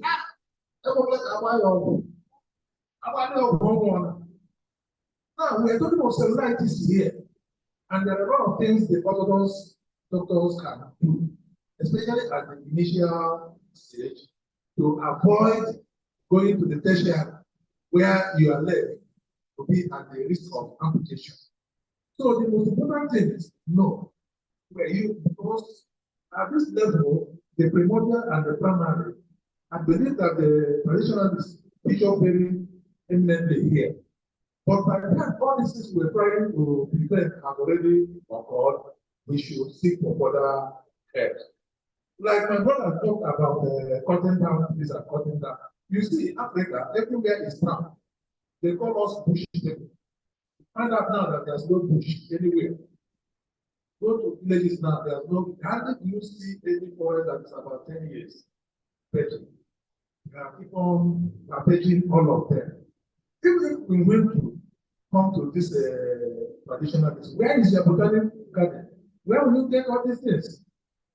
It is ignorance of the scripture that makes people deforesting our environment. They say this is a demon here, demon here, demon here. If you read the scripture, you will find out that God Himself gave demons bushes, forests, trees, rivers to dwell in. Because none of any creature of God has He destroyed. None. He said at the end of time, the trumpet shall be sound. Even those who are dead will rise up, and the living will join. And it is after that they will destroy, after the reign of Jesus, that they will destroy Satan and their demons. When they will put them in that abyss. They are not even going to destroy them, but they say they are going to put them into abyss, where they will live there forever and ever. So it is this ignorance, and that was what made man to fail in the Garden of Eden. Because if Eve had known that she was created after God, Satan wouldn't have deceived her by telling her that if you take this, you'll be like God. And that was the same knowledge that saved Jesus at the during the what do you call it? The time he was being tempted and this thing. He said, if you fall from this pinnacle, it has been angels have been given authority to make sure that they will catch you so that you won't wound yourself. They are putting Bible, and Jesus is transferring that using the knowledge of the Bible. Yes, but it has been said that I shall not obey, that you will only obey the Lord thy God. If Jesus had not known that, he would have just followed this, thereby following in grace. So knowledge is very important. The only tree destroyed even in the Bible was the one that was not bearing fruits. But today, you will see a mango tree, an apple tree, so filled with fruits, and they will be cut. Why? Because they say that this is where the demon tormenting you people live. But no person asks, if you are taking this demon out of here, where are you asking it to stay? Because when Jesus Christ cast away demons, he gave them space. This one we are now casting the one that is in tree. Do you want it to come into the house? But it's still alive. So, in a nutshell, there should be collaboration in managing diabetic patient. But one has to know his or her. Thank you very much.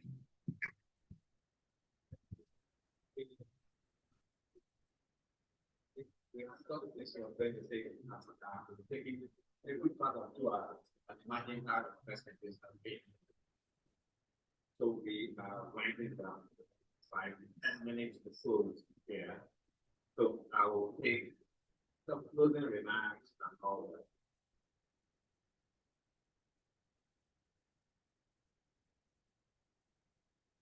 I'll look at it. We'll take some closing remarks. So if you want to speak, I'll still give you a microphone to speak. You want to say something? We have just a few minutes, so please make it short. Thank you. I just want to talk on high participation of natural drugs. You see, herbal medicine are purely scientific. There's nothing demonic about it. The only thing is some herbal practitioners or some mystic people will attack the technique they practice, and thereby using some method to manipulate. Because if they don't do that today, they will not eat. They will not eat food. They will not eat fowl and all this. But outside this coming or this thing, it is purely scientific. I personally am a conservative Christian, and I've been able to, out of my research, visit one of the richest districts in Imo State. And about this mystification of nature medicine, he told me this. And also I'm telling you as a practitioner, there is nothing demonic. This adoration of the herbal is one of the militating factors against the consumption. Some pastors will tell you it's demonic. Some Christians will tell you it's demonic. It is the broad knowledge in natural medicine is far beyond those of the Western medicine. I am telling you pure truth because I have integrated into it research-wise. Discover that it is with facts and the findings. So, for religious base and spiritual issues, wherever you go, convey this message that the orthodox medicine, I can't go for this, my organ here. It's the only man that has balanced this world. Because that word orthodox, it means the original, the etymological point of view. Meaning that herbal medicine, I'm not here for politics, but if you are conscientious, you will know that we are number one orthodox in this regard. And we are practicing first medicine that was established on earth. So nobody should attach idol to it. That's not an idol. Unless if anybody has decided to attach to it. And people will not be the announce in Igbo, and that is the meet people. Actually, one thing with English medicine is that they divided their pyramid. They really separated their practice. All right? This man is a specialist in this. This man is a specialist in this. There is no professional in coaching. But in nature medicine practice, you will see if you are not from man, a witch doctor, you will claim to be a natural doctor, thereby supervising the interest of people in consuming the medicine. So as we compare the message of people drinking this medicine, let us also encourage them to, put away the idea of hyper disease. Thank you. Thank you very much. Thank you. We'll take the closing remark from Prof. Then we'll take a vote of thanks from the LOC led by Dr. Professor.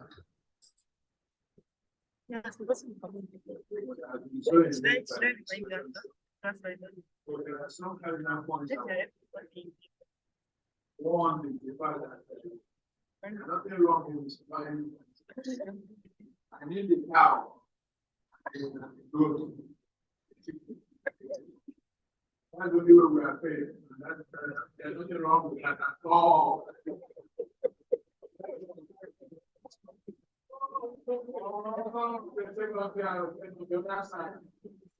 You have a copy. Those plans are well researched. Dosages are started. We have Nigerian Papa Masokia, who the speaker of as kindly was good. And we are doing the second edition of it, which is going to be enlarged. Yesterday, the lady from Chica told us about 200 essential herbs. Those are already in Ethiopia worldwide. Then the SON has already established 24 standards, which is very good for trade. So before we made here that you have ways of making our medical doctors to know about this this is still better. But the fundamental issue that I want us to understand, modern medicine is created so much because we are doing mechanistic form of therapy. When you take a medicine, two things happen. The pharmacokinetics is what happens to the drug in the body. The pharmacodynamic is what the drug does to the body. For healing and for treatment, what is important to you is what the medicine does to the body. And both orthodox and then natural medicine, I think you agree that we are very focused on preventing infection care. What I'm saying is that most times with the blood medicine, the orthodox pattern, we are so caught up with mechanistic mode of action. Just on Monday, I was in the work kitchen. Then the blood we brought to the FDA. And the agreement became outside to where we are actually testing for mechanistic mode of action. Not the actual the drug itself. The doctors here who are arguing about how do we make sure that it's in a particular mode of action. I'm not the one. So what I'm asking is that we should be able to break those things that are signed, that are put to our content and other parties. But it will take us years before we agree and we can come back. But we let us agree on the macro dynamics of the board of life. We know that you are right and safe or safe with that. Then on the issue of what they are just like here said, we have a program on, and I want to beg a lot of people who are interested that you have a platform. One of the medicinal plants, those who are not interested in therapeutics at all they want the medicinal plant as a business. And they want to know what to do. It's called medicinal plant platform. You give your phone number, your WhatsApp number, they will add you. Those who are also interested, there's also the which is friendly for us to take that. Thank God I'm not an admin. No.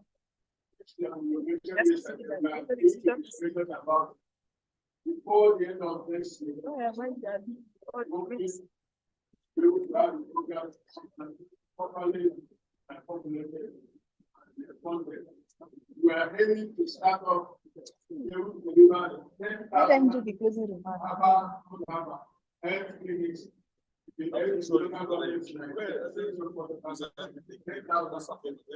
Well, so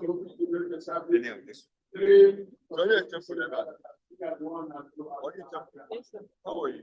I don't want you to be the one. I want you to be when I was saying I didn't say she's not back then. Subscribe to this event and they told me that the date has it was that same day I called you, I got information. Do you remember? Someone called you. You know, so many people called you, sorry. Okay, you can, yes. Okay. You sent me a message. Yeah, when I called you, so you sent me. You said you were going to send me some particulars, but finally you sent me on the text. And when I called you back to ask you about it, he said because the date has gone, but I was free to come. So that's why I was here yesterday. Dr. Herbert, how do you put my name for this so that like you know,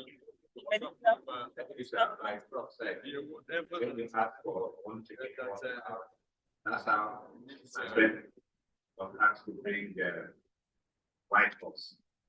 And he went around to anyone was short, I respect, anyone was short.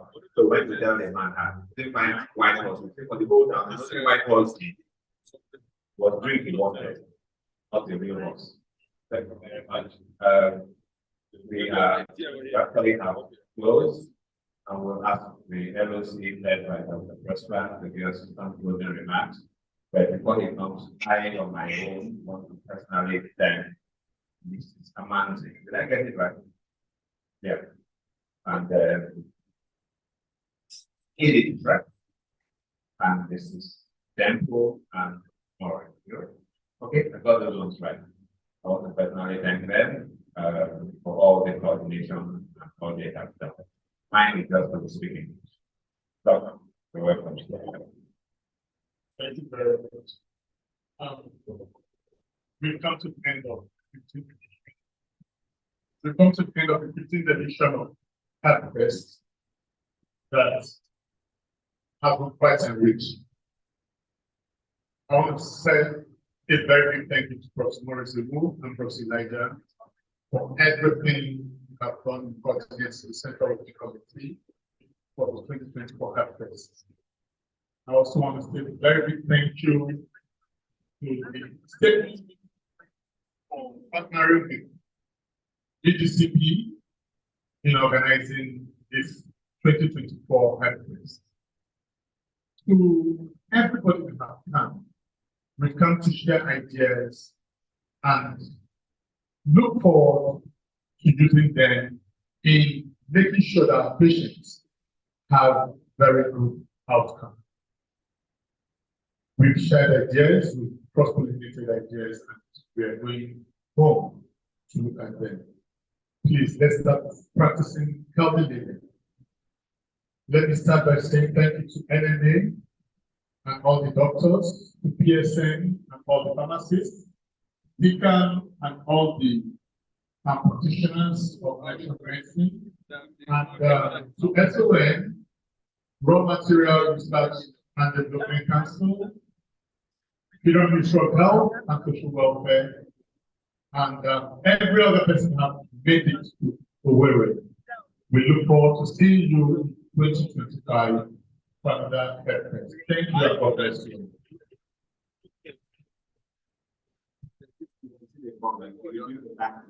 And I will refuse to understand myself. I knew since you have been looking at you that eye. Bro, did you see that? Yeah. See, you used to dance. I saw the chairman of PSN. Yeah. I start by personally thanking myself.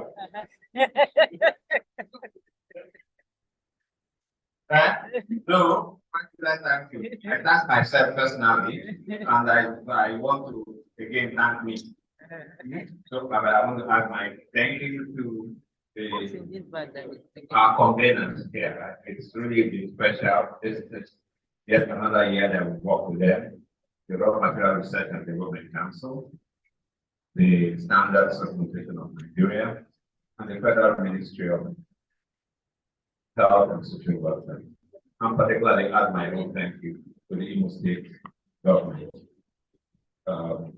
It's been, and for all that have been here, look at the number we are on the second day on the evening. It's been really encouraging. And on behalf of all of us that have been in this project, on behalf of Professor Morris and everybody else, I want to especially thank you. We cannot really thank you enough. Anyway, it's been, for me, each visit to Owerri has been special. And I want to maintain this special visit. For SON, I've told them that I will submit my application for work. So I hope that they look at it. Same way I've told RMR visit. Actually, I've been promised employment in that place. Madam, please don't go away. And thank you. The Federal Ministry of Health, even without the application that I give employment, the challenge is that I don't know what they can say I can feel. Thank you, everybody. We'll have a closing prayer. Professor prayer for us. It will be good for him to close it for us. Professor. a short questionnaire for today and the entire event. A small write-up, a summary of this will be produced within the house and will try and circulate it. Also, all the presentations, if you leave your emails and all the presentations will be put together and we'll send it out so that information continues to flow. That's a folder, right? You see, it's HerbFest instance. Okay. Shall we stand up for the closing prayer? Thank you. In the name of the Father, and of the Son, and of the Holy Spirit.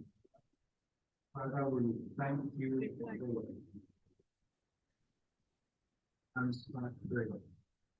We thank you for seeing us through HerbFest 2024 successfully. We thank you for all that you have enabled us to discuss in the 2 days that we have met. Lord, we thank you for all the blessings that you have bestowed upon us, your protection over us throughout this period, and granting us and protection. Thank you for bringing us to the end of this program, this year's program. We ask, Lord, that you will give us the grace and the wisdom to implement most of the things that we have discussed, to the glory and honor of your name and to the benefit of humanity. Father, we pray that as we go our separate ways, your protection will be with each and every one of us. And you will take us back to our various destinations safely in the mighty name of Jesus. Thank you, Father, for hearing us. We have filled in Jesus' mighty name. Amen. Thank you very much. Viviana, thank you. Thank you.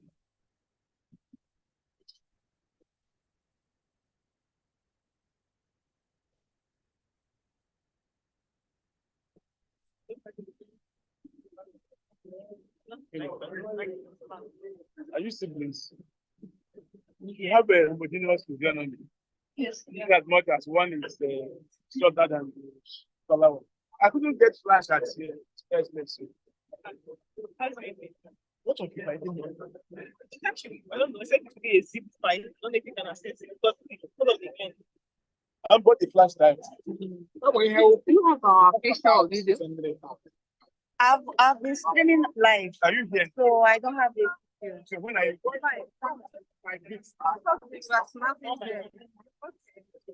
I'm not waiting for it. No? Where do you say on when are you leaving?